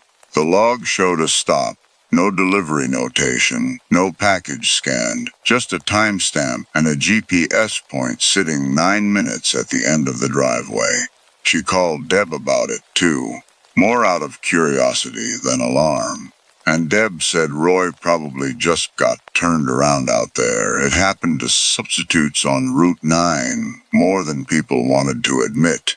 The mile markers were a mess past the second cattle guard. It was a reasonable enough explanation. Marisol logged it anyway and kept driving. She asked Roy about it herself 2 days later, catching him at the depot loading his truck for the morning run. He frowned when she described the log entry, said he didn't remember stopping at any address on Route 9 that week. Didn't even remember driving that far out. He mostly stuck to the loop roads in town when he covered for her. That was the arrangement. And he'd have remembered a 9-minute stop at the end of a dead-end drive if he'd made one. He suggested it might be a GPS glitch. The handhelds acted up sometimes on routes with bad signal, and she agreed that was probably it, because it was the kind of thing that was probably it, right up until it wasn't. She called Wendell's daughter that same evening, using the number the county kept on file for emergency contacts, and got voicemail the first 2 tries before the woman finally picked up, sounding tired and a little defensive, the way people did when they suspected a call about an aging parent was going to ask them for something they couldn't give from 400 miles away. She hadn't heard from her father in almost 2 weeks, which she said wasn't unusual. He wasn't a phone person. But she mentioned almost as an aside before she hung up that the last time they'd talked, he'd said something about feeling like someone had been out on the property at night, walking the fence line, though he hadn't seemed alarmed by it, more annoyed, the way he got about coyotes getting into the trash. Marisol thanked her and said she'd keep an eye out. She didn't mention the tire tracks. She told herself there was no point worrying the daughter before there was something real to worry her with. It was the tire tracks that brought her back that same afternoon instead of the next scheduled day. She'd swung the truck around at the turnaround past Wendell's drive, same as always, and caught sight of them in the dust at the mouth of his driveway.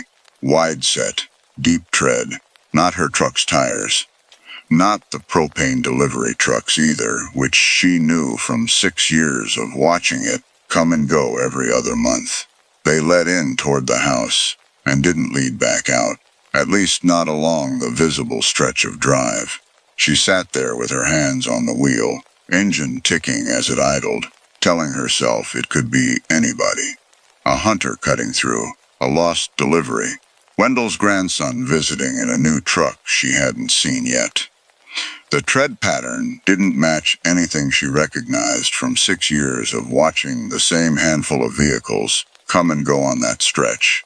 Not the propane truck's dual rear tires. Not the county grader that came through twice a year. Not the boxy tread of Wendell's own ancient pickup, which she could see through the porch railing from where she sat, parked exactly where it always was, undisturbed, a fine layer of dust across the windshield that told her it hadn't moved in at least a week. She radioed Deb again anyway. "I'm going to swing by and check on him," she said. "Won't take 15 minutes. That's off route, Mari. You know policy. I know policy. I'm doing it anyway. Log it if you want." She tried the sheriff's non-emergency line before she committed to the driveway, sitting at the turnaround with the truck idling, and got a dispatcher who took the details in a flat, unhurried voice, and told her someone would swing by when a deputy was free, probably tomorrow, since nothing she'd described technically qualified as an emergency. No confirmed injury, no forced entry witnessed, just a cleared mailbox and unfamiliar tires. Marisol asked how many welfare calls had come in off Route 9 in the past year. The dispatcher said She didn't have that information in front of her and would need to transfer the request. Marisol thanked her and hung up before the transfer could go through. She didn't wait for Deb to argue. She turned the truck up the long gravel drive. Gravel popping under the tires, the only sound besides the engine. Chaparral scrub pressing close on both sides the way it always had. Nothing about the land itself different from the 100 times she'd driven it before. Halfway up she passed the birdhouse Wendell had built 2 winters ago and mounted on a fence post, splintered now off its bracket and lying in the grass, and told herself wine did that to birdhouses. Eventually, they weren't built for permanence. The house came into view the way it always did. Sagging porch first, then the whole low silhouette of it against the hillside. And the first thing she registered wrong was the porch light. Wendell kept a motion sensor light over the door. Put it in himself 2 summers back after a mountain lion got into a neighbor's coop, and it had never once failed to trip when a vehicle came up that drive. It didn't trip now. She parked, got out, and found the fixture cracked, the bulb inside shattered. Glass swept into a small, careful pile at the base of the post rather than scattered the way an accidental break would have left it. She knocked. No answer. She knocked again, called his name, waited the way you were trained to wait, giving an old man time to make it to the door on his cane. Nothing moved inside. Through the front window, she could see the front room exactly as she remembered it, from the one time she'd stepped inside to drop off a package 2 winters back. Recliner, television, a stack of newspapers on the side table, except the recliner was tipped onto its side, and a torn strip of curtain hung from the rod over the kitchen window, the fabric ripped rather than cut, a jagged line instead of a clean one. She tried the door. Locked. She called Wendell's name twice more from the porch, loud enough to carry, the way she'd been trained 10 to during the one welfare check refresher the county ever bothered running for carriers, and got nothing back but the ordinary afternoon sounds of wind and a distant crow. She circled the house, calling his name at each window, and found the back door, the one that led out toward the roots cellar, standing open 6 inches. The frame around the latch splintered outward, like something had been forced from the inside rather than the outside. She stood there a long moment with her hand on the grip of the pepper spray clipped to her belt. The same canister every rural carrier got issued for dogs, useless against whatever had splintered a door frame like that and made herself think it through instead of just going in. Wendell could be hurt inside, unable to get to the door. That was reason enough. She'd tell herself the rest of the story about tracks and lights and torn curtains later. Once she knew he wasn't lying on his kitchen floor. The kitchen was empty, chairs upright, dishes stacked clean in the drying rack the way a tidy old man kept them. A wall calendar hung by the pantry, each day methodically crossed off in Wendell's blocky handwriting, a habit she'd noticed on other visits, his way of marking that he'd made it through another one. And the crossed-off days ran clean up through 9 days ago, then stopped midweek, the square for that date circled instead of crossed. 3 small marks scratched into the paper below it that might have been letters or might have been nothing at all. The recliner room was worse up close. Not just tipped but dragged. 4 gouges in the hardwood floor, where its legs had scraped 1.5 feet from where it should have sat, as if something had been pulled out from behind it in a hurry. On the side table, Under the newspapers, she found Wendell's hearing aids, both of them, set neatly in their little charging case, the way he always left them before bed. He never went anywhere without them. He complained he couldn't hear a truck engine, a knock, his own name, without them in. She found the second set of boot prints in the hallway dust, leading toward the back bedroom. Not Wendell's slippers. Not any shoe she recognized from 6 years of watching him shuffle out to the mailbox in the same worn pair, and stopped in the doorway of the bedroom rather than stepping through it, because the window in that room was broken outward, glass on the ground outside rather than in, the curtain rod torn from the wall entirely, and lying across the unmade bed. The closet door stood open. Wendell's coat, the heavy canvas one he wore every winter regardless of the actual temperature, was gone from its hook. Her radio caught static instead of Deb's voice when she tried it from the hallway. The dead zone starting exactly where it always did, a quarter-mile back down the drive, which meant she'd need to walk out to the turnaround to reach anyone at all. She didn't want to leave the house without checking the root cellar first. That was the reasonable version of the thought. The less reasonable version, underneath it, was that she'd promised herself 6 years ago, the year she signed up to run Carrier Alert on this route in the first place, that she'd never be the one who turned around at the hard part.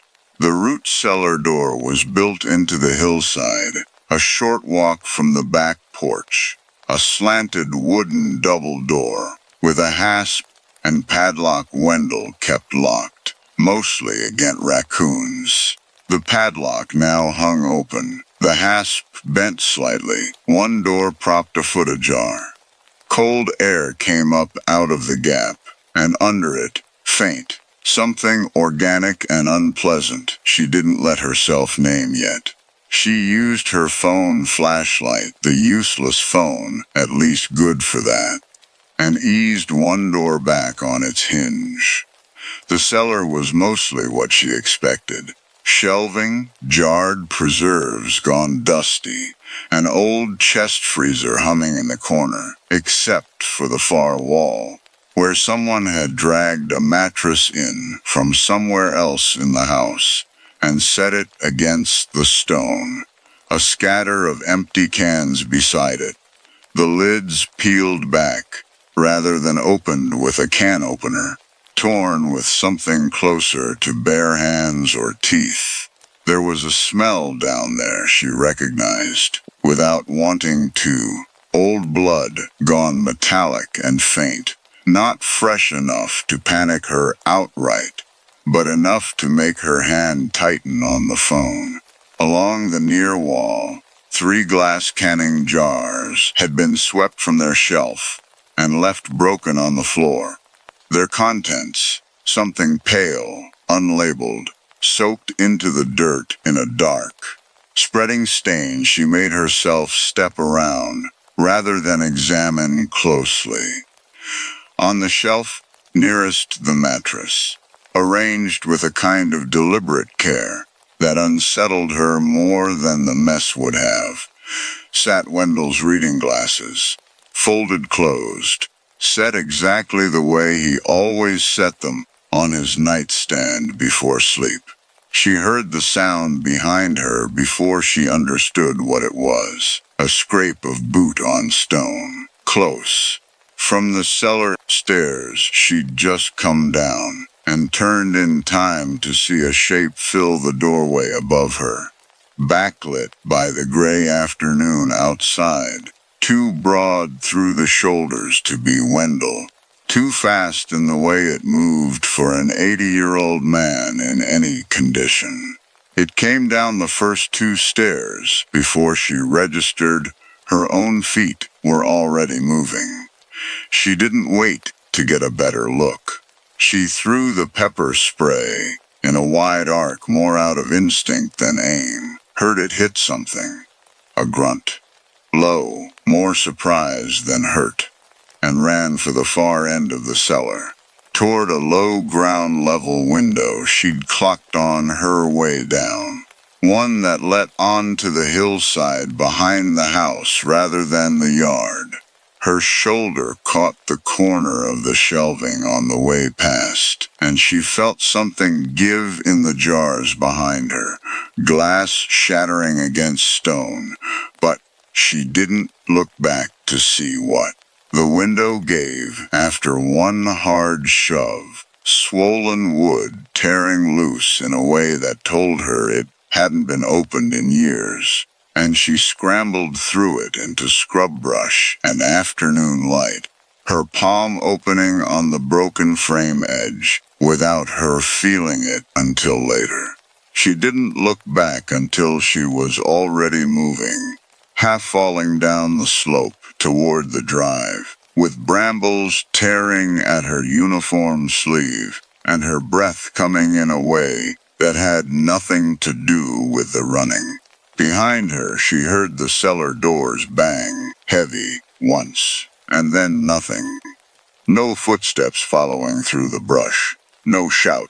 Just the ordinary sound of wind moving through chaparral, and her own pulse loud enough to drown most of it out. She didn't stop running until she reached the truck. She locked the doors from inside, hands shaking too hard to get the key into the ignition on the first try, and drove the quarter-mile back down the gravel until her radio caught signal again, calling in everything at once. Wendell missing, the cellar, the mattress, the shape in the doorway, in a voice she barely recognized as her own. Deb, to her credit, didn't argue policy this time. Marisol sat at the turnaround with the doors locked and the engine running, watching the mouth of the driveway in her mirrors for 40 minutes, jumping once at a jackrabbit crossing the road, and once at nothing at all, before the first cruiser finally turned in with its lights going. The sheriff's department took that long to arrive. A response time Marisol would later learn was standard for anything past the 2nd Cattle Guard on Route 9, a stretch of county the department had been quietly deprioritizing for years, due to budget and distance. Something she hadn't known until she heard 2 deputies discussing it in the driveway like it was ordinary shop talk. Not the reason she'd spent 40 minutes alone in a locked truck at the end of a dead zone road. They searched the property until dark and found no one. The cellar mattress and cans were photographed and bagged. The bedroom window and the splintered back door were dusted for prints that came back belonging to no one in any database the county had access to. A cadaver dog worked the hillside behind the cellar for 2 hours and alerted twice, both times on ground too disturbed by old fox dens to tell anyone anything conclusive. Wendell Kessler was never found. Not that day, not in the weeks of searching that followed, not in the months after that when the case quietly slid off the top of anyone's list, the way cases on Route 9 apparently tended to. She went back out to the property twice more in the weeks that followed, once with a search coordinator walking the hillside grid by grid, once alone, against her better judgment, to collect a package that had arrived for Wendell after the case was already cold. A small padded envelope from a mail-order seed company she left on the porch, out of habit, before she caught herself, and brought it back to the depot instead. Neither visit turned up anything the first search hadn't already found. The birdhouse stayed broken in the grass where it had fallen. Nobody ever fixed it. A deputy named Osi told her, off the record months later, over coffee at the counter of the diner in town, that Wendell wasn't the first patron reported missing from that stretch of road in the department's files. Just the first one anybody outside the department had made enough noise about to get properly searched for. He said it without much emotion, the way you talk about weather patterns or budget shortfalls, and she understood, listening to him, that this wasn't a secret so much as an absence. Nobody covering it up, exactly. Just nobody with the resources or the will to look hard enough at a road that far past the second cattle guard. She asked him how many. He said he didn't have an exact number in front of him. The same words the dispatcher had used on the phone the day it happened. And she didn't push further, because she understood by then that pushing further wouldn't change the number either way. She still drives Route 9. She asked for a transfer twice and got turned down twice, understaffing being what it was, and eventually stopped asking because someone had to run the route, and she told herself, the same as always, that it was better her than someone who didn't know to watch a mailbox flag or clock a motion light gone dark. She checks every carrier alert flag on the route now without fail, even the ones on quiet streets in town where nothing has ever happened, because she can't make herself stop checking. Not since Wendell, not since she learned what an unchecked flag at the end of a dead zone road can turn into, if nobody's willing to be the one who drives out anyway. She still doesn't go past the second cattle guard without calling it in first, every single time, whether Deb wants to hear it or not. And she keeps a second canister of pepper spray in the truck now, though she's never let herself examine too closely what she thinks it would actually do against whatever she saw in that doorway. She still doesn't know what she saw in the cellar doorway. Not really. Big enough for a man, fast enough for something else. Gone into brush that swallowed tracks within a day. Some nights, driving home past the turnoff for County Road 9 in the dark, she catches herself watching the tree line the whole way past, waiting for a shape that never comes, and that she's never entirely sure isn't still out there waiting for her to.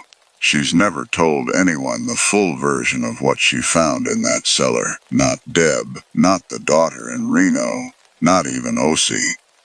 Only the parts that fit cleanly into a report. The parts that could be photographed and bagged and filed. The rest of it she keeps the way Wendell kept his calendar, crossed off one day at a time, careful never to look too far back down the row of them at once. The same way she never lets herself linger too long on the fact that the daughter's last conversation with him, someone walking the fence line at night, not alarming, just annoying, like coyotes, happened less than a week before the flag went down and stayed down. Story 8. Sadie Prentice had built her whole business on being the sitter who followed the rules exactly as written. 3 years running Prentice Pet Care alone, no employees, just her and a wait list that grew almost entirely by word of mouth. Because when a client left a binder of instructions, feed at 7, walk at 7:45, no rawhide after the vet visit in March, Sadie followed it to the letter and sent a photo update every single day whether anyone asked for one or not. It was, she liked to tell people, The whole job. Anyone could love a dog. What clients paid for was someone who wouldn't improvise. The Marlowe booking came through the app in June for a 2-week stint, starting the second week of October, and Sadie almost passed on it. The property was 3 hours out from the city. The last 40 minutes on gravel switchbacks with no cell service, and the rate they were offering was more than double what she normally charged for a stay that long. She told herself the money explained the distance. She'd think about that later, the ease with which she'd let one convenient explanation cover for something that should have made her ask more questions at the time. Elaine and Curtis Marlowe met her in person exactly once, the Saturday before the booking started, walking her through the house themselves instead of doing the usual video call. They were older than she'd pictured from their profile photo, 60s maybe, trim and soft-spoken, the kind of couple who finished each other's sentences in a way that felt less like intimacy and more like rehearsal. Curtis did most of the talking. Elaine mostly watched Sadie's face while he talked, in a way Sadie noticed, and then talked herself out of noticing. The house itself was beautiful in the specific way. Remote houses always were in the photos, and slightly less beautiful in person. Cedar and glass, 3 stories, built into a slope above a creek, with old-growth forest pressing close on every side. 2 dogs, Moose, an enormous graying Newfoundland who leaned his whole body weight against Sadie's leg within the first 5 minutes, and Biscuit, a terrier mix who wouldn't come near her at all, who spent the entire walkthrough watching Sadie from just inside a doorway with an expression Sadie would later describe. To the one person she ended up telling any of this to, as already sorry for me. "We're particular," Curtis said, handing her a binder thicker than any house manual she'd ever been given. "But I think you'll find it's all reasonable once you're in the rhythm of it." Elaine walked her out to the car afterward, while Curtis stayed inside with the dogs. And for a moment, alone with her on the gravel drive, she said something that Sadie wouldn't fully turn over in her mind again until day 9. "You have the sort of face people trust right away," Elaine said, not quite a compliment, delivered with the same flat, assessing calm she'd used all afternoon. "That's rarer than you'd think. Curtis and I have had sitters who made the dogs nervous just standing in a doorway. You won't have that problem." At the time, Sadie had taken it as a kind, if slightly odd, way of putting her at ease before a 2-week stay alone in a stranger's house. It was only much later, going back over the day in her head the way she'd go back over a difficult client interaction to figure out what she'd missed, that she understood Elaine hadn't been talking about the dog's comfort at all. Sadie read it that night in her own apartment, cover to cover, the way she read every binder, feed times, walk routes, a note about Biscuit's anxiety around strangers. Nothing that struck her as strange yet. Nothing that would strike her as strange for another 9 days, in fact, because the Marlowe house rules were, item by item, individually reasonable. It was only later, laid end to end against everything else, that she'd understand how carefully each one had been chosen. There were 41 rules in total, numbered, and she'd read enough house manuals by then to know the numbering itself meant something about the client.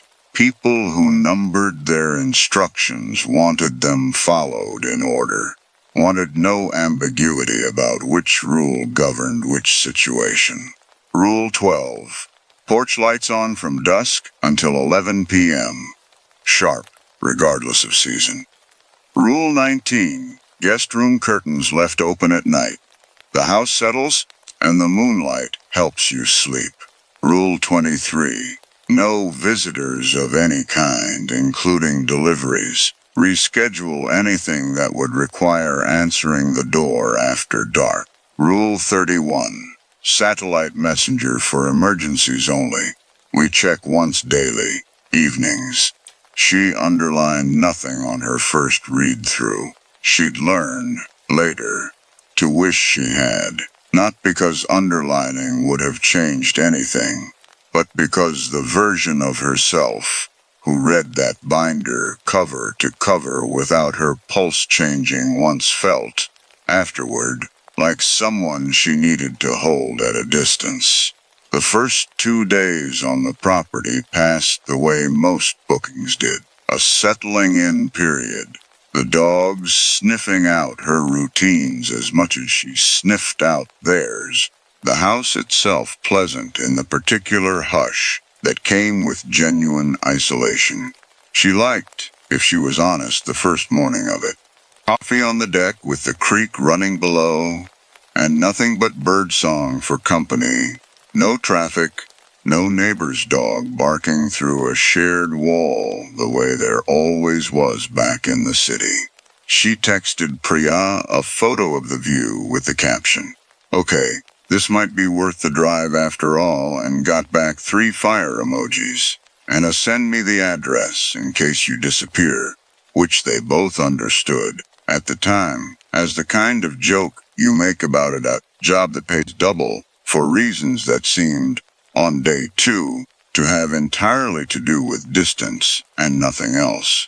The cameras were the first thing she actually clocked as odd, though it took her 3 full days to let herself think the word. There were a lot of them, more than she'd ever seen in a private home, more even than the handful of high-security clients she'd worked for, who kept art collections or home offices full of client files.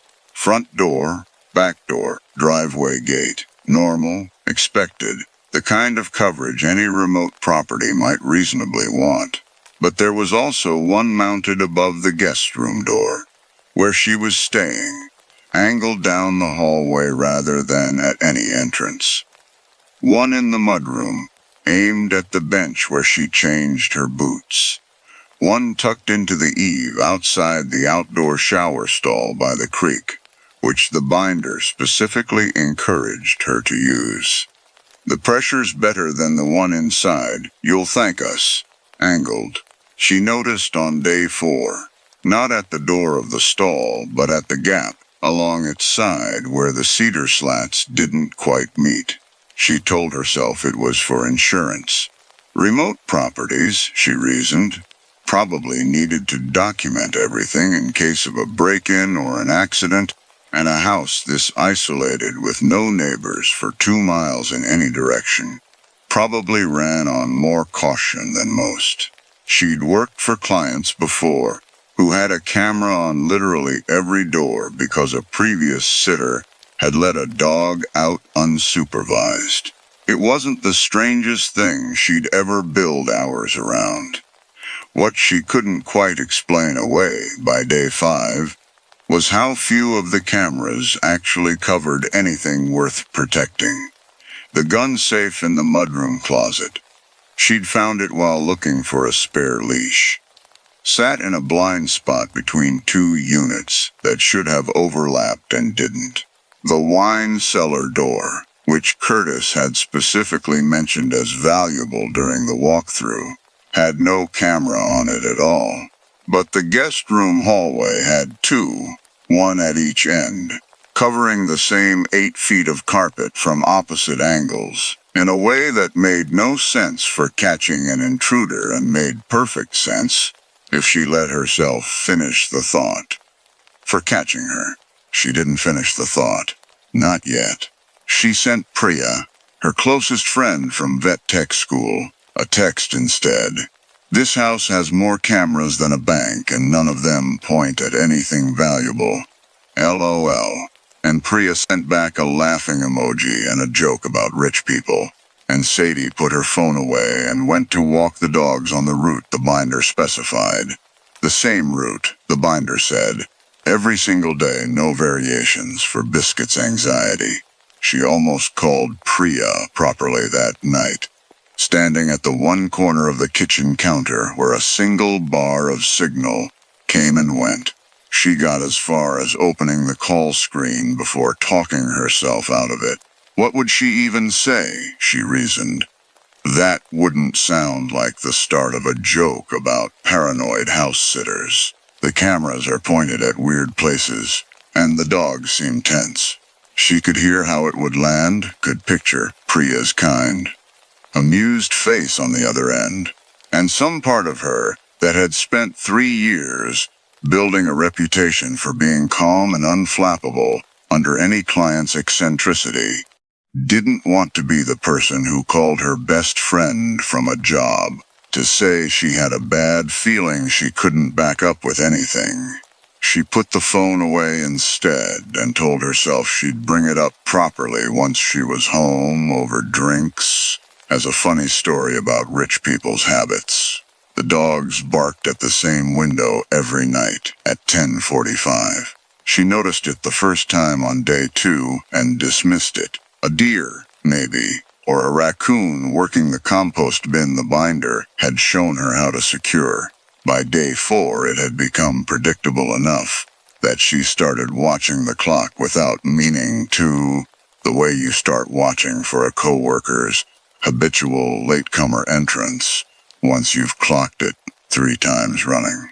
10:44, and Moose's ears would come up from wherever he'd settled. 10:45, and both dogs would be at the living room window, Biscuit rigid and silent.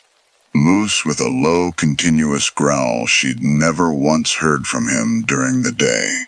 The window looked out at the tree line, at nothing Sadie could ever make out in the dark. And every night she checked it with the flashlight on her phone and found nothing. No eyes catching the light, no rustling in the underbrush, nothing at all. And every night the dogs settled again within 10 minutes, exactly as if whatever had been out there had moved on. She wrote it in her phone's notes app, a habit left over from a vet tech program that had drilled document everything, even the things that seem irrelevant, into her, before it ever taught her to read an x-ray. 10:45 p.m. Dogs at window, no visible cause, 4 nights running. Ask Marlowe's when they're back in range. The Marlowe's weren't in range for most of the 2 weeks. That was the other thing the binder had made clear, almost proudly, framed as a perk rather than a problem. Cell service on the property was spotty at best. 1 bar, if she stood at the exact corner of the kitchen counter, and the Marlowe's themselves were traveling somewhere without reliable signal of their own, reachable only through a satellite messenger app installed on an old tablet they'd left specifically for that purpose. Emergencies only, the binder said, underlined twice. We check messages once daily, evenings. Sadie hadn't thought much of it at the time. Remote properties came with remote property problems. She'd sitter for clients in cell-dead zones before. It was only once she was 5 days into the stay, genuinely alone in a way she'd never quite been alone on a job before. No landline in the house, 1 bar of signal in one corner of one room. The nearest neighbor a 40-minute drive down a gravel road she'd need daylight to navigate safely. That the isolation itself started to feel less like a feature of the property and more like a decision somebody had made on her behalf. The shed was the thing that finally moved her from noticing to looking. It sat behind the house, past the woodpile, at the end of a path that didn't appear anywhere in the binder's map of approved dog walking routes. A worn dirt track, packed hard enough by regular foot traffic that it couldn't have been made by deer, running from the back porch steps directly to a padlocked door with no windows. She found it on day 6, following Biscuit off the approved route for the first and only time, the terrier bolting for it with a single-minded urgency that didn't match her usual anxious skittishness at all. Not fear, Sadie realized, watching her scratch at the base of the door. Recognition, the padlock held. Sadie stood there a long moment in the cold with Biscuit whining low against her ankle, and told herself, one more time, the same sentence she'd been telling herself for 6 days. Rich people are just like this. She almost believed it. She'd have gone on almost believing it, she thought later, if she hadn't circled around the shed's far side on the walk back and found, half buried under 6 days of fallen cedar needles, a woman's hair tie. Pink. Ordinary. The kind sold in a 12-pack at any drugstore, snagged on a nail at the base of the wall, at exactly the height it would catch on someone crouched low, trying to see in through the gap where the boards had warped. She didn't tell herself a story about that one. She photographed it, logged the date in her notes app, and walked back to the house faster than she meant to. Moose keeping pace beside her the whole way without being asked, close enough that his shoulder brushed her leg with every other step. That night, she lay awake longer than usual, running the last 6 days back through her head the way she'd run through a chart before a vet appointment, looking for the one detail that would make the rest of it click into a shape she could name. She thought about the binder's rule 19. Curtains open. The house settles. The moonlight helps you sleep. And understood for the first time that it wasn't a comfort measure at all. It kept the guest room visible from outside.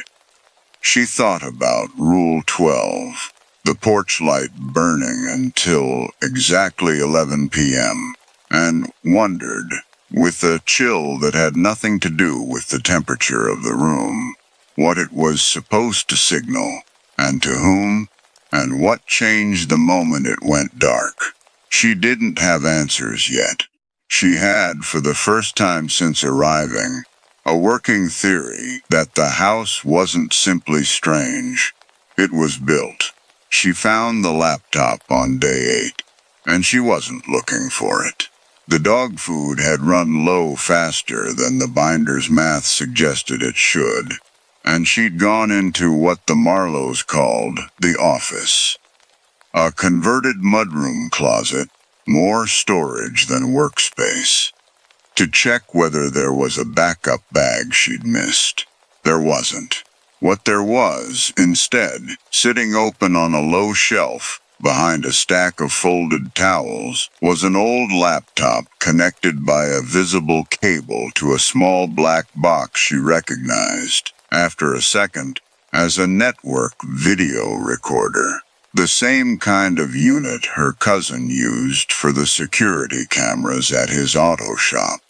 The kind that stored footage locally, instead of just streaming it to an app. She shouldn't have touched it. She knew that even as her hand was already reaching for the trackpad, the same instinct that made her double-check a feeding schedule 3 times over kicking in now, as something closer to compulsion. If something was wrong with this job, she needed it documented. The same way she'd document a client's incorrect medication chart, because that was the whole shape of how her mind had always worked. The screen woke on a calendar app, not a camera feed, and for 1 full second she almost closed it again, out of simple boredom, before the entry for that night caught her eye. 10:45 p.m., gate coup reset, showtime. Under it, in a shorthand she didn't fully understand yet. S confirmed on-site. Access per usual arrangement. C+E departs by 6 a.m. per usual. She scrolled back.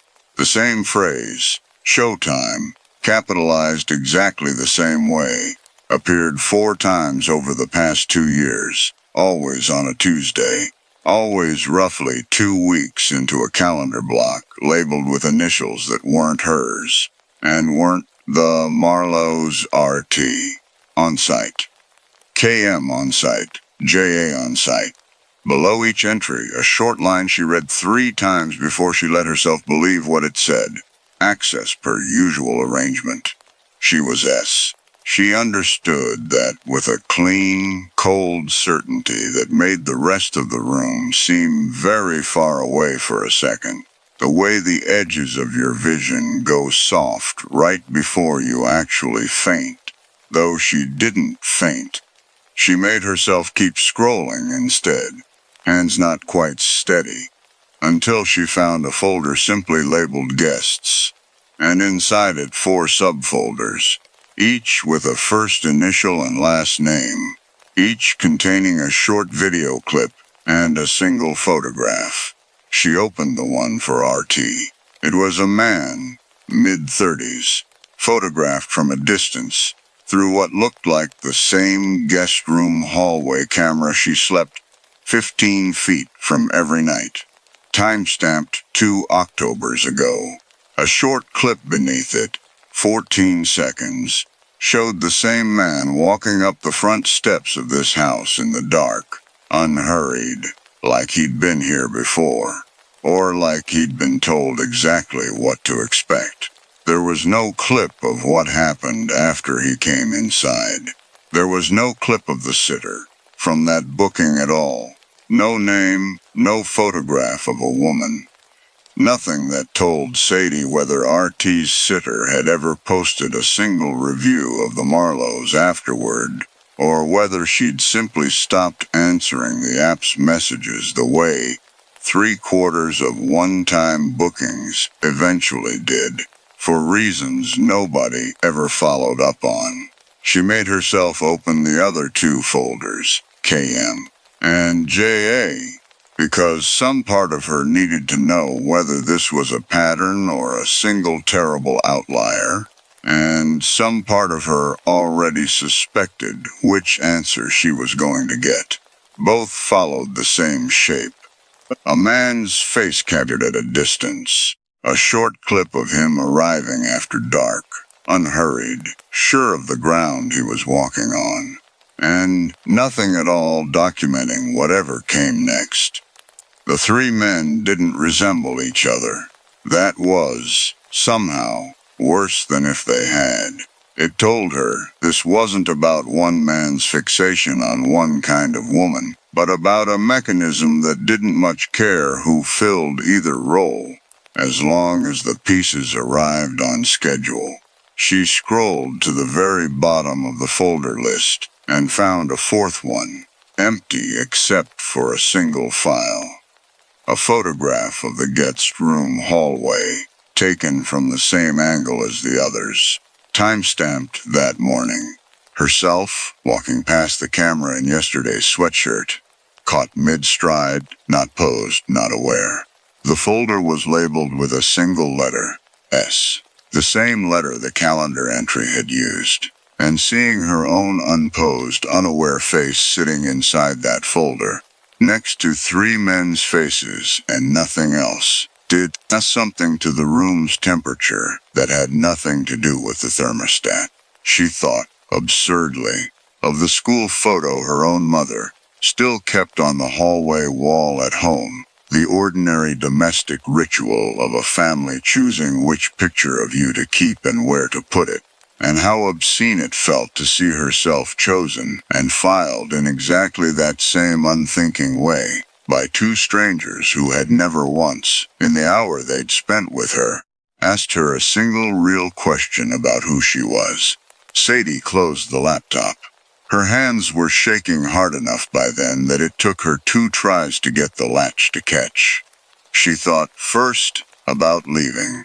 It was the obvious thing, the thing anyone watching this happen to someone else would shout at the screen. Just go, get in the car, drive out now, worry about the dogs later. She sat with her hand actually on the front door handle for almost a full minute working up to it, and then made herself walk the reasoning through, the way she'd walk through a triage decision at the clinic. Because leaving wasn't as simple as it looked from outside a situation like this. It was 4 p.m. The drive out was 40 minutes of unlit gravel switchback in good conditions, and the sky already had the flat gray density of a storm coming in off the coast. Her car, a 14-year-old sedan that had gotten her through worse roads than this one, still needed to survive that drive on tires she'd been meaning to replace before winter. She had no cell signal to call anyone when she was moving, no way to reach Priya or the police from the road, and if whoever was coming tonight, was already watching the property the way the cameras suggested somebody was, then leaving in full daylight, in a car whose make and plate the Marlowes already had on file from her booking, felt less like an escape and more like announcing exactly when and where she'd be most alone. There were also the dogs. She hated, even as she thought it, how much that mattered to her. Moose leaning his full weight against her leg every time she stood still too long. Biscuit's raw, unshakable fear of the shed that Sadie now understood wasn't fear of a place at all but a memory of one. And she hated more how easily that fact could be used, because she suspected, standing there with her hand on the door, that whoever built this arrangement had understood exactly what kind of sitter would take a 2-week booking this far out in the first place, and exactly what kind of sitter would refuse to leave 2 dogs behind in a house with a padlocked shed and a stranger arriving after dark. She made herself let go of the door handle. If she was going to stay through the hours it would take to actually get out safely, she decided she wasn't going to spend them waiting. She was going to make the house as unreadable as she could to whoever was watching it. And she was going to be ready. There was a version of the next 2 hours that she'd later have trouble putting fully back in order. The specific sequence of small, practical decisions blurring, in memory, into a single continuous stretch of trying to think clearly while every instinct she had wanted to do something faster and less useful instead. What stayed sharp was the logic underneath it. The same logic that had built her whole career. Control what you can control. Document the rest, and never assume the version of a situation you're handed is the whole of it. She wasn't a nurse, and she wasn't a police officer, and she had no training for a night like this one, but she had 3 years of walking into strangers' houses and reading a room for what wasn't being said out loud. And that, she decided, standing in the Marlowes' kitchen with her heart going hard, was still worth something. She started with the cameras themselves, methodically, the same binder-following precision that had gotten her into this house in the first place now turned entirely against it.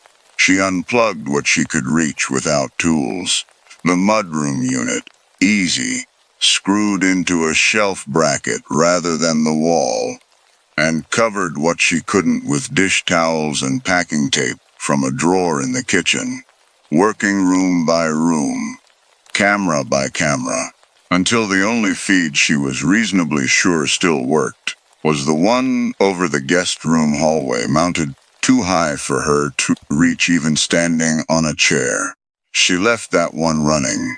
It took her a long minute of standing under it, looking straight up into the lens, to decide that on purpose. But once she'd decided it, it felt like the only genuinely useful thing she'd done all afternoon. Whoever was watching that feed to time their arrival, she reasoned, needed to see a version of tonight that looked like every other Tuesday on that calendar. A sitter following her routine. No idea anything was wrong. If the feed went dark or erratic, whatever was scheduled for 10:45 might simply move up. She didn't know that for certain. She didn't know anything for certain. But she'd spent 3 years building a career on the theory that following an unreasonable-looking instruction to the letter usually mattered more than it seemed to, and she wasn't ready to bet her life on the opposite theory now, with no evidence either way. She moved the dog's water bowls and her overnight bag down to the mudroom, closest room to a side door that didn't appear on any of the property's camera coverage maps she'd found. An oversight, she guessed. From a house built up gradually, over years, by people who'd stopped thinking of every angle once the original design was finished. She found the spare key to her own car, which she'd left, out of habit, on a hook by that door on day one. She checked 3 separate times that it was still there. At 8 p.m., she tried the satellite messenger the Marlowes had left her, the one reserved for emergencies. She typed, "I need to speak with you tonight. It's urgent," and watched the little wheel spin for 11 minutes before the message finally showed as sent. No reply came. She hadn't expected one. She sent it anyway, because some version of her still needed there to be a record. Evidence, later, that she'd tried the sanctioned channel first.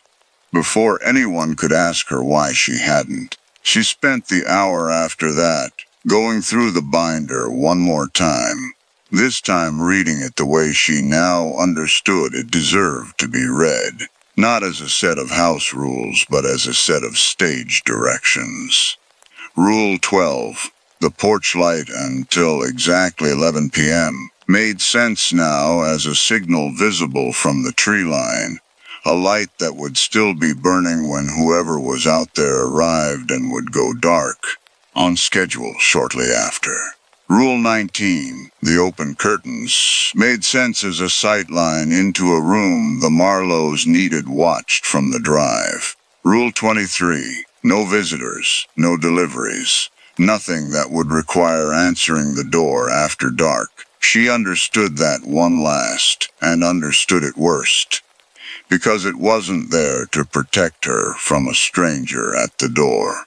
It was there to make sure that when someone finally did knock, or didn't need to knock at all, she'd have no rehearsed reason to expect it, and no practiced instinct for how a normal, permitted visitor was supposed to behave.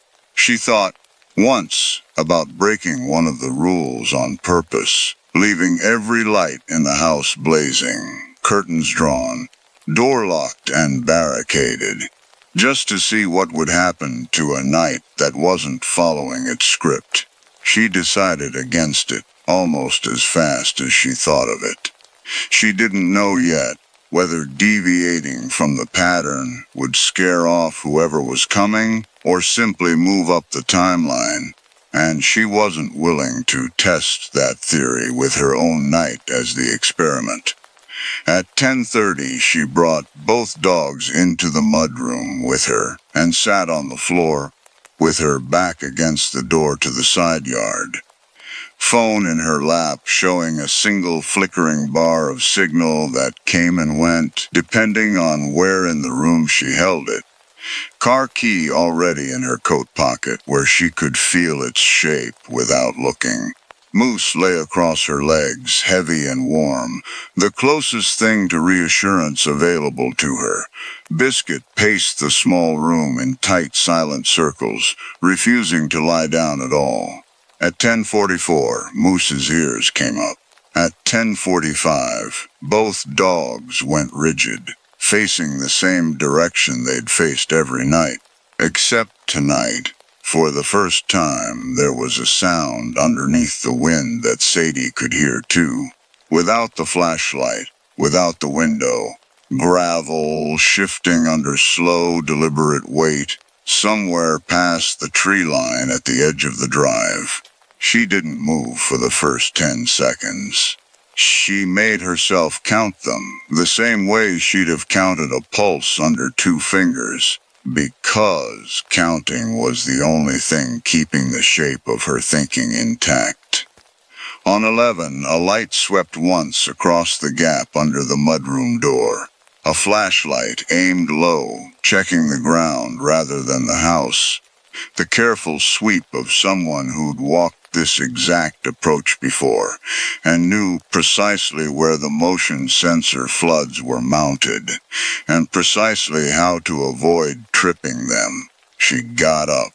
She didn't run. Running on a wood floor in a house this quiet would carry farther than walking, and some cold, functional part of her mind that sounded a lot like the voice from every triage protocol she'd ever memorized was doing the thinking now instead of her nerves. She walked the dogs to the side door, opened it as slowly as the hinges would allow, and stepped out into a night gone fully dark. The kind of dark that made the porch lights of the main house still burning, exactly as the binder instructed, until exactly 11 p.m. Look less like safety and more, she understood now, like a stage light left on for someone else's benefit entirely. She didn't look back at the house once she'd cleared the tree line at the edge of the drive. She'd read once, in some article she couldn't now place, that the instinct to look back was almost universal in situations like this. Some old animal need to confirm the danger hadn't followed, and she made herself override it anyway, eyes forward. Both dogs' leashes wound twice around her fists so neither of them could bolt if a sound spooked them. The gravel under her boots felt impossibly loud. She counted her own steps the way she'd counted the 10 seconds before moving, because counting, again, was the only structure left to hold on to once every other plan she'd made.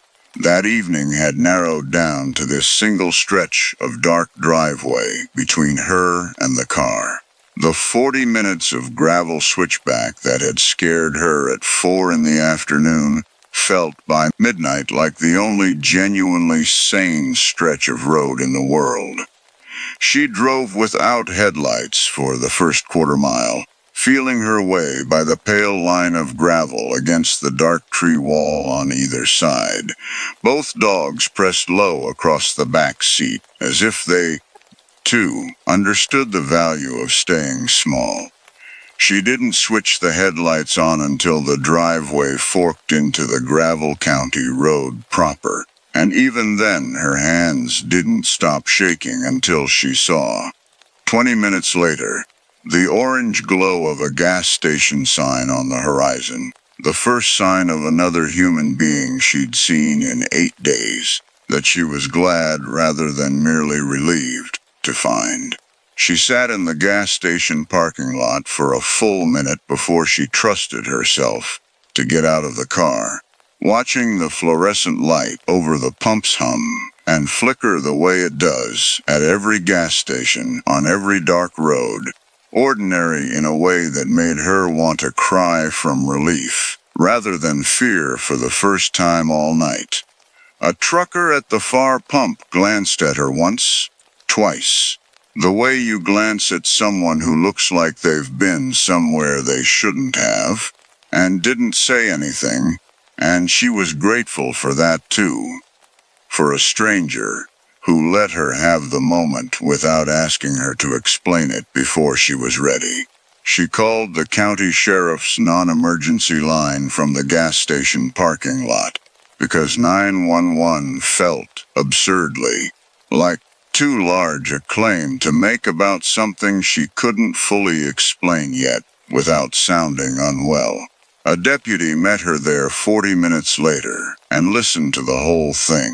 The cameras, the calendar, the folder of initials, the hair tie, the flashlight sweep under the door. with an expression that shifted, somewhere around the third initial, from polite patience into something closer to alarm. It took investigators 3 days to get a warrant together for the Marlowe property, and by the time they did, the house was empty. Not ransacked, not fled in obvious panic, just quietly, methodically cleared of anything that might have made a case easy. The laptop was gone. The network recorder was gone. The shed's padlock had been cut and replaced with a new one whose key nobody could produce. And when a deputy finally forced it, the space inside held nothing but empty shelving. And in one corner, a second hair tie, this one blue, caught on the same nail height as the first. The detective assigned to the case, a soft-spoken woman named Alvarez, who took Sadie's full statement twice, once that first night and once again a week later, with a recorder running, told her plainly that the app Sadie had booked through had no verified record of a Marlowe property owner at all. The listing had been created under a different name 18 months earlier, paid for through a card that led back to a shell account, and had somehow never once been flagged despite 4 separate 2-week bookings over 2 years, each one ending, as far as the app's own records showed, in a 5-star review posted the same week the booking closed. Sadie asked, the second time she gave her statement, whether anyone had ever managed to reach the sitters behind those other bookings.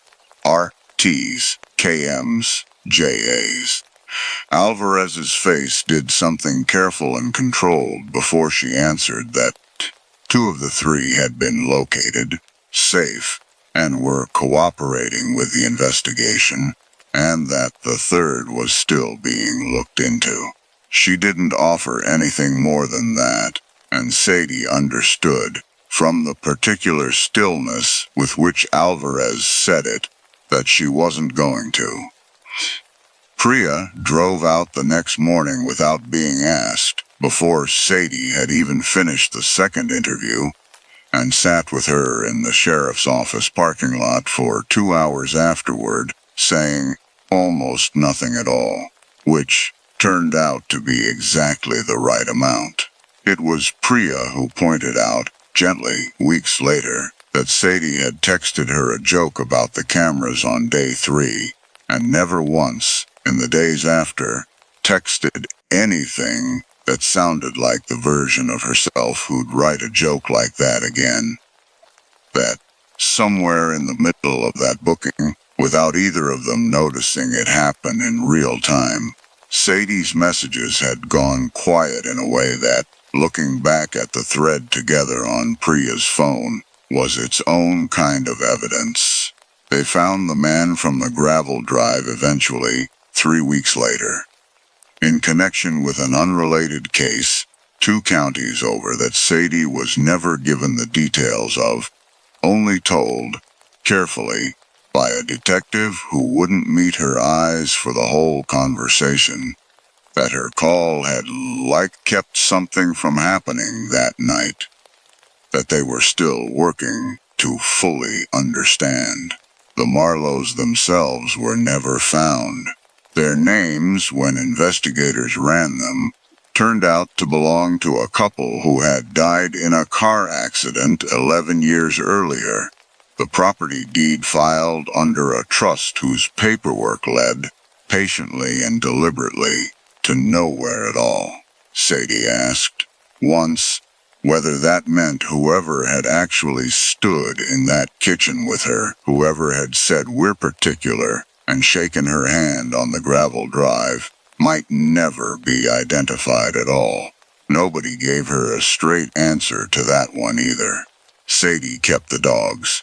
Nobody ever came to claim Moose and Biscuit, and after 4 months of the county failing to locate any next of kin, the shelter that had been boarding them let her formally adopt both, which she'd have done anyway, warrant or no warrant, the first week she had them home.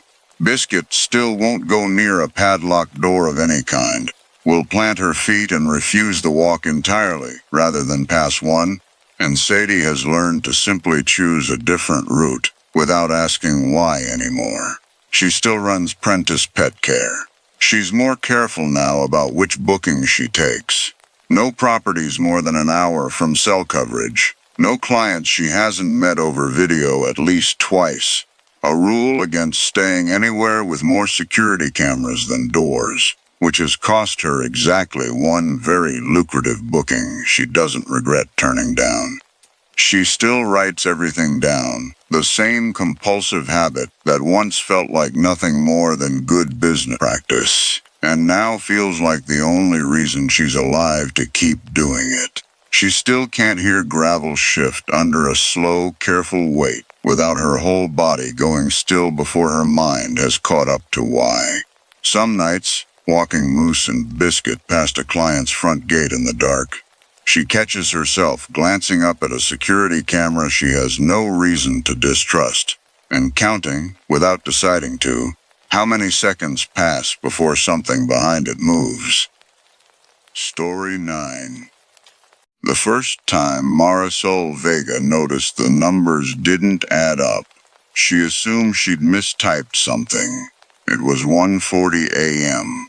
at the Cordell Municipal Water Treatment Plant, a squat brick and steel complex on the edge of town that ran on a skeleton night crew of two. Marisol, who'd been a plant operator for 6 years, and Ronnie Blakely, 24 3 weeks into the job, and still asking questions she liked answering. The plant hummed the way it always hummed, pumps cycling, the low mechanical breathing of the filtration hall, the chlorine smell that stopped registering after your first month. She was running the 2 a.m. balance check, the one where you confirm that what came in matches what went out, when the influent-effluent totals on Basin 4 came back off by 380 gallons. Basin 4 had been decommissioned for 3 years. Cracked liner, structural report that never got the budget line to fix it properly, so the plant had rerouted flow around it and sealed the intake valve. It sat there, empty and dry, a 40-foot concrete pit under a corrugated roof at the far end of the yard, appearing on every schematic as a dead end. Nothing should have moved through it at all. Probably a sensor fault, Ronnie said, when she mentioned it, not looking up from his phone. Old plant, old wiring. I bet half these gauges are original to the 80s edition. That was reasonable. Sensors drift. Cordell's SCADA system was older than Marisol's marriage, and she'd spent enough nights babysitting phantom readings on temperature probes and turbidity meters to know that a plant this age throws off noise all the time. She logged it as a probable fault, flagged it for the day shift's maintenance queue, and went back to her rounds. Cordell was the kind of plant Marisol had come to prefer over the newer automated facilities she'd trained at early in her career. A place with actual gauges you could put your hand on, valves you turned yourself, a control room that still had a paper logbook chained to the desk alongside the computer terminal, a holdover from a supervisor 2 administrations back, who didn't fully trust software to remember things correctly. She liked the quiet of the night shift, the specific companionable silence of running a building almost entirely by herself, checking on it the way you'd check on a sleeping child, more out of habit than worry. She'd trained Ronnie the way she'd been trained. Walk the whole plant every 2 hours. Touch every gauge you can touch. Don't trust a screen further than you can verify with your own hands. It was that habit, more than anything else, that put her at Basin 4's fence line at all. The second time was 4 nights later, and it wasn't a fault, because Marisol walked out to Basin 4 herself to check. The intake valve was still sealed, wheel locked, exactly as it should have been. She checked the padlock, checked the tag, checked the manual gauge mounted on the pipe, all of it consistent with a line that hadn't carried water in 3 years.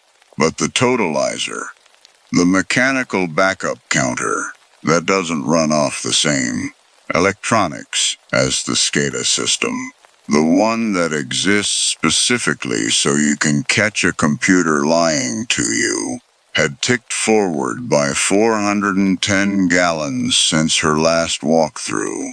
She stood there a long moment with her flashlight on the little analog dial, doing the kind of math you do when you're hoping you miscounted. She hadn't. 2 independent systems, one digital, one mechanical, agreeing with each other that water had moved through a sealed, dry, decommissioned basin that hadn't held liquid since before Ronnie graduated high school. The false explanation arrived almost immediately, because it's the one plant operators reach for first: crosstalk.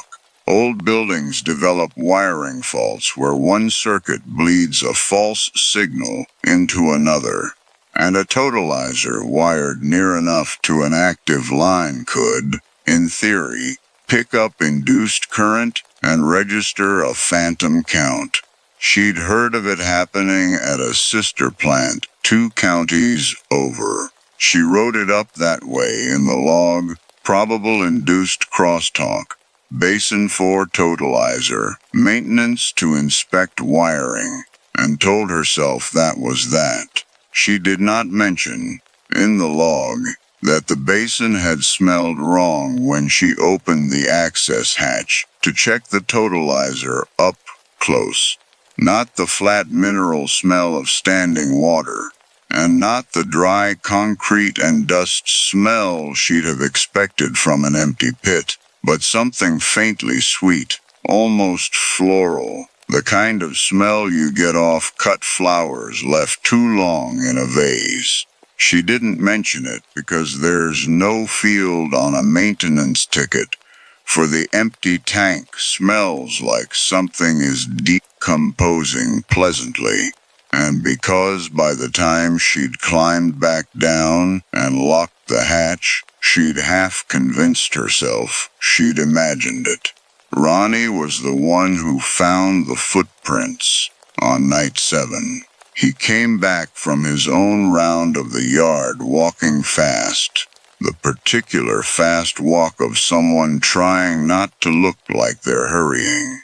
"You need to come see this," he said, and led her out, past the chlorine contact chamber to the gravel apron around Basin 4, where the plant's exterior floodlight threw everything into flat, shadowless white. There were prints in the thin film of dust and gravel dust that collects on unused pavement. Bare feet, human-shaped, leading from the sealed access hatch on the basin's north side out across the apron, and stopping cleanly at the chain-link perimeter fence, as if whoever made them had simply stepped through solid mesh without disturbing it. "Kids," Ronnie, in the tone of someone who didn't believe it and wanted to. "Some kid got in here, walked around barefoot, climbed the fence somewhere else." Marisol crouched by the clearest print. The proportions were off in a way she couldn't immediately name. Too long through the arch, toes spaced with an unnatural, almost geometric evenness. Like a child's drawing of a foot rather than an actual one. But feet come in strange shapes. People walk barefoot on gravel for all kinds of stupid reasons.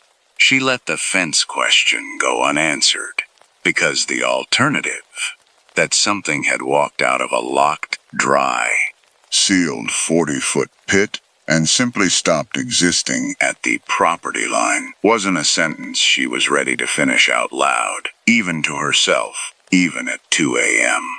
with nobody around to judge her for finishing it. She photographed the prints for the log.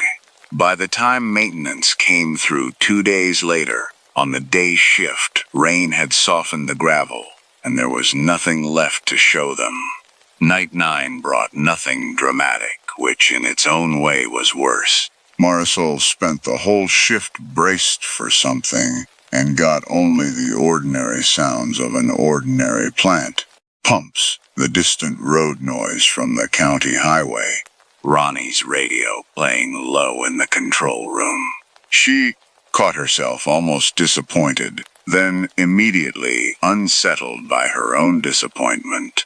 The way you'd be unsettled, catching yourself, hoping a headache would turn into something you could actually treat.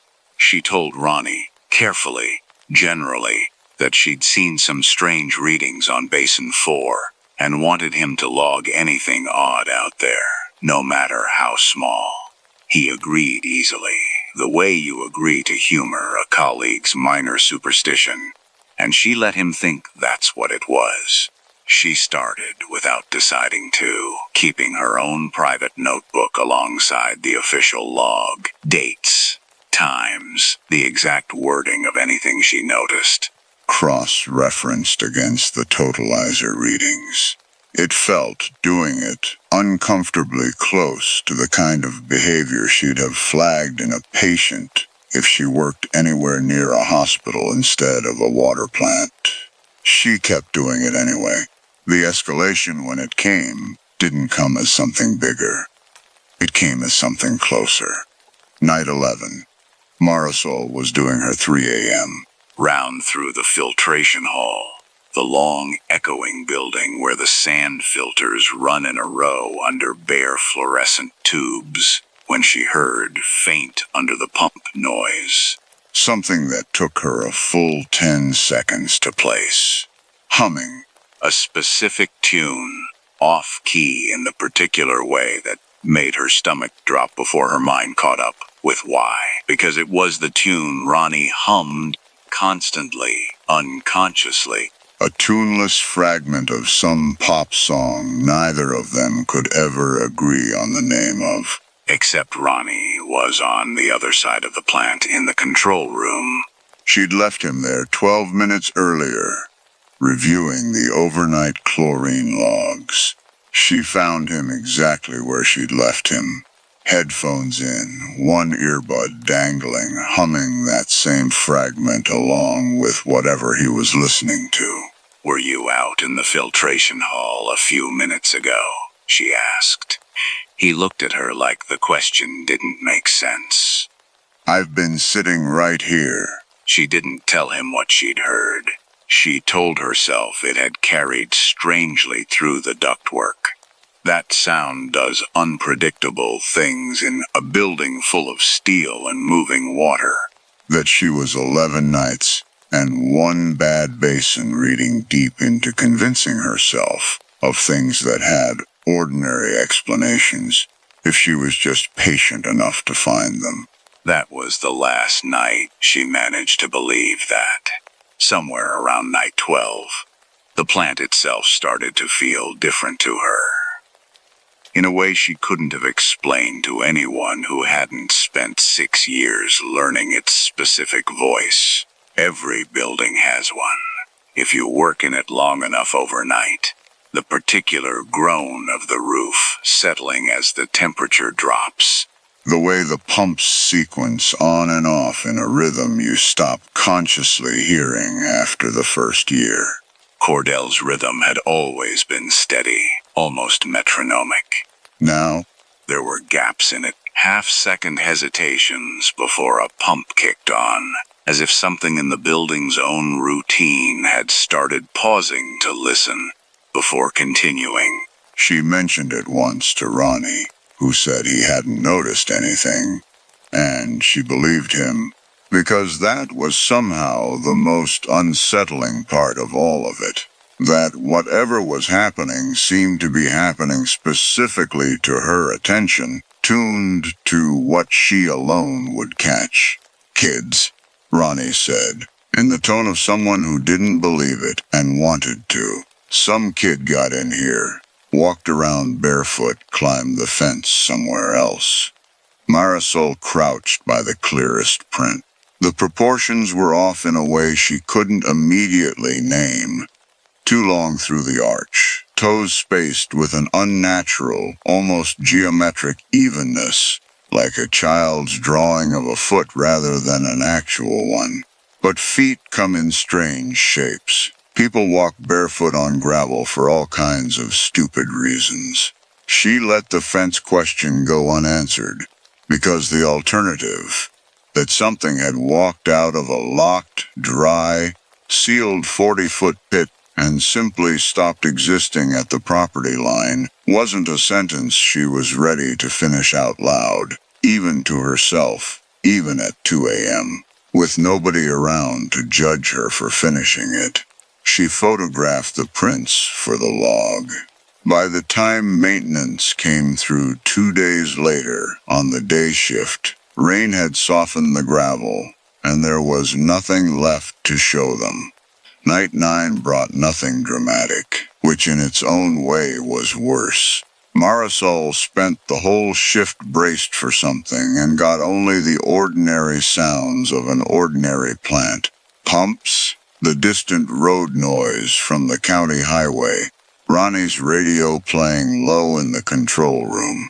She caught herself almost disappointed, then immediately unsettled by her own disappointment. The way you'd be unsettled catching yourself, hoping a headache would turn into something you could actually treat. She told Ronnie, carefully, generally, that she'd seen some strange readings on Basin 4 and wanted him to log anything odd out there, no matter how small. He agreed easily. The way you agree to humor a colleague's minor superstition, and she let him think that's what it was. She started, without deciding to, keeping her own private notebook alongside the official log. Dates, times, the exact wording of anything she noticed, cross-referenced against the totalizer readings. It felt, doing it, uncomfortably close to the kind of behavior she'd have flagged in a patient if she worked anywhere near a hospital instead of a water plant. She kept doing it anyway. The escalation, when it came, didn't come as something bigger. It came as something closer. Night 11. Marisol was doing her 3 a.m. round through the filtration hall, the long echoing building where the sand filters run in a row under bare fluorescent tubes, when she heard, faint under the pump noise, something that took her a full 10 seconds to place. Humming. A specific tune, off-key in the particular way that made her stomach drop before her mind caught up with why. Because it was the tune Ronnie hummed constantly, unconsciously. A tuneless fragment of some pop song neither of them could ever agree on the name of. Except Ronnie was on the other side of the plant, in the control room.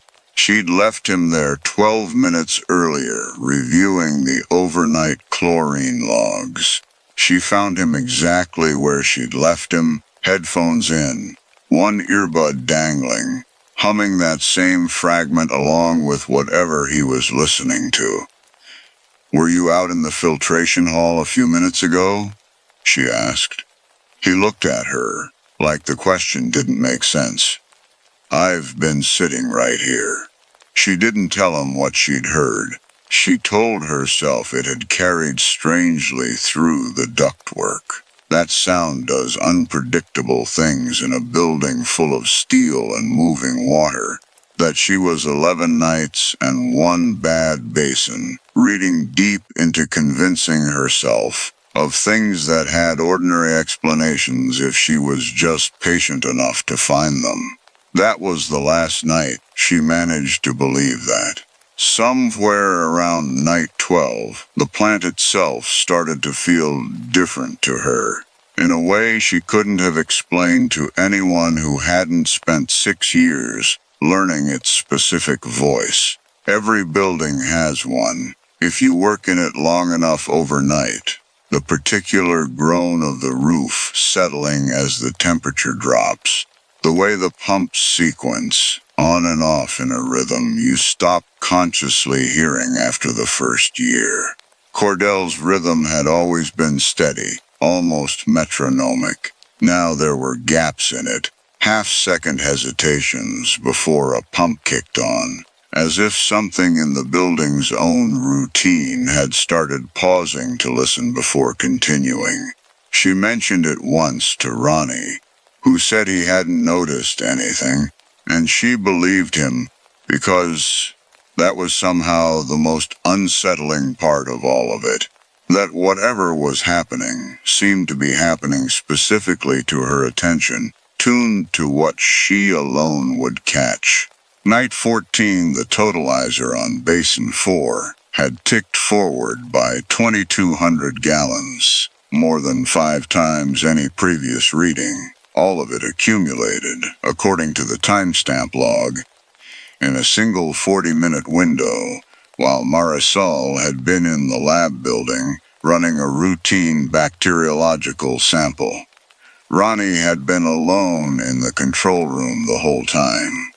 When she came back and pulled the reading, she found him standing at the window that looked out toward the basin yard, very still, watching something she couldn't see from where she stood. Ronnie. He didn't turn around right away. When he did, his face had the specific blankness of someone who's been asked a question mid-thought and hasn't caught up yet. Sorry, I thought I saw someone out by 4. Went and checked. Nobody there. A beat. Gate still locked. I checked that too. You went out there alone? I mean, yeah, that's the job, right? He said it lightly. But something in his shoulders didn't match the lightness. A held stiffness she recognized because she'd been carrying the same one herself for 2 weeks. She should have told him everything right then. That's the piece of this she's turned over the most since the specific 90 seconds where she had every opportunity to say, I think something is using that basin, and I think it's learning us, and instead said, don't go out there alone again, and left it at that, because saying more would have meant admitting out loud to a 24-year-old 3 weeks into his first real job that she'd been quietly watching a haunting build for 2 weeks and hadn't told anyone, including him, including her supervisor, including the log she was supposed to be keeping, honestly. The reason she hadn't told her supervisor sat behind all of it, unglamorous and entirely explicable. Basin 4's decommissioning had never been properly closed out. The structural report that flagged it as unsafe had been filed 3 years ago, budgeted for repair, and then quietly deprioritized when the town council cut capital spending 2 years running. Nobody had signed off on permanently sealing it. Nobody had ordered a proper drain and inspect. It existed in the same limbo every underfunded piece of infrastructure exists in. Not fixed, not abandoned on paper, just left, technically active, technically someone's responsibility. Practically nobody's, a hole in the town's budget, shaped exactly like the hole in the ground it corresponded to. Reporting what she'd seen meant reporting that hole, and reporting that hole meant becoming the person who'd have to explain, in a meeting, in front of people who controlled her schedule, why she'd let it go 2 weeks without escalating. The silence wasn't malice. It was the ordinary grinding kind of institutional quiet. that swallows a problem nobody's been given the money to fix. She went into the basin herself on night 16, alone, while Ronnie ran the control room, because she'd stopped trusting anyone else's account of what was in there, and had not yet stopped trusting her own eyes. The access hatch groaned on hinges that hadn't turned in months. Her flashlight beam found concrete walls streaked pale where mineral deposits had dried years ago, a floor scattered with the ordinary debris of a decommissioned tank, a scrap of tarp, a rusted bracket, dead leaves blown in through a gap somewhere. Ordinary, explicable. She almost let herself relax. Then her light crossed the far wall, and she understood the smell from 12 nights earlier. The sweet, floral, cut flower wrongness that had no business existing in a dry concrete pit. The wall wasn't dry. A section maybe 8 feet wide, floor to ceiling, glistened faintly in her flashlight beam, not with standing water but with something thinner, filmier, that moved when she got close. Not dripping, not flowing, but shifting, the way the surface of a held breath shifts in and out, on a rhythm that took her a sick, vertiginous second to recognize, because it matched, almost exactly, the rhythm of her own breathing, speeding fractionally faster when she took a startled breath, slowing when she made herself steady it, like the wall was listening to her lungs and doing its best impression of them a half-second behind. She made herself stay 3 more minutes, timing it against her watch, because some stubborn, clinical part of her needed to know whether the delay was consistent or whether it was learning to close the gap. It wasn't consistent. The half-second lag on her third breath had narrowed to something closer to a quarter second by her eighth, a small, patient tightening, like a student closing in on a teacher's rhythm, one repetition at a time.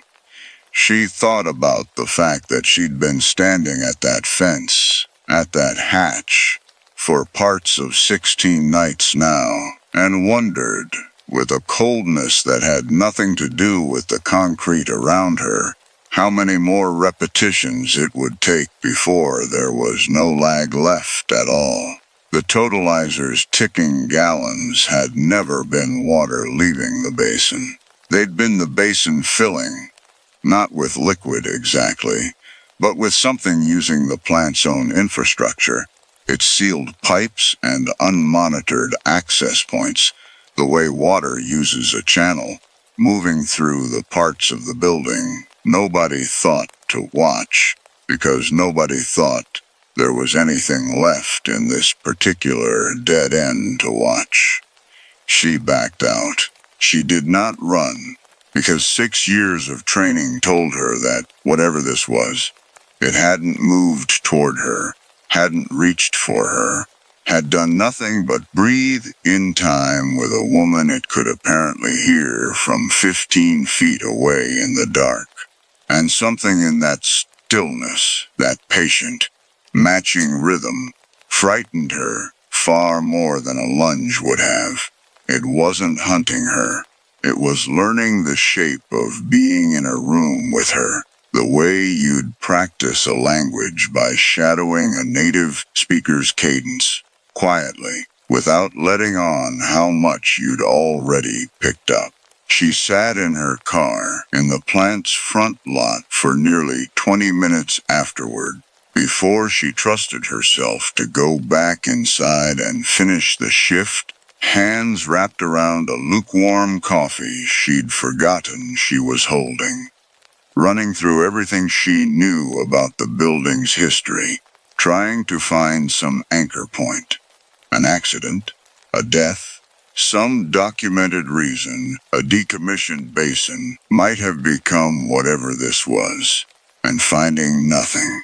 Cordell's plant had no dark history that she could locate, no old newspaper story, No whispered account from a retired coworker. That absence bothered her almost as much as the wall had. She'd have taken a reason. What she had instead was a hole in the budget that had simply sat open long enough for something to notice. It was open. The last incident happened fast, and it's the one she has the hardest time laying out cleanly, because it's the one where the subversion landed. She'd expected by then, based on every story anyone's ever told about a haunted place, that the thing in Basin 4 would eventually come for her directly, corner her in the filtration hall, mimic her own voice to lure her back out to the basin alone. Some version of the pattern she'd half braced for, without admitting she was bracing for it. That's not what happened. What happened was that on night 19, she came back from a supply run to find Ronnie gone from the control room, the outside door standing open, and a fresh set of those same two even, geometric barefoot prints leading not away from the basin, this time, but toward the control room, toward the very desk Ronnie should have been sitting at. Her first sick assumption was that it had gone for him.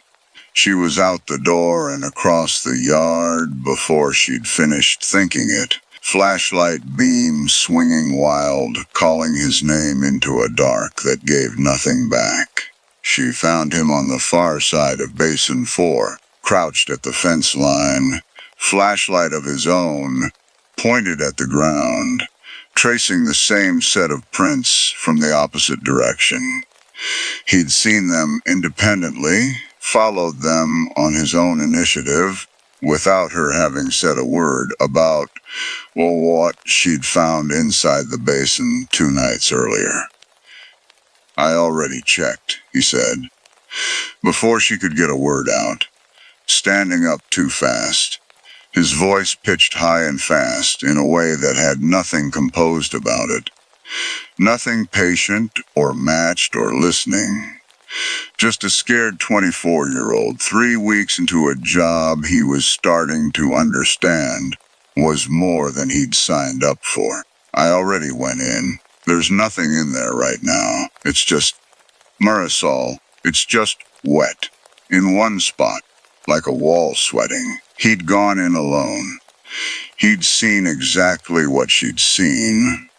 And instead of a monster mimicking his voice to lure him somewhere, he'd walked straight toward the danger on his own, out of the same reflex that gets people killed in every version of this story she'd ever half expected. Not tricked, not lured, just young and freshly frightened and needing, urgently, to know for himself rather than take someone else's word for it. "Why didn't you call for me?" she asked, and heard how thin her own voice sounded doing it. "I don't know. I didn't want to bother you over nothing," he said, and then, quieter, catching up to what he'd just said, "That's stupid, isn't it? That's exactly what you'd tell me not to do." He looked past her, toward the hatch, then back. "You already knew. Before tonight, didn't you?" She didn't answer that directly. She told him to help her get the hatch locked down, and he did, without arguing, his hands steadier on the padlock than his voice had been a minute earlier. That was the subversion. And understanding it landed on her with a specific, cold clarity, standing in the gravel yard at 2 a.m. The thing in the basin hadn't needed to impersonate anyone to get either of them close to it. The plant's own culture had done that work for it.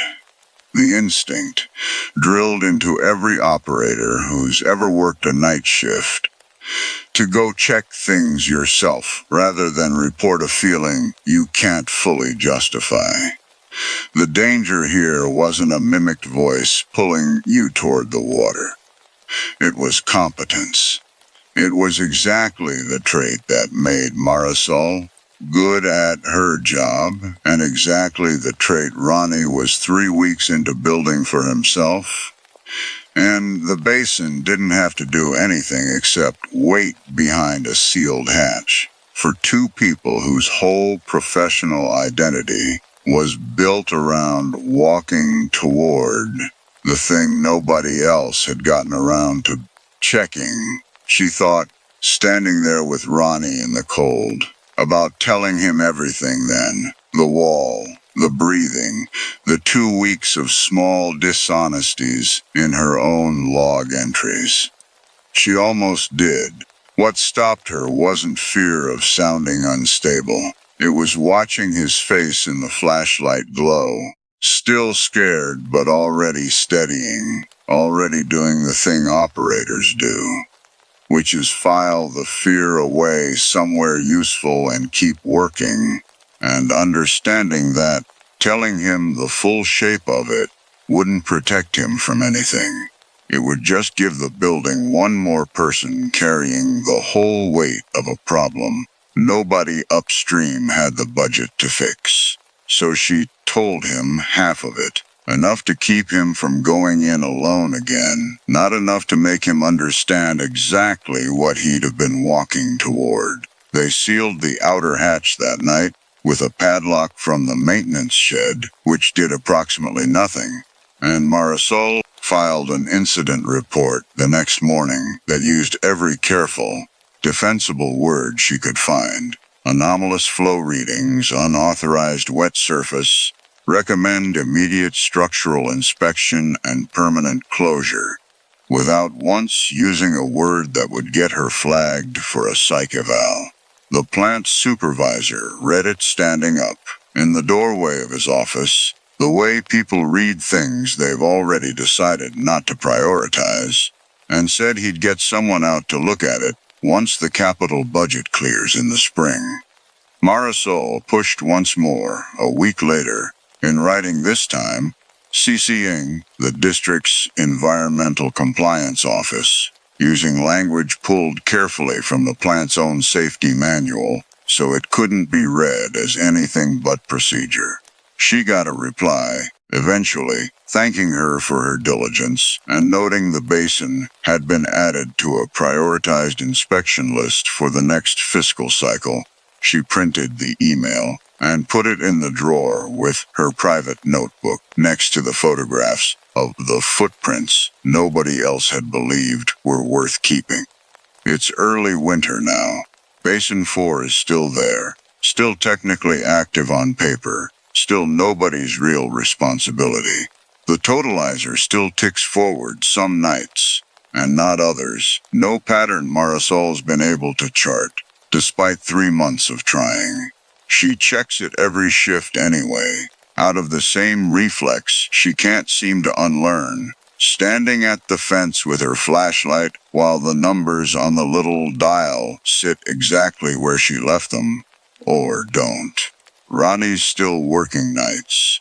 He's better at the job now, faster, calmer under pressure, the kind of operators supervisors start relying on without quite noticing they've started. Some nights, walking the filtration hall, Marisol catches herself humming that same tuneless fragment of song, the one that isn't hers, and has to stop and ask herself, standing alone under the fluorescent tubes with the pumps cycling steady all around her, whether she picked it up from him or whether, somewhere behind a locked hatch 40 feet away, something is still quietly practicing, being the two of them, waiting for the budget, waiting for the spring, waiting for whichever one of them walks toward it next. Story 10. The match came back at 98.6%, and Elena Cade knew, before she'd finished reading the report, that the number itself was the problem, because nothing in 15 years of examining question documents had ever handed her a match that clean, without also handing her an explanation she could trust.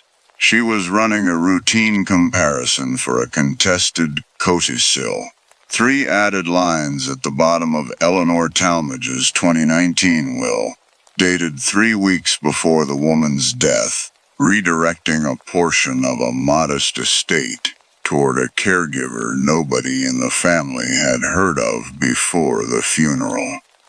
Talmadge's 2 adult children had filed the challenge jointly, describing their mother in the paperwork as sharp and independent, right up until her final month, the kind of estate dispute Elena saw constantly. Families convinced a stranger had taken advantage of someone vulnerable, sometimes right, and sometimes simply grieving in a way that needed somewhere to point. Standard work for Ashford Forensic Document Services, the kind of case that crossed her desk 4 or 5 times a month, and standard procedure meant running the questioned handwriting against the lab's full reference archive before she wrote a single word of her own report, in case the same hand had shown up anywhere else in the system. Ashford's examination room ran narrow and bright, purpose-built for the work. Raking light lamps mounted at low angles to catch the texture of a pen stroke, a stereo microscope for ink and paper fiber, a bank of high-resolution scanners that could pull up a document's surface in enough detail to see where a nib had caught and skipped on cheap paper. Elena had spent 6 years learning to read that texture the way some people read faces. Could tell a genuine elderly hand's natural tremor from a forger's careful attempt at mimicking one almost on sight. Could place a signature's era within a decade just from the flow of the pen and the era-typical ink formulation without needing the chemistry lab to confirm it. She'd built that skill the slow way, case by case, testifying in 36 contested will hearings by her 10th year at Ashford, cross-examined by attorneys who tried, every time, to find the seam in her methodology, and rarely succeeded. The software flagged a stroke pattern match against an exemplar filed under a case number more than a decade old, a name she didn't recognize, Walter Renfro, attached to an inheritance fraud investigation that had closed, according to the archive's summary field in 2011. Elena had been at Ashford for 6 years by then and had never worked a Renfro file.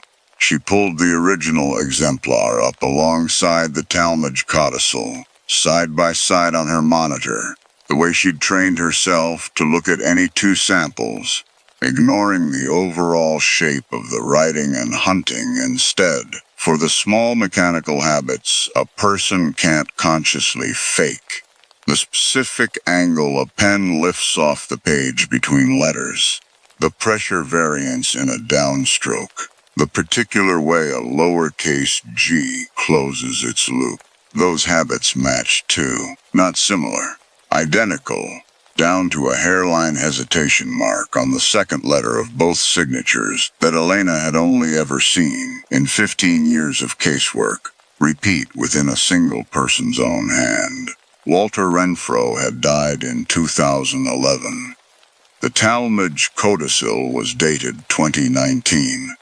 Her first instinct wasn't the one you'd expect from someone who spent her days looking for exactly this kind of impossible detail. It was skepticism aimed at her own tools, not at the document, a database indexing error.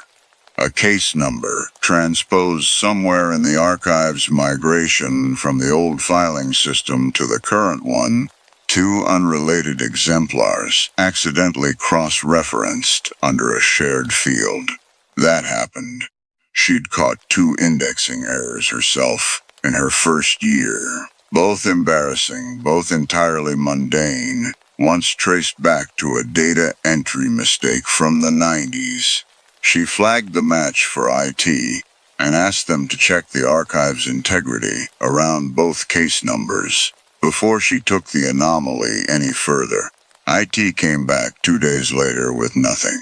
No transposition, no duplicate ID, no corrupted field. The Renfro exemplar and the Talmadge codicil were exactly what their file numbers said they were, filed 13 years apart, and the match between them was real, generated independently by two separate comparison passes, one automated and one run by hand by a technician who had no idea what she was supposed to be looking for, and flagged the same 98.6% regardless.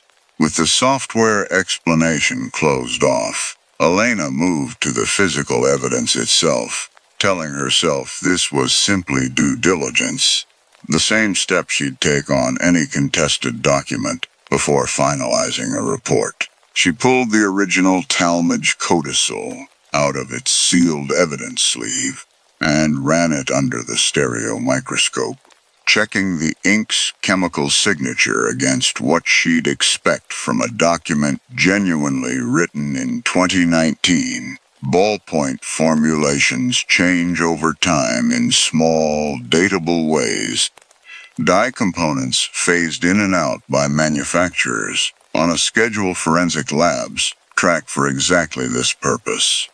If someone had forged the codicil recently, using an old exemplar as a template, tracing or copying Renfro's stroke pattern by hand, she expected the ink itself would betray it. A modern formulation, dressed up in an old man's handwriting. The ink matched, not approximately, the exact resin and dye combination introduced by the manufacturer in early 2018, phased out 18 months later, a formulation window that lined up precisely with the codicil's claimed 2019 date, and ruled out a document written any earlier or any later than it claimed to be. Whoever had produced those 3 lines hadn't traced an old sample onto new paper with new ink.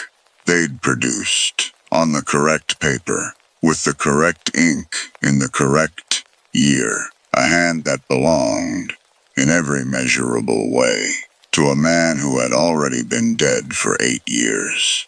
Elena's reputation at Ashford rested on exactly one habit, the same habit that had made her the lab's senior examiner by 38.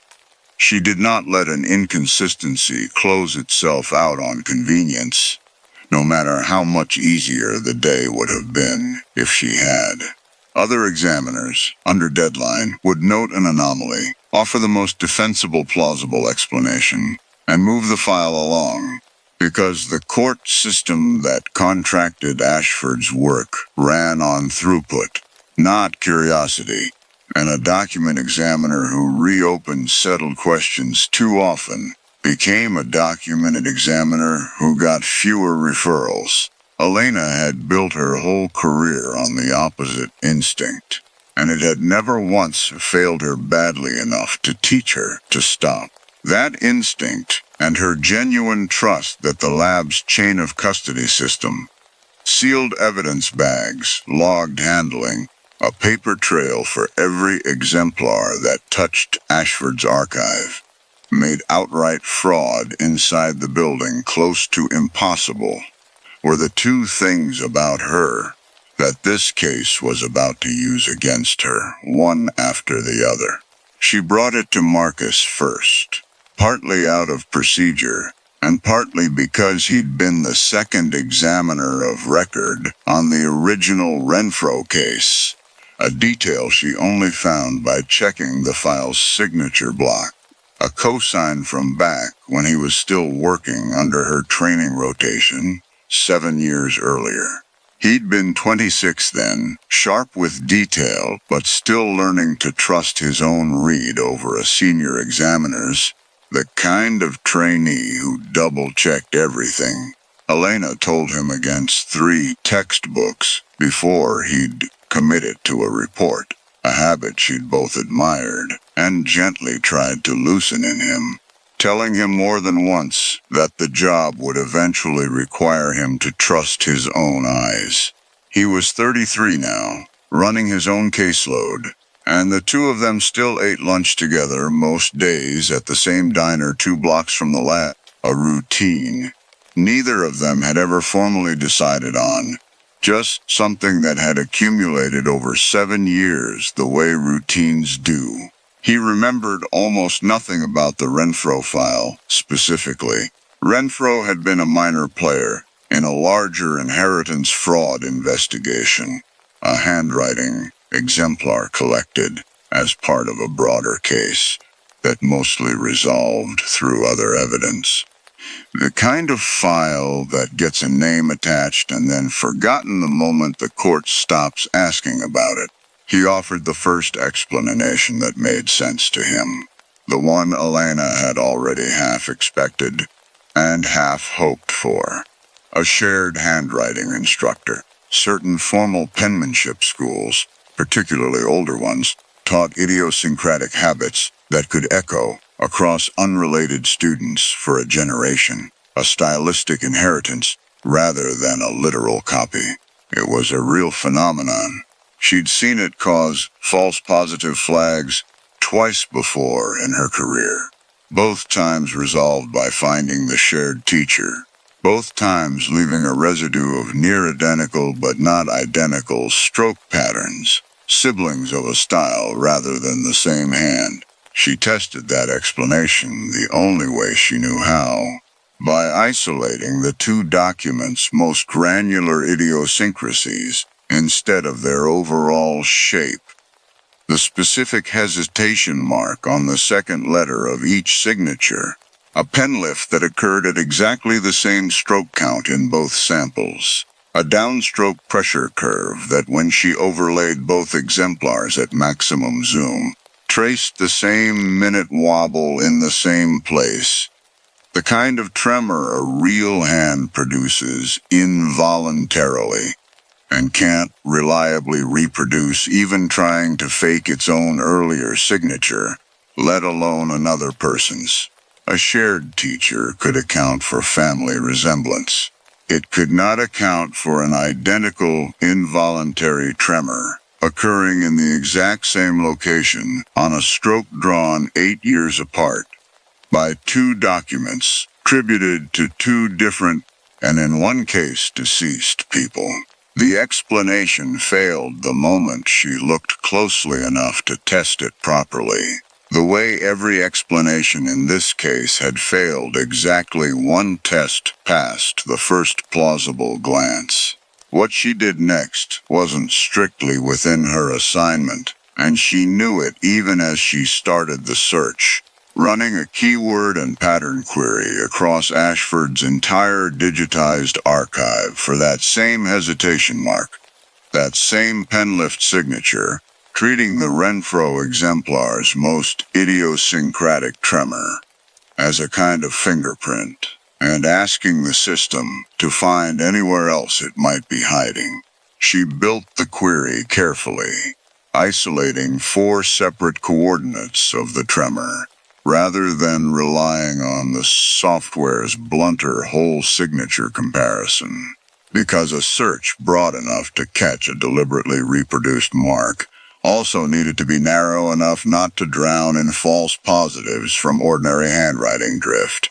It took most of an afternoon to run against 15 years of scanned casework, long enough that she ate lunch at her desk instead of the diner with Marcus, checking the query's progress bar every few minutes with an attention she usually reserved for testimony days. It came back with 14 additional matches, spread across a decade and a half, each one attached to a different name, a different estate, a different court docket, wills, beneficiary change forms, one power of attorney amendment, all of them sharing the same signature tremor Renfro's decade-old exemplar carried. All of them, as far as Elena could tell from the summary fields alone, resolving quietly in favor of a beneficiary or caregiver who hadn't been part of the original family picture. 14 cases. None of them flagged for fraud at the time. None of them reopened since. She sat with that number longer than she'd admit to Marcus when she finally told him, because the number itself was the devastating part, more than any single document had been. She sat with that number longer than she'd admit to Marcus when she finally told him, because the number itself was the devastating part, more than any single document had been.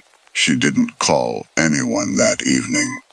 She drove home, made dinner she barely tasted, and sat at her kitchen table with the printed summary sheet in front of her for most of an hour, without touching it again, telling herself she'd bring it to Ron first thing Monday, that there was no version of tonight where calling anyone accomplished anything a weekend wouldn't also accomplish. She didn't sleep well. She kept running the math instead. 15 years, 14 cases, an average of less than one a year. Patient in a way that felt almost more unsettling than urgency would have, because urgency implies a person under pressure.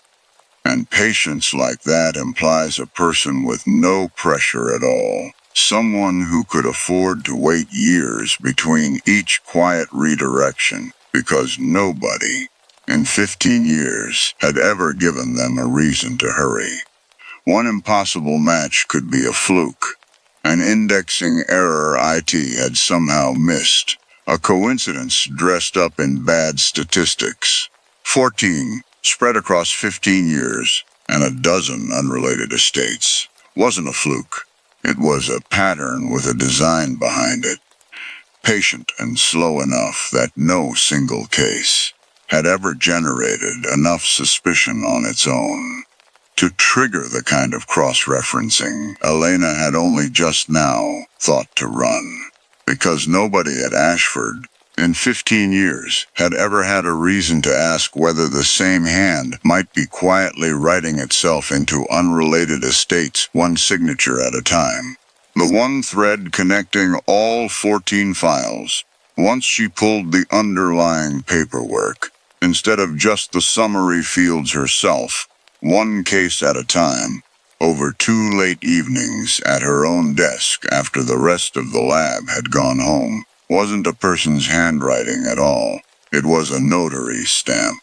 Every document in the set had been notarized by the same county probate clerk's office stamp, issued under a commission held for over 2 decades by a man named Dennis Ochterberg, still employed there, still processing filings every week.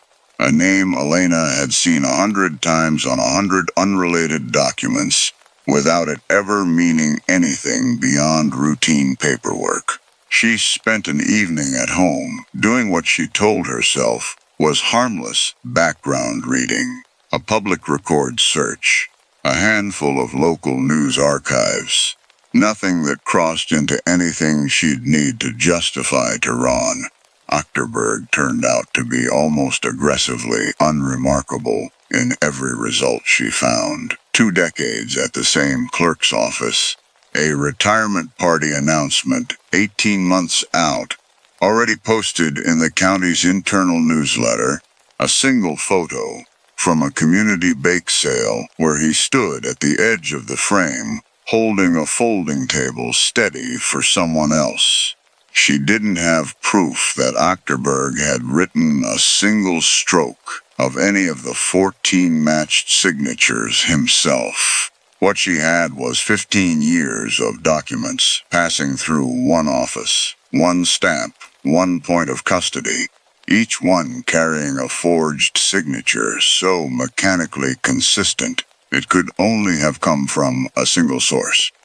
A template, a tracing device, a hand trained to reproduce the same tremor on command, reused patiently enough and rarely enough that no single instance had ever crossed the threshold of anyone's suspicion until it accidentally crossed Elena's desk twice. She brought all of it to her supervisor at Ashford, Ron Petrakis, a careful, unhurried man who'd run the lab for 11 years. and had signed off on more of her early reports than anyone else at the company, expecting, on some level she hadn't fully admitted to herself, that 14 quietly redirected estates spanning 15 years would be the kind of finding that moved fast once someone in authority actually saw it laid out. He read the report twice, in silence asked good, careful questions about her methodology, the kind of questions that told her he believed the science even before he'd said so out loud. And then he leaned back in his chair and explained, not unkindly, the actual shape of the problem she'd handed him. 12 of the 14 cases were older than the state statute of limitations for reopening a probate ruling, meaning even a confirmed forgery wouldn't unwind the estate transfers themselves, only expose Ashford and the county clerk's office to a decade and a half of malpractice liability for every case the lab had signed off on without catching it. Reopening any of it meant admitting the lab's own chain of custody system, the one Elena had spent 6 years trusting as close to fraud-proof, had been quietly defeated 15 separate times by someone with routine, unremarkable access to the paperwork at exactly the right stage. Ron didn't tell her to bury it, and she believed, even afterward, that he genuinely meant it when he said so. He told her carefully that the decision about how far to push this wasn't going to be made today, and that she should let him socialize it with the lab's legal counsel before anything left the building, a phrase she'd heard him use exactly twice before in 6 years, both times about findings that never surfaced publicly in any form she'd ever been able to trace afterward. She had a legitimate reason to visit the county clerk's office 9 days after the search results came back, dropping off unrelated paperwork for a case that had nothing to do with Renfro or Talmadge, and she told herself the timing was coincidental, even as she found herself scanning the name placards on every desk behind the counter. Ochterberg was there, 3 windows down from the clerk processing her drop-off, a heavy-set man in his early 60s with reading glasses pushed up onto his forehead, stamping a document with the same unhurried, practiced motion he'd probably repeated tens of thousands of times over 2 decades, laughing at something a co-worker said, entirely unremarkable in every visible way, the kind of ordinary that made her wonder uselessly what an extraordinary version of this crime would even have looked like by comparison. He didn't look up.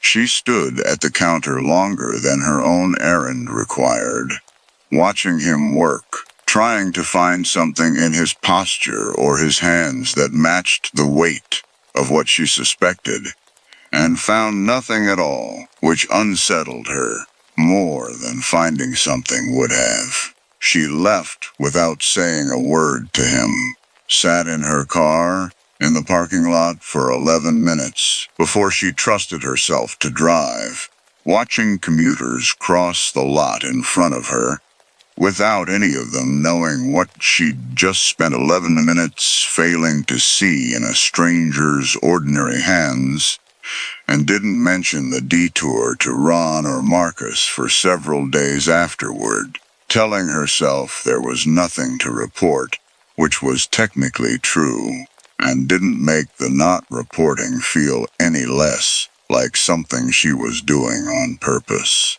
Marcus took it harder than Elena expected. Once she explained that his name sat on the original Renfro cosign from 7 years earlier, a routine second examiner signature on a file that had, at the time, resolved through other evidence, and never drawn scrutiny toward the handwriting itself. If the case ever did get reopened, If a defense attorney on any of the newer 12 files ever thought to pull Ashford's full history, Marcus's early signature was the one piece of paper connecting a working examiner's professional record directly to a 15-year fraud pattern he'd had no way of recognizing at 26 years old, 2 years into the job, trusting a training system that had never taught him to look for a single tremor across unrelated decades.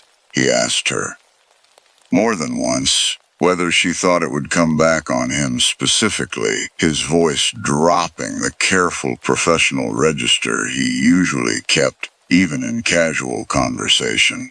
She told him the truth, which was that she didn't know, and that not knowing was apparently going to be the actual shape of this case going forward, for both of them, indefinitely. She thought, briefly and almost embarrassed by the thought, of the shape a story like this would take if it weren't real. Some single haunted signature reaching forward through the decades on its own, a dead man's hand still moving on paper he'd never touched. The kind of explanation that would have almost been a relief, because a ghost doesn't need a motive. You can be held responsible for failing to stop in time. She'd even said something close to that out loud to Marcus once, half joking. Over the diner lunch they still hadn't quite managed to skip, despite everything, and he hadn't laughed. Just looked at her for a second, like he'd been turning over the same unserious thought himself. It would have been easier, in its way, to believe that than what the evidence actually supported. A living, mundane, patient operation running quietly through a county office for 15 years. Protected not by anything supernatural, but by the ordinary difficulty of anyone ever having a reason to cross-reference. Case 14 against Case 1. Nothing about Dennis Ochterberg's file. When she finally allowed herself to pull his personnel record out of simple compulsion, read as anything but ordinary. 22 years of unremarkable service, a pending retirement date 18 months out, no complaints on record, nothing that would ever, on its own, draw anyone's attention. That ordinariness was the whole design. Design was even the right word for something this patient and this quiet, something that had never needed a mastermind so much as it needed nobody looking closely enough for 15 years, until an overworked lab happened to root the same hand across the same overworked examiner's desk twice within 1 calendar year. She thought about that phrase, unknowable design, more than once in the weeks that followed, turning it over the way she turned over any unresolved detail in a case, and kept arriving at the same uncomfortable conclusion. She would probably never know whether Ochterberg himself had ever picked up a pen at all, or whether he was simply the one steady hand in a chain of custody that someone else, further back, further hidden, had built to move through his desk, unnoticed. The system didn't require her to know. It only required that nobody, for 15 years, had needed to ask. Elena still keeps her own private list of the 14 case numbers in a notebook in her desk drawer, alongside the Talmadge Files official write-up, which she submitted with language so careful it barely resembles what she actually found. Additional handwriting comparison analysis recommended prior to final estate disposition. 6 words. Standing in for everything she now knows and can't get anyone with real authority to act on. She hasn't heard back from Ashford's legal counsel in the 11 weeks since Ron said he'd socialize it, and she's stopped asking him directly, partly out of professional caution, and partly because she's noticed he no longer holds eye contact quite as long as he used to when the subject comes up in passing. Ochterberg is still processing filings every week. As far as she's been able to tell from a distance, she's careful never to close again the way she closed it that one afternoon at the counter. What's changed isn't the case, it's her own eyes. She can't look at a stranger's handwriting anymore. On a grocery list, a birthday card, a signature on a delivery slip.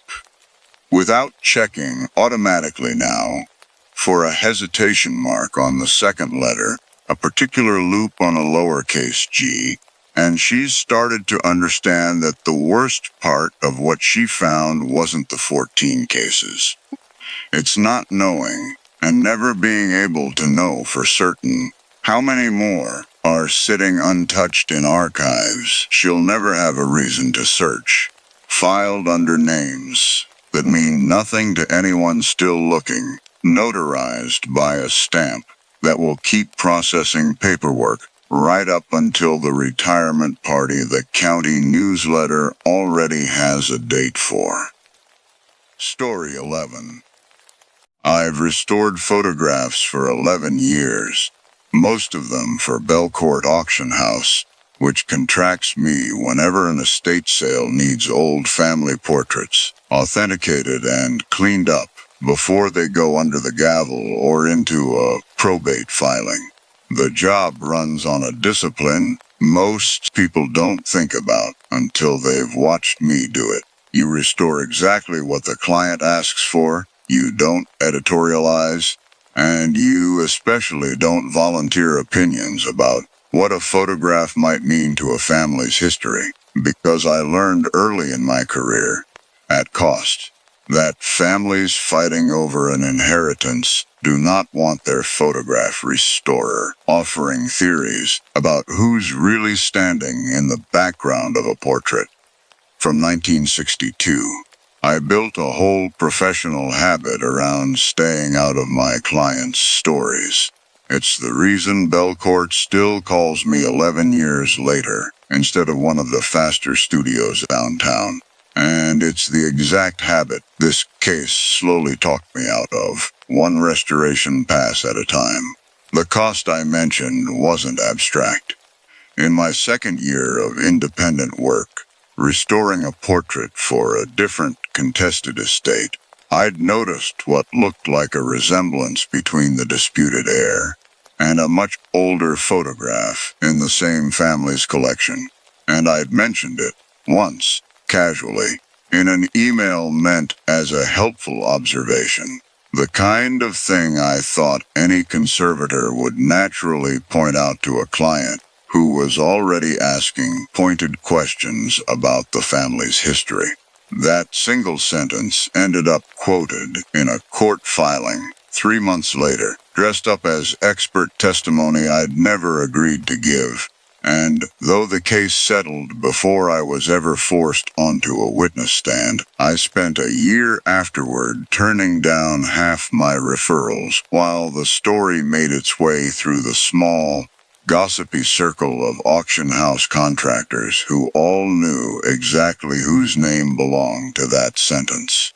I rebuilt my reputation slowly, on the strength of doing exactly what was asked and nothing more. Turning down speculative side conversations, keeping every email clinical and narrow, and by the time the Whitfield portrait came across my desk, that rule had been load-bearing in my career for almost a decade. Quiet enough by then that I rarely even thought of it as a rule anymore, just the ordinary shape of how I worked.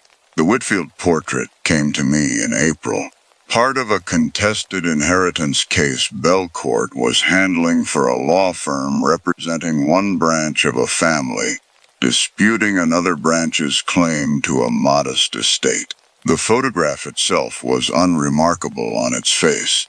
A 1962 family gathering, 7 people posed stiffly on a porch, badly faded, water damage along the bottom edge. The kind of restoration job I did 2 or 3 times a month. My task was narrow and specific. Clean up the image enough that a genealogist could confirm the identities of everyone in frame, since the inheritance claim hinged partly on proving a particular birth order among the family's children. I ran it through my usual process, multi-pass digital cleanup calibrated to the photo's specific paper stock and fading pattern, working slowly enough to avoid introducing artifacts that would make a real detail look manufactured. My studio quiet except for the low hum of the scanner and the particular smell of the acid-free storage sleeves I kept the originals in between passes.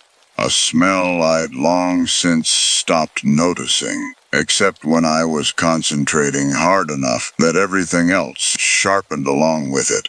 Somewhere in the fourth pass, resolving the porch's shadowed left edge, a shape I'd been treating as a smudge of water damage sharpened into a face.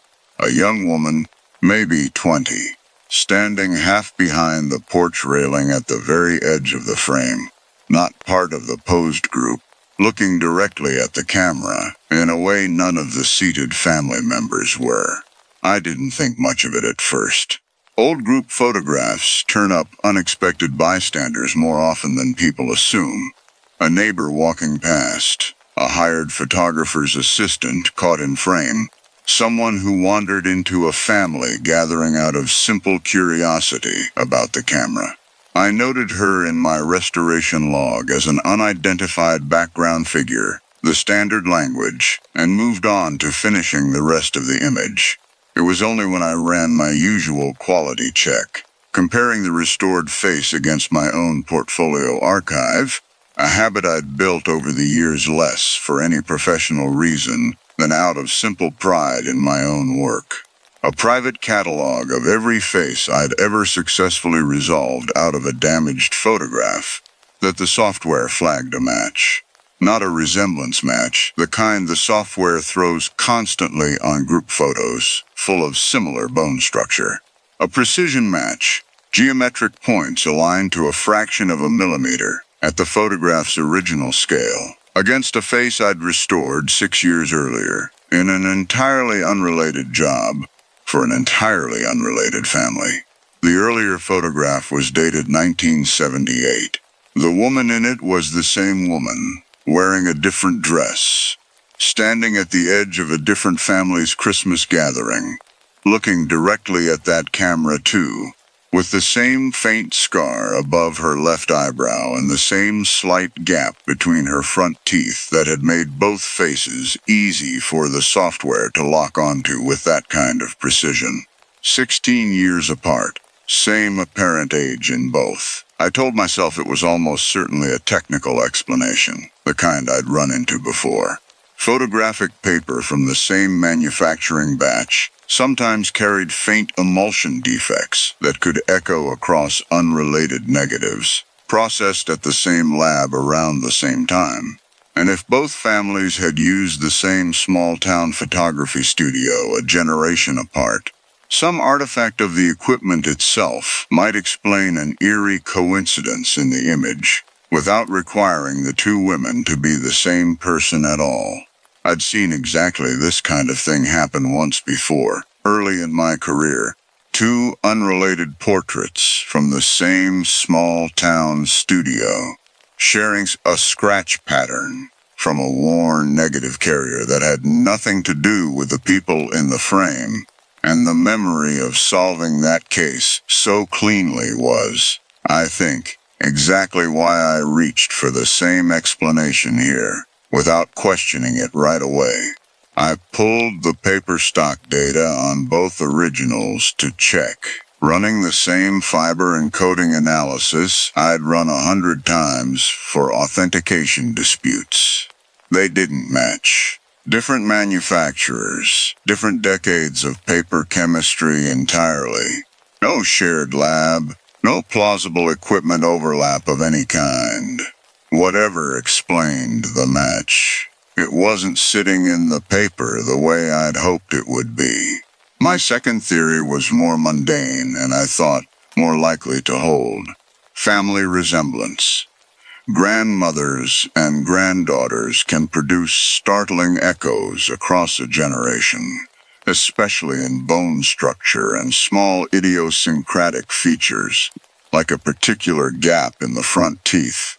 And if the two families were even distantly related, a resemblance strong enough to fool a casual glance wouldn't be impossible. I measured it properly this time, the way I should have from the start. Running the full facial geometry overlay, my restoration software offered for authentication disputes exactly like this one. Precise to the sub-millimeter scale, the software could resolve from a high-quality restoration, a tool I usually reserved for disputes over whether two portraits genuinely depicted the same historical figure, rather than two different sitters who simply looked alike. Resemblance between relatives, even close ones, always shows measurable variance somewhere. Eye spacing, jaw angle, the exact curve of a hairline, something. I ran the overlay 3 separate times, adjusting the calibration slightly each pass, in case my own error was producing a false positive, the way I'd want to rule out my own mistake before trusting a result this strange. Every measured point landed identical, all 3 times. The kind of match you get from the same photographic subject, not 2 different women who happen to share a look. That was the moment I stopped being able to treat this as a curiosity. I'd note in a log and move past. 16 years, 2 unrelated families, 1 face with 0 measurable variance between the 2 instances of it, and every explanation I actually knew how to test had failed the moment I tested it properly. Rather than just glancing at it and accepting the first comfortable answer, I want to be honest about what I did next, because it's the part of this that still sits with me more than the face itself does.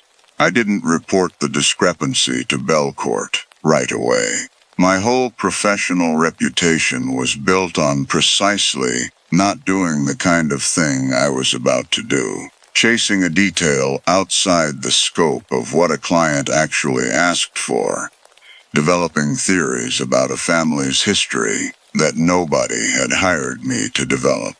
I told myself I needed to understand it first, quietly, on my own time, before I risked bringing an unverified oddity to a law firm in the middle of an active inheritance dispute, the kind of thing that could unravel a case built on other, better evidence if I got it wrong or said it clumsily. That was a real professional concern. It also gave me exactly the cover I wanted to keep looking, without having to explain myself to anyone yet. I ran a broader search against my full archive, widening the time frame past the original 6-year gap, and the number climbed faster than I expected once I actually let myself look properly, instead of stopping at the first uncomfortable match. I did it in stages, almost against my own better judgment, telling myself each expanded search would be the last one, before I either found nothing further or found enough to justify saying something to somebody.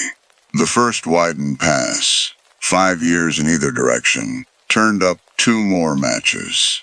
The second pass, opening the search to my entire 11-year archive, turned up 11 photographs total, spanning 31 years, 7 different families, all of them estate or genealogy cases that had passed through Belcourt, or one of the 2 smaller auction houses I occasionally freelanced for. In every one, the same woman appeared at the edge of frame, never posed with the family, always looking directly at the camera, always the same apparent age. I sat with that number for longer than I want to admit.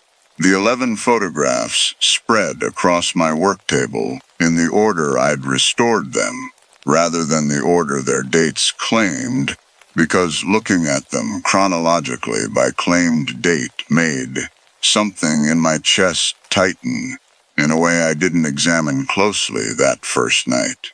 A few of them stayed with me more than the others. In one, a 1994 photograph supposedly showing a family reunion at a lake house, she stood at the very edge of the dock, half out of frame, in a cardigan that matched almost exactly the one she wore in the Whitfield porch photograph 32 years earlier, down to the pattern of buttons, a detail I noticed only because I'd spent so many hours by then staring at the fabric texture in high magnification, chasing thread counts the way I'd chase any other authentication detail. In another, a 1971 photograph, she was closer to the camera than in any of the others, close enough that I could see for the first time that her eyes weren't quite looking at the lens the way I'd assumed from the more distant shots. They were looking just past it, at whoever was standing behind the photographer, a detail that unsettled me more than the scar or the gap in her teeth ever had, because it meant she'd been looking at someone in every one of these photographs, and I had no way of knowing who. I didn't sleep well for most of that week. I told myself it was the backlog of other client work piling up while I chased this, which was true, and also not the reason. What connected all 11? Once I stopped looking at the faces and started looking at the paper itself, the way my training actually equips me to wasn't a person at all in the technical sense. It was a specific reproduction photo stock, a specialty paper manufactured to mimic the emulsion characteristics of decades-old prints, sold by exactly one supplier I knew of, a small specialty house that catered almost exclusively to genealogists and estate researchers producing recovered or restored archival prints.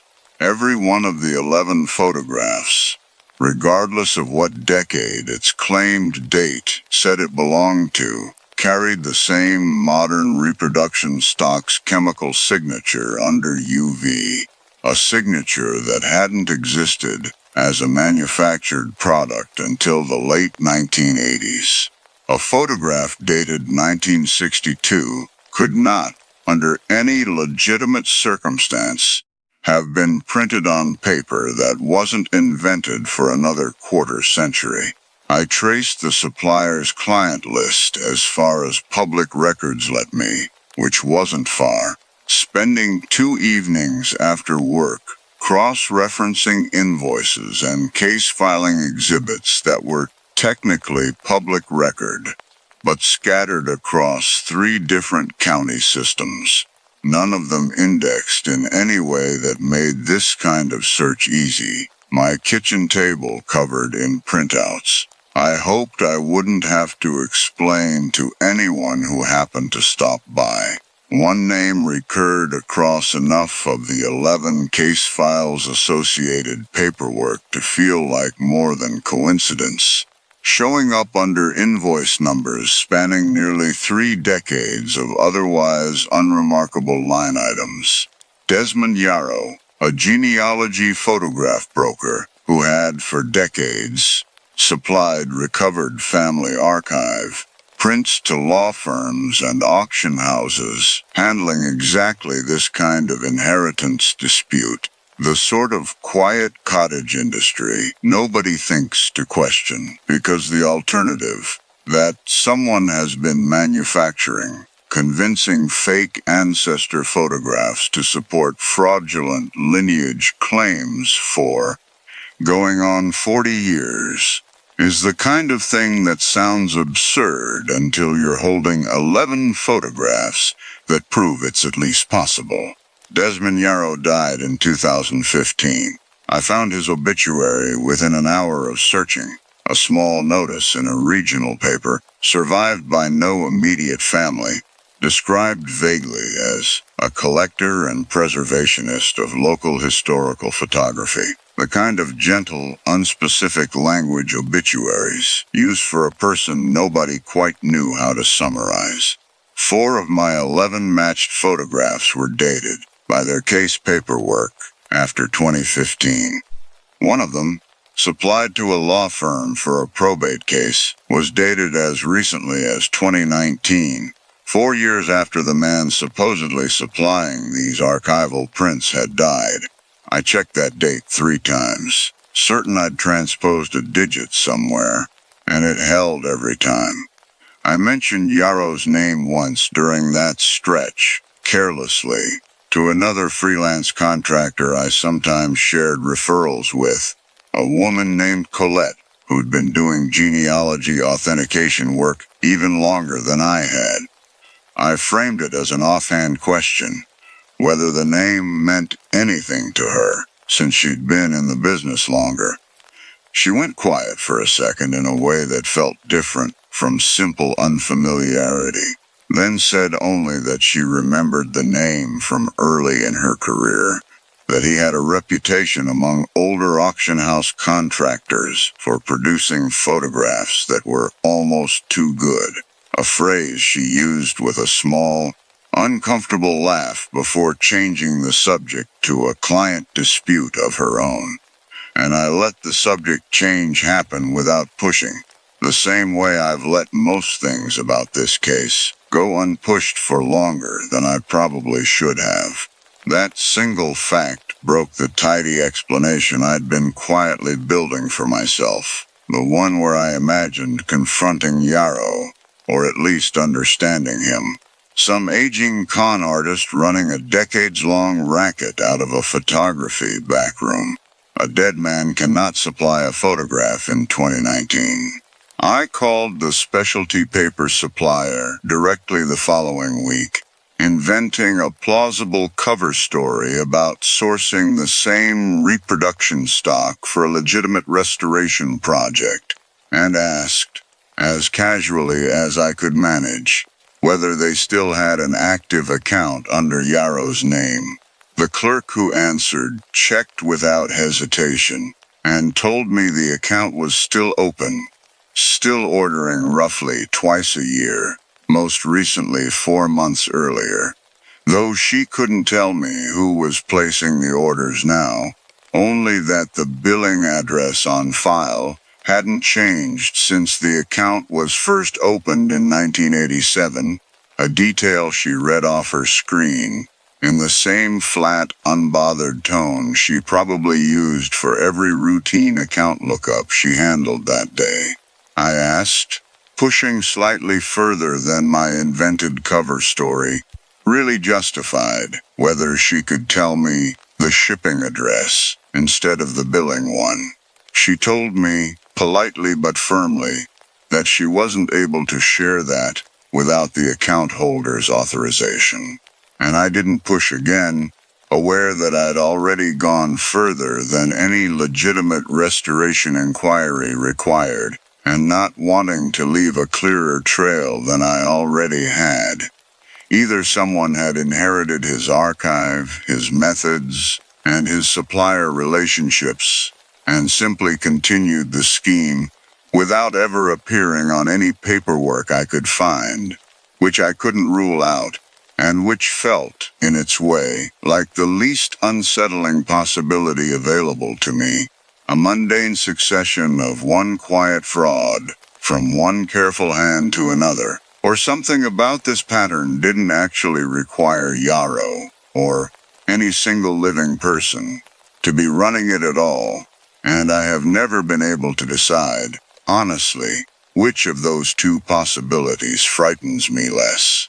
I brought what I had to Renata Ochoa, the partner at the law firm handling the Whitfield case, carefully, the way I'd rehearsed it in the car on the drive over, framing it purely as a materials authentication finding, rather than anything about the recurring face, because I still didn't trust myself to say the rest of it out loud to someone billing by the hour, And because the paper stock evidence was the one part of this I could actually prove without asking anyone to take my word for a face. She listened without interrupting, asked sharp, precise questions about the paper stock dating, wanted to know how confident I was in the UV signature analysis, and whether it would hold up if challenged by an opposing expert. The kind of questions that told me she was already thinking several moves ahead into how this would play, if it ever reached a courtroom, her pen tapping a slow, steady rhythm against her legal pad the whole time she listened. When I finished, she told me, not unkindly, that a single photograph's questionable authenticity wouldn't necessarily unravel the broader inheritance claim, since the birth order question the Whitfield case actually hinged on was corroborated by other unrelated documents. Birth certificates, a family Bible with contemporaneous entries. Nothing that depended on the photograph at all. She thanked me for the diligence, said she'd flag it internally for the firm's own records, and I understood, watching her fold my report into a stack of other papers on her desk without ceremony, that flagging it internally and doing anything further with it were not the same commitment, and that unwinding even one of these 11 cases would mean unwinding a decade or more of settled estate sales that Belcourt itself had facilitated and profited from, an outcome nobody with any actual authority over this had a strong incentive to chase. I didn't mention the other 10 photographs. I told myself I was waiting for a better moment to bring the full scope of it to someone who could actually act on it, and some part of me has been waiting for that better moment ever since. The part I haven't told anyone, not Renata, not Belcourt, not even the one friend I mentioned any of this to in passing over a dinner I barely tasted, is what happened when I finally let myself check my own family's photographs against the same measurements. 3 weeks into all of this, on a night when I told myself I was only doing it to rule myself out entirely, the way you'd want to rule out a coincidence before it could keep bothering you. My grandmother had used Belcourt once herself, decades ago, for a small inheritance dispute over her own mother's estate, long before I ever worked there, a detail I only remembered, because she used to tell the story at holidays as a minor family legend, the year the lawyers wanted proper old photographs, and somebody found a box of them just in time, laughing about it the way you laugh about old family scrambles, that worked out fine in the end. I have that same box now, inherited along with everything else after she died 2 years ago, along with her good china and a set of gardening tools I still haven't found the nerve to give away. I'd never restored the photographs in it, professionally. Only ever looked at them the ordinary way anyone looks at old family pictures, tucked into the bottom drawer of a hutch I hadn't fully unpacked since the move. And it took me most of that night, cross-legged on my living room floor with every photo laid out around me, to run the same background figure check I'd have run for a paying client.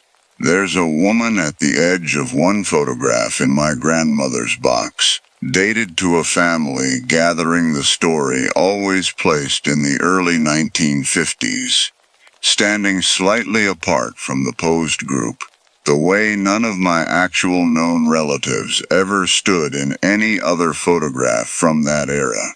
Half turned toward the camera the same way, the same faint scar catching the light along her eyebrow, in a way I only noticed because I already knew, by then, exactly what I was looking for.